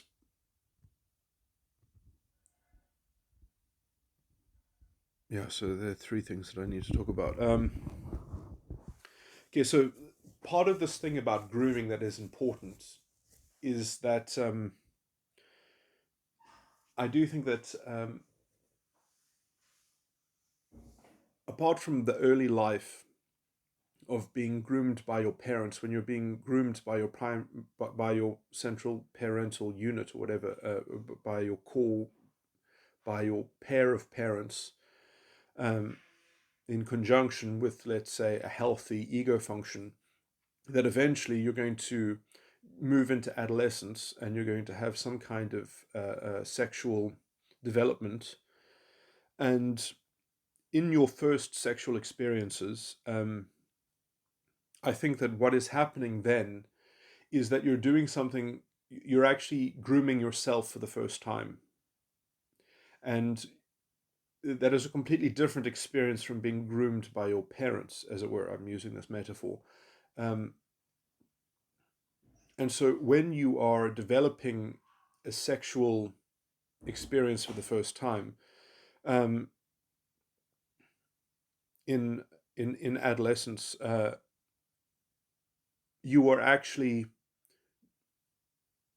you're no longer being groomed by your parents metaphorically. You are inducting yourself into your own identification, into your own identity role, that you are creating a boundary around, so that you can also have other boundaries, so that you can have a kind of compartmentalized, a properly compartmentalized subconscious, where your subconscious will actually be systematized, which is how your ego will actually start to be more manifested in a, what are the words that I used before, that it'll have what's the word, it'll have it'll be prolonged, it'll have stamina. What was the other word that starts with a D? I can't remember. It'll have resilience, essentially. But anyway, your ego will have and I can't remember the word. Anyway,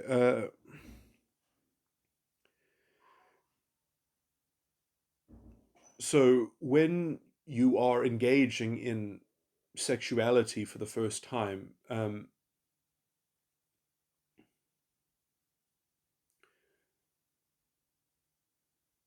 I mean, maybe it's not really the first time. Maybe it's sort of in the first set of times, and how you think about it in between the very first sort of experience. Because I guess in the first experience, you can't really say, you have to think about how you liked what you went through, and think about how to conceptually relate that into your self identity, and then work out what you like and what you don't like, or something like that. So maybe you need to have a bit of experimentation with your own.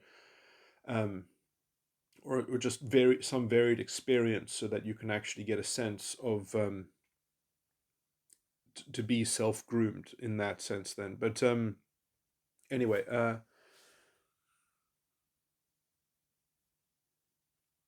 and it is interesting. I mean, perhaps,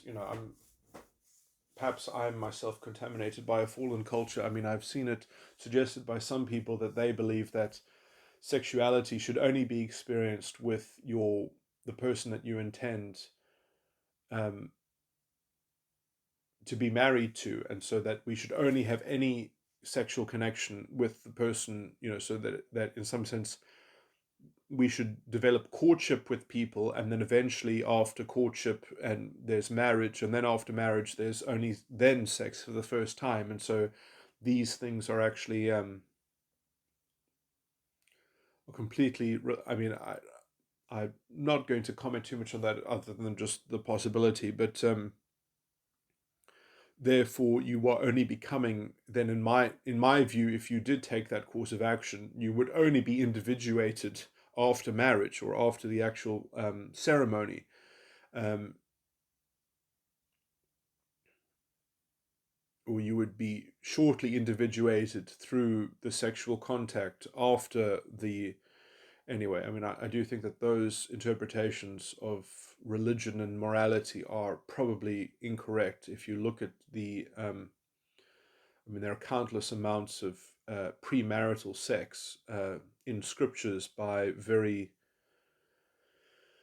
uh, important people. David, King David, premarital sex with his wife or with his then to be wife afterwards. But yeah, I mean, some people have said that adultery means extramarital sex. I think that that's not the correct definition of adultery. Adultery means that one of the people engaged in sex is married and not married to the other person. That's what adultery is.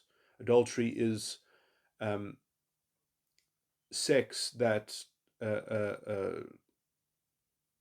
uh, and I can't think of all the technical words, but it's going to be sex that breaks a bond of matrimony. It does not. Um, Premarital sex is not adultery because there is no matrimonial bond in the picture. Uh, anyway, and this is a distinction which I think is very scripturally supported in terms of what the definition of adultery is, which is something that is strangely changed by some Christian, so-called Christian sects. But anyway, I just thought I'd bring that up. But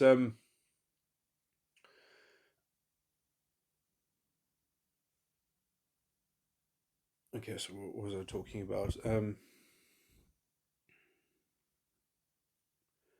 So yeah, when one is experiencing oneself as a sexual entity and coding that into their own subconscious, they are essentially self-grooming at that point. And then they are capable of having compartmented parts of their identity, compartmented parts of their role, because they have a central identity, they have a central role, or a secret role, which is in some sense the nexus of it's sort of like the central node. So I would say that the sexual identity should be the one that is closest to being able to reframe all the other ones. It's kind of like which is also why it has to be secret, because it's going to be the most vulnerable, the most susceptible. And the energy of the identity that it exudes, the how it is expressed, how the secret role is expressed, is important because it is going to be it's going to be a valence, it's going to be a mood, an attitude that is exemplified, that is going to be seen as the core attitude or the primordial uh, sort of progenitor function of your identity. And so when you believe that you have a ground floor progenitor identity,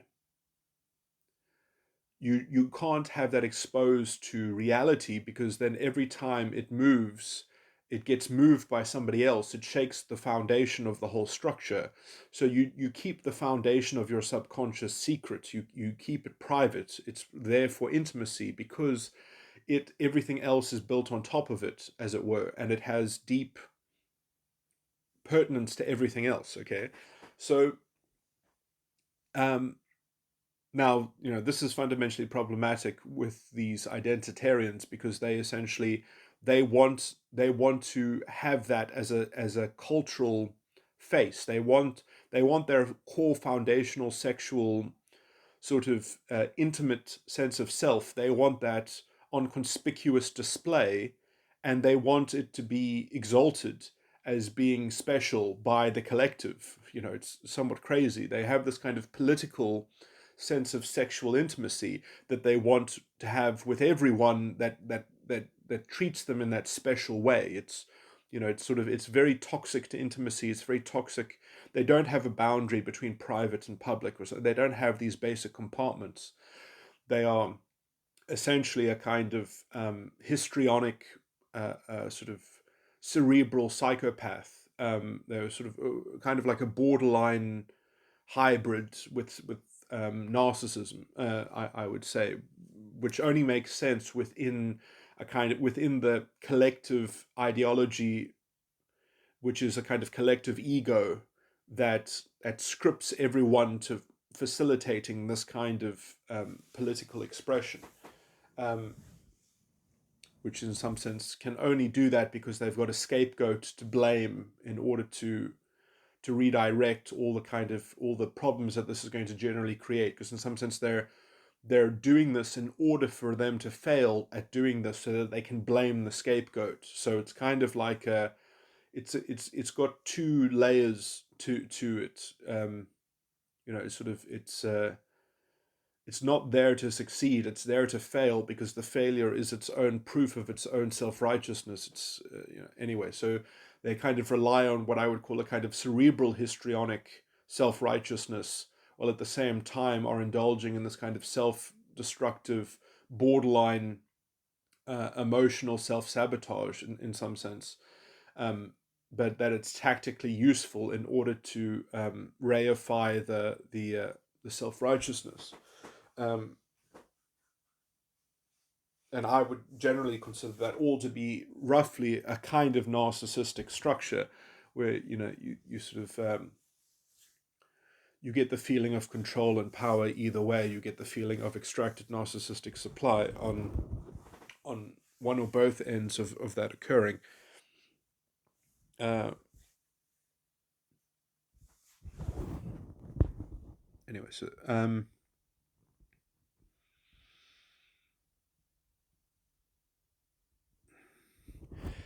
and one of the ways that you can cut through the identity politics is just to notice, essentially, thematically, I think it can be summarized as an ideology that defines inconsideration, or people that are inconsiderate. So, the accusation or the complaint that someone is being inconsiderate is very hard to do anything about or to debunk if the kind of inconsideration that they are alleging is a systemic unconscious psychopathy. If they say, no, the reason why you're being inconsiderate is because unconsciously you're a psychopath. Because if you tell someone that, oh no, well, you don't realize that you are actually a psychopath, but you're being unconsciously a psychopath, it's a way of gaslighting someone. But and you say, well, no, look, you won't believe that you're a psychopath. You just have to you have to take my word for it, because this is how it looks like from my identity faction. So you have to believe in these categories. You can't just have it explained to you as an individual. You have to sort of believe in a whole narrative in order to get it. So that's the bait in order to hook onto the narrative. Um,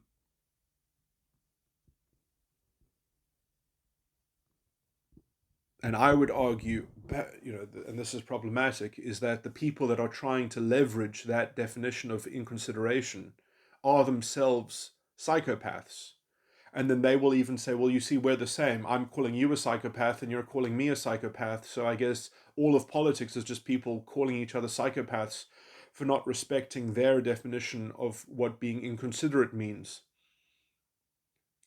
And then it's all just a semantic game about who gets to define what being inconsiderate means. And that's essentially a fundamental property. That's a fundamental problem. And in some sense, it does boil down to values that you actually endorse. I can actually have a set of values which I'm very comfortable with, and their set of values are just that. Well, I identify with the group. I care about the group. I have sympathy with the group.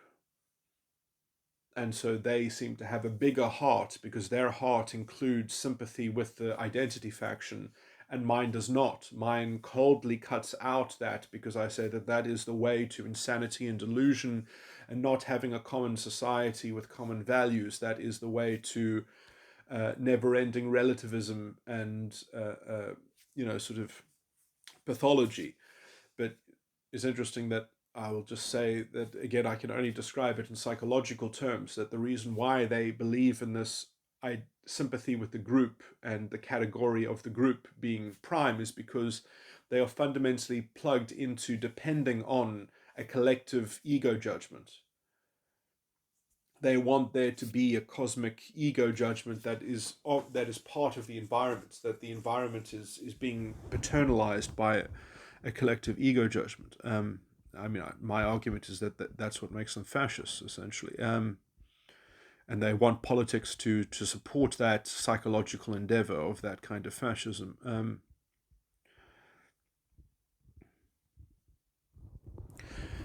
You know, I've spoken about morality in other recordings, and I just want to quickly make a note about it because I made a big point that I think that a good way to maybe ground morality is that there are three. You cannot talk about things in the positive. You have to find a way to talk about them in the negative, because that is how you can make progress one with another. Is that you say, well, I actually find fault with something that you are saying or doing or meaning. Let us negotiate it. You have to make morality around how to resolve controversy and conflict.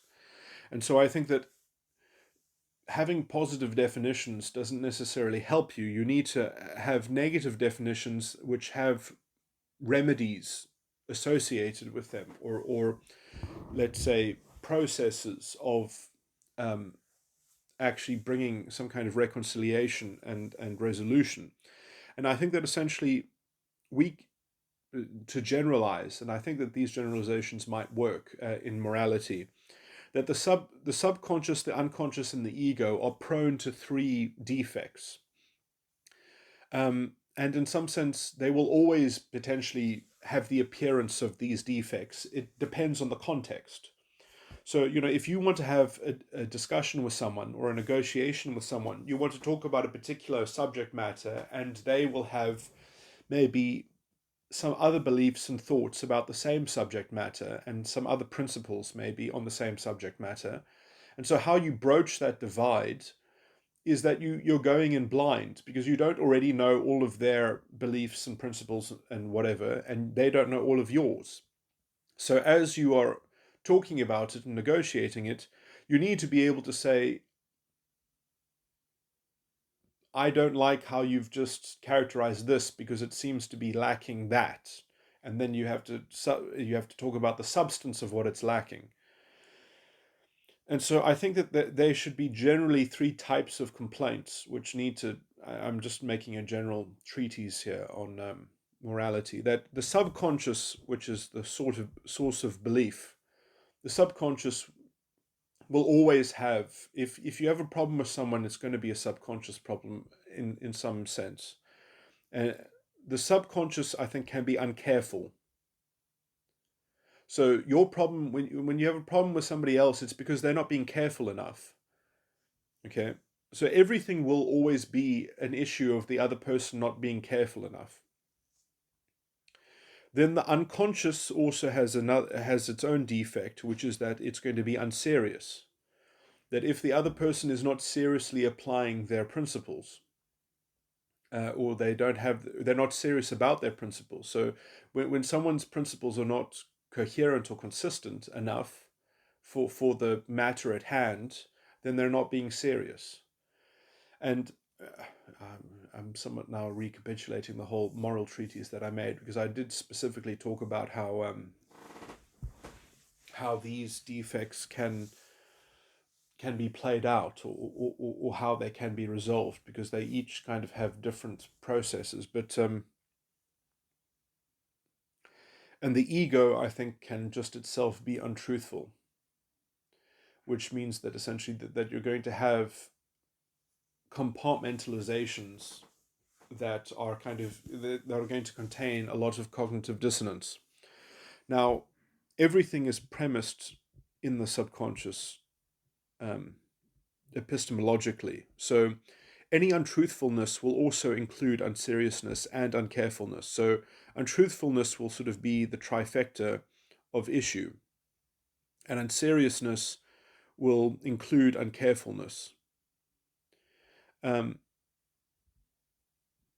Anyway, and that's somewhat the key. So if you're calling someone untruthful, you're basically saying that they're sloppy with their beliefs, they're unserious about having principles. So in some sense, calling someone untruthful then has a lot of is probably the largest kind of refutation that then you have to kind of get into, which is so it's easier to just talk to someone about them being uncareful, because then you can just say, well, look at these beliefs, look at those beliefs. Uh, you're not seeing how you're not sort of incorporating these things, but uncarefulness has its own, because all of these complaints in some sense have their own sort of limiting, their natural limitation, because in some sense, um,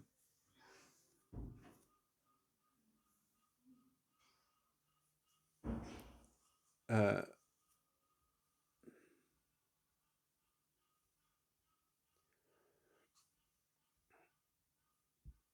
I mean, in some sense, usually you would, I would think that you would not really be arguing with someone who is really who's just being uncareful, because that's a kind of, that's a sort of, that's a basic kind of error to make, that is just,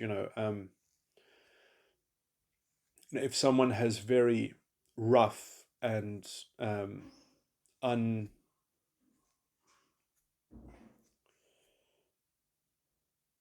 uncareful beliefs, they're probably not even worth negotiating with, or having any kind of discussion with, if they're making, egregious oversimplifications and kind of dishonesty. In some sense, you would usually, uncarefulness is going to be because someone is trying to they're trying to facilitate their own unseriousness or their own untruthfulness. So usually I would think that someone is not just being uncareful, because it's usually it would be obvious to themselves that they have not thought about something. Um, that they're being fundamentally sort of reckless in an area of belief that they're completely ignorant of. But yeah, I mean, if someone is being uncareful in conjunction with being unserious, which is, I think, generally, where things that's what the bulk of, sort of the first level of complaint will be, which is that, because principles, the unconscious, which is essentially what I consider to be principles and context of belief, is going to be hugely a synonymous package that needs to be contended with, because you don't have to be careful about something if you're using it to prove a principled point. And so, and often actual negotiation and discussion about serious matters is really about principles. It's not about facts. Facts are um, usually, you have to ground things in first principles. The principles are more important than basic facts, as it were. Um,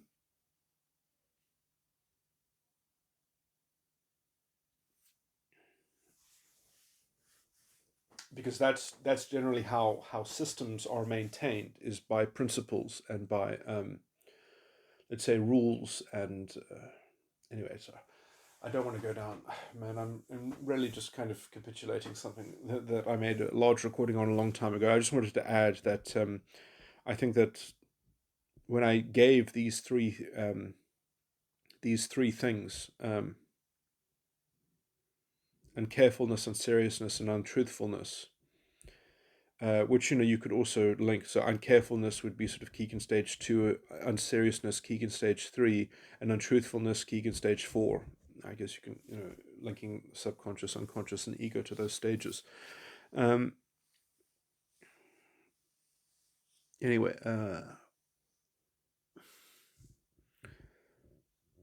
that's right. I know that I've left that as a. I really did go into that matter very laboriously. I just don't want to repeat it.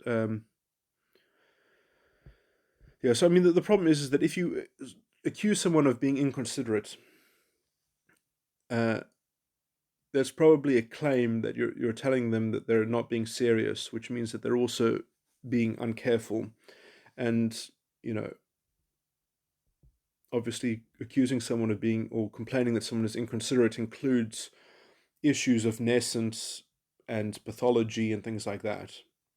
But when your whole ideology is built on a kind of unconscious psychopathy, and you say that no, there's a systemic unconscious psychopathy in someone's behavior, you have you've actually, I think, found a hack. You found an exploitation of subverting the subconscious and the unconscious, subverting issues of carefulness and seriousness by just making a kind of ego truth claim about having a narrative that someone just has to accept as an external ego that they have to just plug themselves into. Um,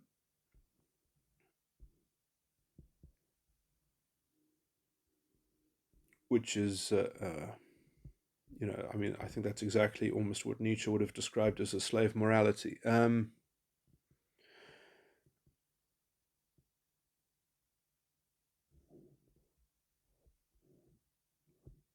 Okay, and then this is something that I've just been thinking about.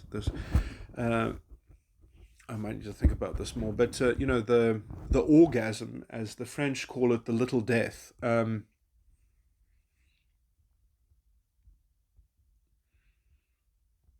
It is interesting how that, obviously being somewhat closely associated with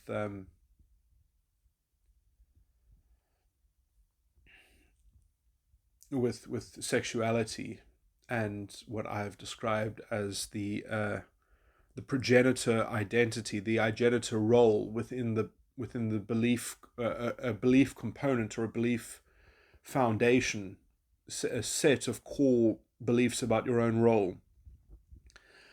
Uh, that I wonder if the little death is not, in my model, the sin is the child function often of the next side of the mind, but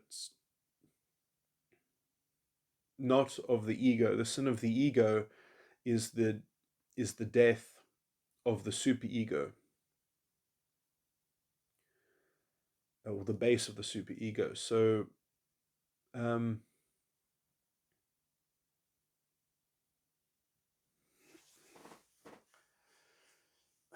so that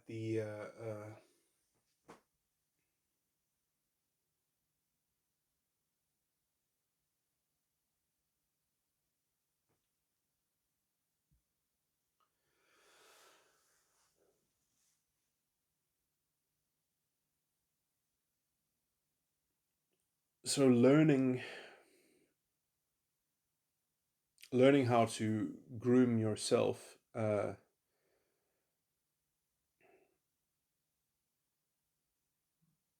and uh, defining yourself as a role, as an identity,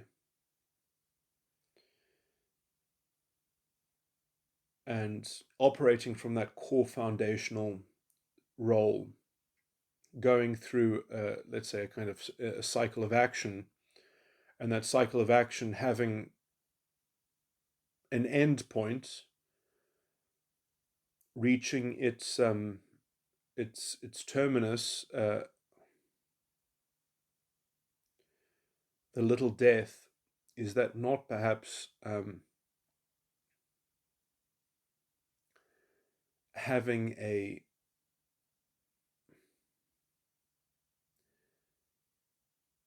rebooted, restarted ego? So you're actually cycling the ego uh, with orgasm.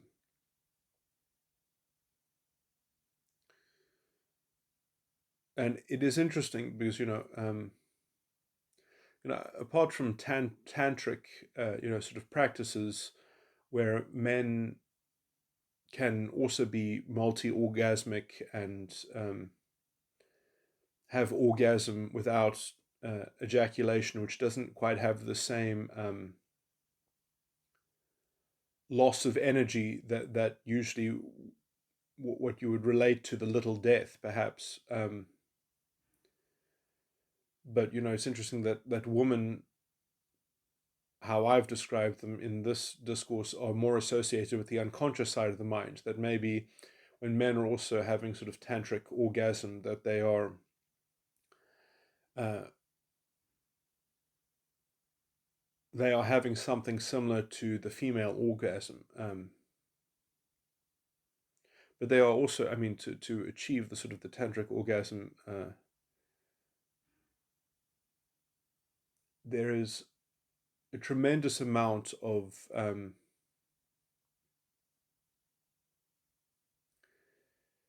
I wouldn't even call it self mastery. I would call it environmental mastery, because I'll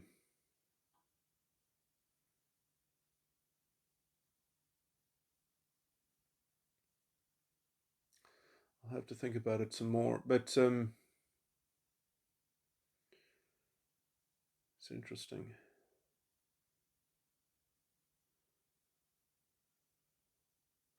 It may be that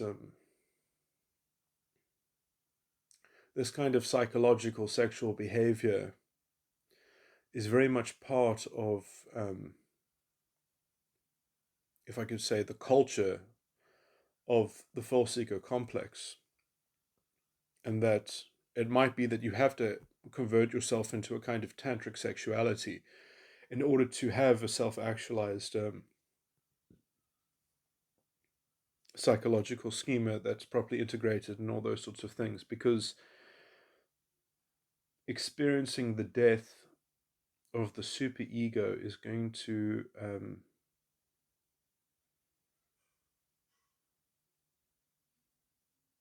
probably immediately re-stimulate all the automatic, reactive, sort of habitual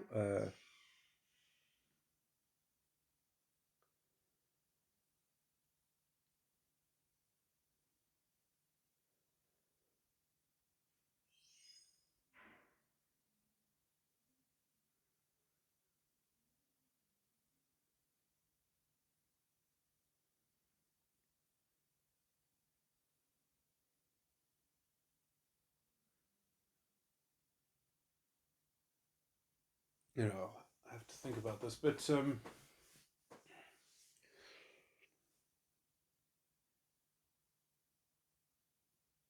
I also wonder that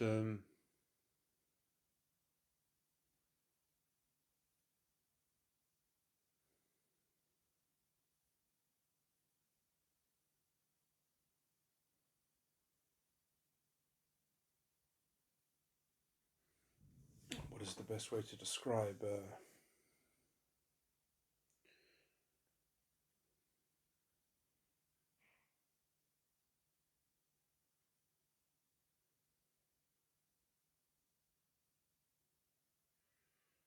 I also, yeah, I need to think about how the sexual grooming, the self grooming that I spoke about, if that is if that exemplifies the ego's uh, child function, or dominant function, or inferior function.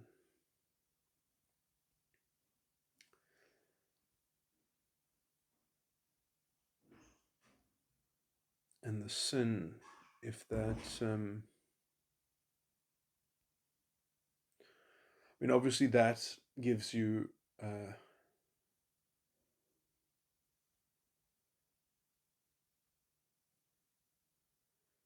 kind of a re-experience of the initiating contact between the superego and the ego, um, which was essentially the development of your Keegan stage one. Um, that's how I would now define Keegan stage one, is how the superego.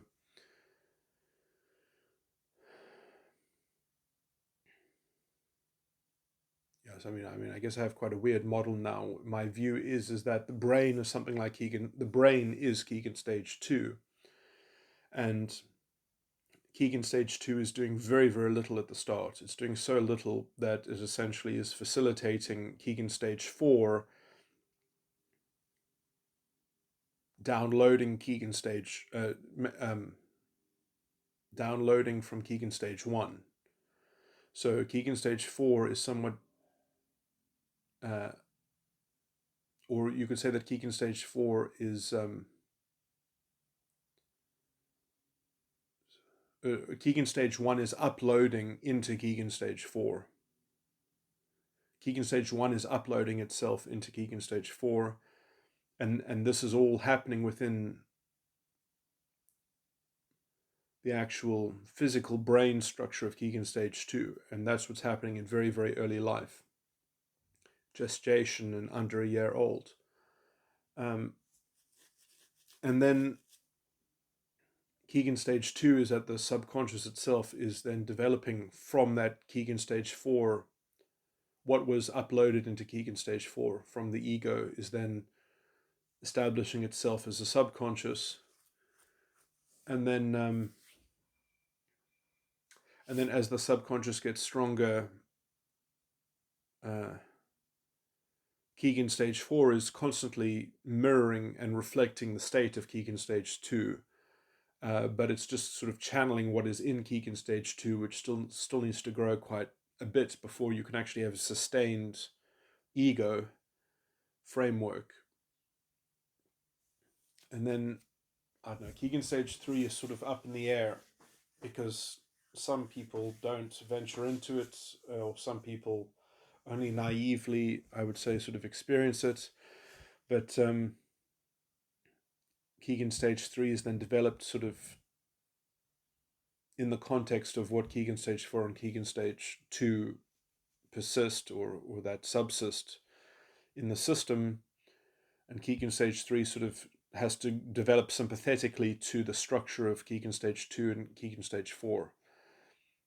Keegan stage 3 will also have a kind of a special relationship with Keegan stage 1, but that's kind of,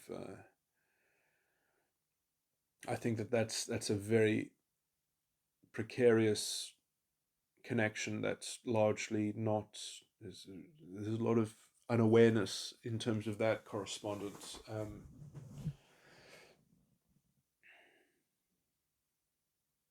There's a deep thematic connection between Keegan stage 1 and Keegan stage 3, between the superego and the unconscious.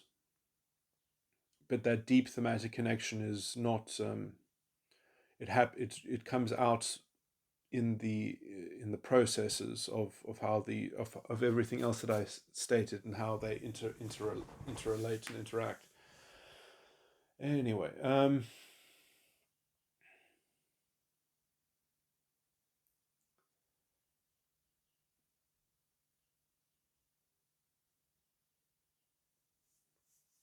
okay, I think I've spoken enough about in this recording.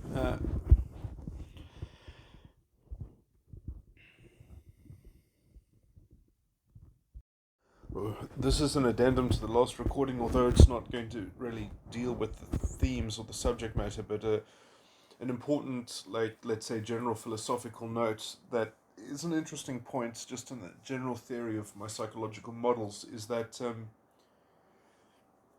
I mean, I've somewhat embarrassingly speculated about, which parts of the model are actually in the brain and which have a kind of physical substrate, uh, and which are sort of more metaphysical. And, I've used words like epistemological, or a kind of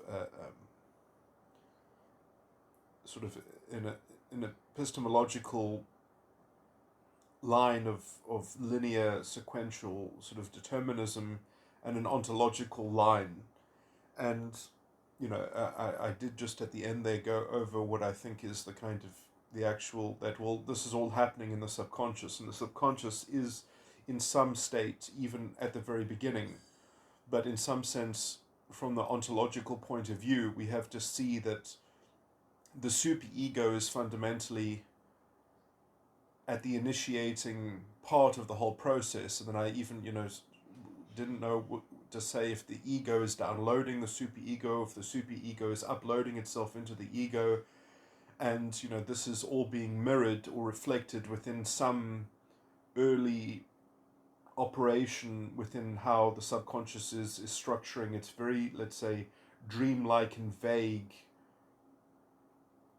earliest sort of belief forms and things like that, which are sort of beliefs and just stylistic, sort of components which comport with what's going on in the superego.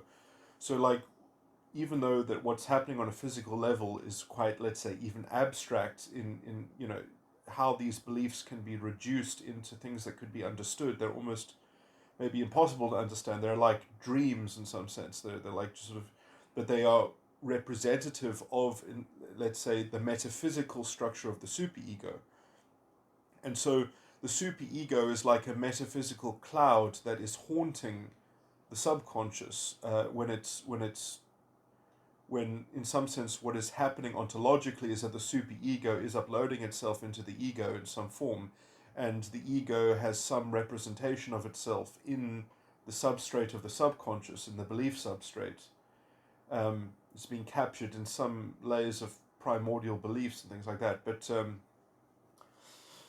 so, I mean, again, I would even consider the ego itself to be a very sort of metaphysical or abstracted container. It is a metaphysical context, which is like a framework around, or a kind of a corral of a certain set of operative beliefs that are sort of its basic substance. So the beliefs are the terrain, and the particular framework is within that terrain is like a little is sort of situating yourself within the terrain and having a particular outlook and perspective and viewpoint, plotting yourself within a kind of making yourself making an avatar and a point of view within the belief territory. And so I do think that the basic the belief substrate that is a reflection of the superego in some sense is is beliefs about the nature of the environment, the nature of the objective sort of plane of existence, or a sort of, which is almost an external metaphor of essentially that you have to sort of characterize metaphysics. You have to have a kind of an a priori, a model of what is a priori. And so I do think that in some sense the superego is essentially that, is a model of what is a priori, which is in the a posterior subconscious field. It is a kind of environmental cosmic substrate or something like that. So, I've said that, epistemologically the subconscious is primordial, but metaphysically and truly ontologically the superego is primordial, is preeminent, is the first thing. So you have these sorts of these competing ways of interpreting the thing, that maybe the subconscious was always the first thing from an epistemological point of view, but from an ontological point of view, it really makes a lot more sense to say that things are actually rooted in a metaphysics, and that metaphysical description comports to the cognitive functions and the system, or my model of what the superego is and where it is positioned relative to the subconscious. And so this is an interesting thing, that and this is the kind of dynamism that is the dualism that I do think that we live in within our psychology, is that we have an epistemological way of looking at things where everything is rooted in the subconscious, but ontologically we really have to concede and make the concession that actually our ontology has a metaphysical, primordially a metaphysical substrate. So our ontology is slightly is confused, or is has got this sort of mysterious, sort of component in it, which in some sense can only be properly disambiguated and fully understood, sort of seeing the whole overview of the whole thing, including ego. Um,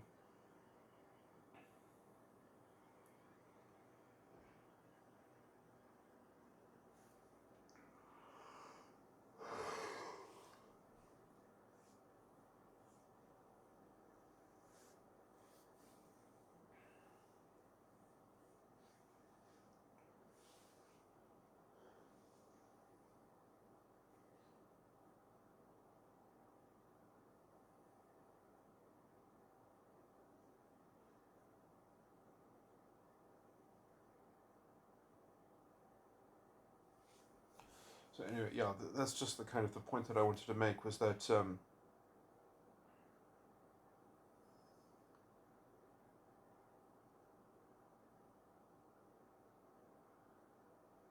ontologically speaking, I think that you can't even touch issues of ontology unless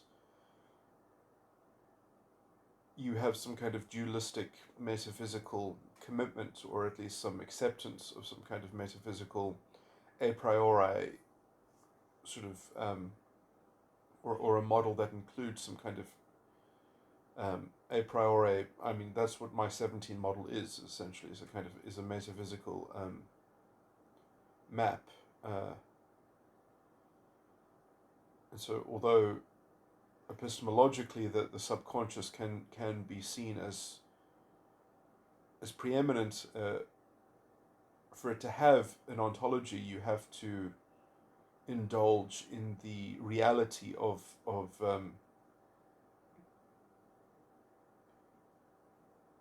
a kind of a priori metaphysical mysticism.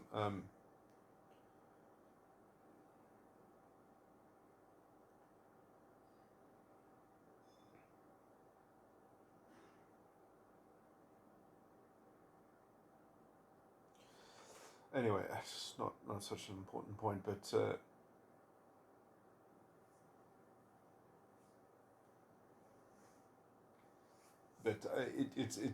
actually, maybe it's more important in people that are just trying to reduce everything into brain states. It somewhat makes that project fundamentally insoluble and cloudy, and not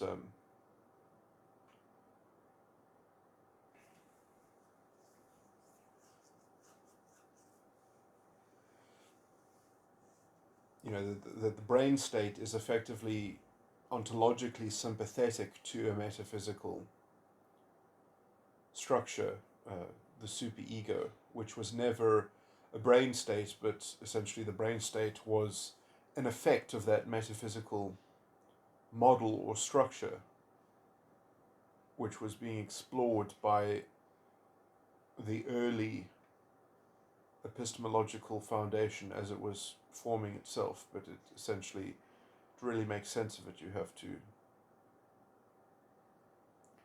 put metaphysics into the ontology. Anyway, the reason why I just want to say this is because I think it might be it might, I mean, for people that are interested in philosophy, it might give a certain model of a general kind of clue as to characterizing the nature of my philosophy, or my metaphysics, or my model of reality. And essentially, I think that what is being modeled in my system might generally applicable, or useful in terms of sorting out some issues of sort of anti-realism, or other sort of philosophical things about phenomenology or something.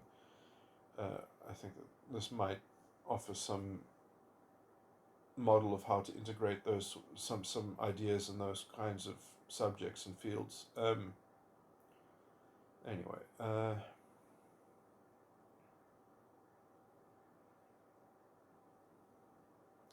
but essentially that the physical substrate, the physical brain state, or whatever it is, or the structure, is in some sense fundamentally dependent on the virtual on a kind of virtual or metaphysical, um,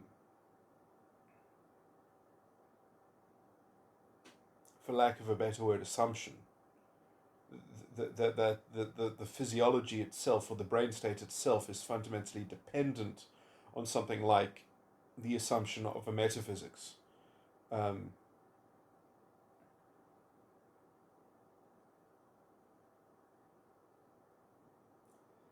and that essentially the physical state is fundamentally correspondent to a virtual, um, yeah, so I mean you could see how my model of psychology performs this function, essentially, that it shows how some people can have brain states that are dealing in certain cognitive functions, as it were, and and be relating to their own superego in some sense, in a kind of, that they are relating them, their own brain state is related to a kind of virtual metaphysical a priori, structure, and that same territory that is virtual to one person is actually instantiated in somebody else's brain state because of people being different types. And so different parts of the 17 model are being instantiated by some people's subconscious and virtually emulated as a, let's say, as a philosophical precondition for them to have an ontology in their own psychology. So essentially, um, the ontology of the subconscious functioning, of subconscious operations and the mind, is comprised of beliefs themselves, even that you can't even have a belief without a dependency on some kind of some kind of assumption of metaphysical, veracity, or that there is a kind of metaphysical substance, that there is an a priori, um, thing that can be depended on or relied on or tethered to. But also, it also helps that these things that we are tethered to are fundamentally are instantiated to us by other individuals who have a different, slightly different, arrangement of the same basic elements, that then we can actually see other people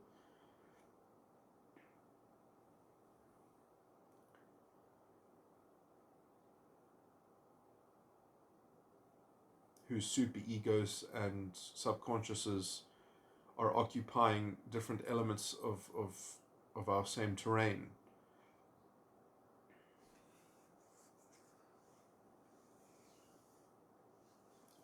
So you won't find two people that are perfectly reflections of one another in terms of the one superego, the other person's subconscious, the other subconscious, the other person's superego. But in a collective group, in a big enough group, you can have everyone being reflected partially by some other member of the group, having their superego instantiated in somebody else's subconscious structure.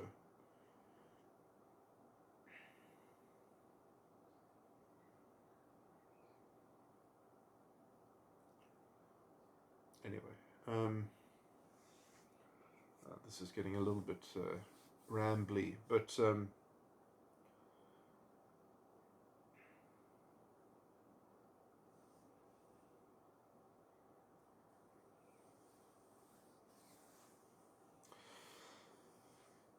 and that might also be, and let me just make some general notes here, that might also be a general precondition as to why people are social animals, and why society and culture and subcultures form the way that they do, because people want to be able to access and explore their super ego to the extent to which that they need to develop their unconscious, because the unconscious needs a super ego externalized, I would say, because usually people have buried their own superego to some degree, but at least in community, in society, in organizations, in large groups of people, it'll be within that structure somewhere,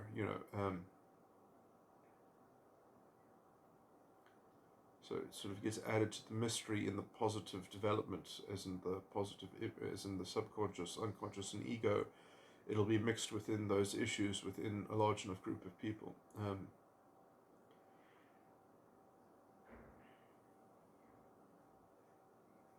Anyway,